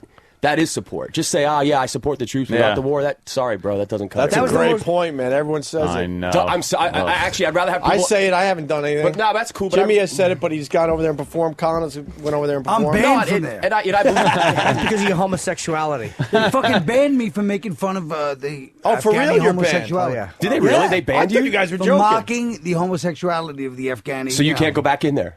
They supposedly banned me. lifted now, but supposedly lifted, but I'm in. well, that's what they told you. We could get you in, dude. Picture in the post office. How the fuck are they going to know it's you? No, the USO fucking banned me. Oh, our side banned me. Oh, our side did. Motherfuckers. You loser. Colin was, What are they doing, Colin? Colin was so funny when we did jokes. I still remember you standing on a fucking on the back of a truck. We did the first gig in Kuwait, and Colin's on the back. It was on the back of a flatbed truck. Yeah, right. And he was talking about all the fucking Kuwaiti men and how they're holding hands, walking around with pantsuits like the Mary Tyler Moore Show. By the way, guys like us, we are going to crack up if we see that. And you know what? To go see guys like you is really good. That's actually fun. Fantastic. You know why I never went back? What scared me, and this was right after they caught Saddam when we first went. What scared me was after Al-Zarqawi and when they started beheading civilians. And that scared me into going back. I admit it because I was afraid. Like, you never know. We didn't take any helicopters when we were there. We took all, like, C-130s? C-130s. Yeah, planes, fixed-wing stuff. Yeah. But there was the idea of just going down or having a technical glitch and being captured and beheaded it scared me into not going back. Well, I mean, yeah, these guys actually cut people's heads off with knives. Yeah, I'm sorry, guys. I mean, we've never done that in the American military. That's beyond any horror. That's beyond any horror. You know what, though? It fucking got... Because they're fucking these fringe groups. It worked. I mean, it fucking scared the shit out of a lot of people. Silly you'd look with just your head sitting there. I know. I wouldn't be sitting there like that. Your head would look silly. I know I wouldn't have a cool look on my face. Probably my mouth would be half open like I was about to blow someone like I caught. But you were talking about them as being... That's in the show, too. I mean, all these warrior cultures we went to, almost all of them did that stuff. Yeah. I mean, so really, it's not that, like, we're above that. We just kind of have evolved from it. We used to do that, believe me. We used to cut people's heads off and stick them on spikes. It's a tactic. It's a tactic. It's a terror tactic that fear is very effective in combat. Fear is very effective. And if you have this inkling that they might chop your head off with a knife, you're going to do something a little different that they want you to do differently. You just basically stated the thesis for the third show, which is the the Romans and the barbarians. I said fear was the biggest weapon for the German barbarians. Oh, the barbarians, absolutely. These Romans were scared to go in there. Technically, the Romans had them beat. There's no fucking... Technically, they kicked their ass, but the fear... They were afraid of these motherfuckers. Yes, and it worked. Yeah. And it worked. Because if you got caught, what they would do to you. Oh. Yeah, and if they were barbaric. Hey, it kept you from going back to Iraq, dude. That's what I was saying. There is actually a method to that because if it frightened me into going, look, I'm not fucking... getting shot is scary enough. A bomb is scary, but, man, that is fucking too horrific to you. Well, in a weird way, too. I mean, and I take this the right way. I mean, in a way... I respect their commitment because they are willing to kill and die for it. That being said, we got to kill them. I appreciate their commitment, but it goes against what I stand for, so you're dead. I mean, but that's it. But you got to know that you're not up against a bunch of pussies because it's ridiculous rhetoric to say you are, then you fucking underestimate them, then you get killed.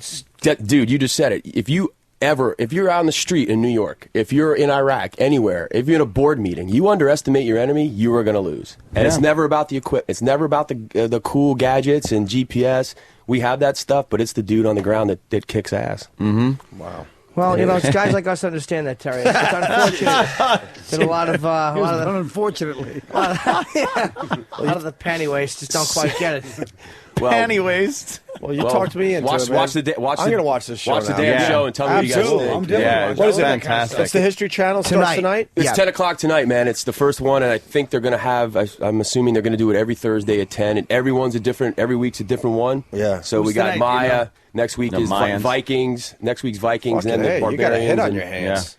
This is It really is cool. It's fantastic. Is there any difference between Mayans and MS-13s, or is that the same? I think you go to Machu Picchu. No, I would. You know, they're already kind of place kicking I want to around. go so bad. I would love to go there, man. You've never been, huh? I'd love to go. I hope we get another season, and Machu Picchu. There's some great places that we can still go. Did you ever go there? I mean? Huh? Yeah. What happened? I'd like to go there. It's for real? Yeah. Machu Picchu. Yes. I want to say one more thing too. I want to say hi to my team in Afghanistan, because right now, if I didn't get this series, I've been filming since September. If I didn't get the series, I would be with them. But by the way, really, with a happy heart, because these are my best friends. Yeah, so, absolutely. But my commander was cool, and he blessed off on. He said, "Hey, man, go for it. You got the show, and just represent us well. Do kick ass, represent us well, and we'll all be rooting for you." So I miss them. They're my best friends, and I pray for them every day.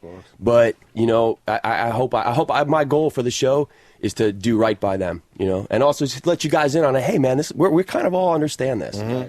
Yeah, you guys, I promise you guys will understand. You'll go, yeah, all right, I get it. I have a question for Cherry too. My manager travels a lot. We talk about it. He's insane. He'll go anywhere in the world. Like he went to Timbuktu by himself. Like he's a fucking lunatic. That's pretty ballsy. That's bad, right? I think the one place he won't go, I want to say it's somewhere in Ethiopia or it's Mogadishu. What do you think Mogadishu is not very But it's like hospitable. I would not want to go to Mogadishu. What do you think is the most? I think it's called the other side of 8 Mile. Yeah, I don't think you want to buy waterfront property in Mogadishu. No. What do you think Mogadishu? It's called the Robert Taylor Homes. Oh, God. What do you think is the most dangerous place in the world for a Westerner? Like, I mean, we know Iraq, but there are Westerners yeah, there. You mean a white Westerner? Well, yeah, white Westerner. Karachi? In our hemisphere, Colombia is really dangerous. Still is. Yep. Guatemala, where we were, by the way, had the most per capita violent crime in any Central American country. But moving into number 3 is Mexico. Apparently now Acapulco is full on ghetto. Mexico Cut your head off. Really getting dangerous with the drug wars down there. Yeah, they're moving to fucking Phoenix. It's one of the mayors of a big one of the big towns down in Mexico moved into Phoenix. He's governing from the United States because he can't deal with what's going on down there. Is that true? Really? It's gotten to the point in Mexico where the drug cartels are just taking over. Mexico for years has just been this corrupt, unproductive country that isn't even like Canada. I mean, come on. We could. What's the matter? You're right next door to us. You share a border. Can't you just shut up and be quiet and stupid like Canadians? Well, I guess if everybody still wants to get, wants to get high, the stuff is going to come through. Yeah, it's got to come through somewhere. Guns go that way. Drugs go that way. If it didn't go through there, it would come from Canada or from the coast or something like that. Yeah. So, man, we got all sorts of problems to deal with. But Canada brings pot with them when they come down, but it's in their lungs. I've never seen more stoned people than Canadians. The worst they do is show up with the Vicodins. All us stupid prescription drugs. Nice. I think the show's fantastic. I have the History Channel on constantly. I love all the programming on that channel is just fantastic. It's a great. I've learned more from watching the History Channel than any class I've ever cut in school. You sound like what's his name? Travis, I've learned more from cab drivers. I've learned more from a cab driver. It's just Travis. Yeah, that's awesome. It's just that politician. Yeah, it's just good to know that the History Channel is expanding from Hitler. Finally. Yeah, that was it. Wait, Thank you for having something else. They used to call it the Hitler Channel. They used to call it the Hitler Channel. It's the big H, and every time it turned on, Hitler and his Gestapo. All right, I remember this one. What kind of dogs did Hitler really like? Yes. It all ends the same way. Yes. Boom. Nah, it's Hitler's blooper reel was really funny. They don't show that one that often. The pratfalls. What do you mean? He was a Christian? My bad. I'm sure he told jokes. You never know. I like watching that. They have World War II in color. They have because there are a few of them that were actually color film. It's so odd when you watch black and white film of World War II. It seems very distant and old and not real. Right. But then the same stuff, you watch it in color, and you're like, wow, those are real people doing that. Yeah, they actually saw those colors back then. Yeah, that's how it looked. Blood was red. Yeah. It brought you a lot closer to it, made it a lot more George real. Lucas over here. Yeah. So I want to colorize all World War II footage like Turner did with all of his movies. That's what I want to do. Sometimes it's better to leave it black and white. How much yellow paint are we going to have to go through when we go into the Pacific Theater? Let me ask you Love something. of God, it was a racist joke. For the rape of Nanking, how do you want to do this?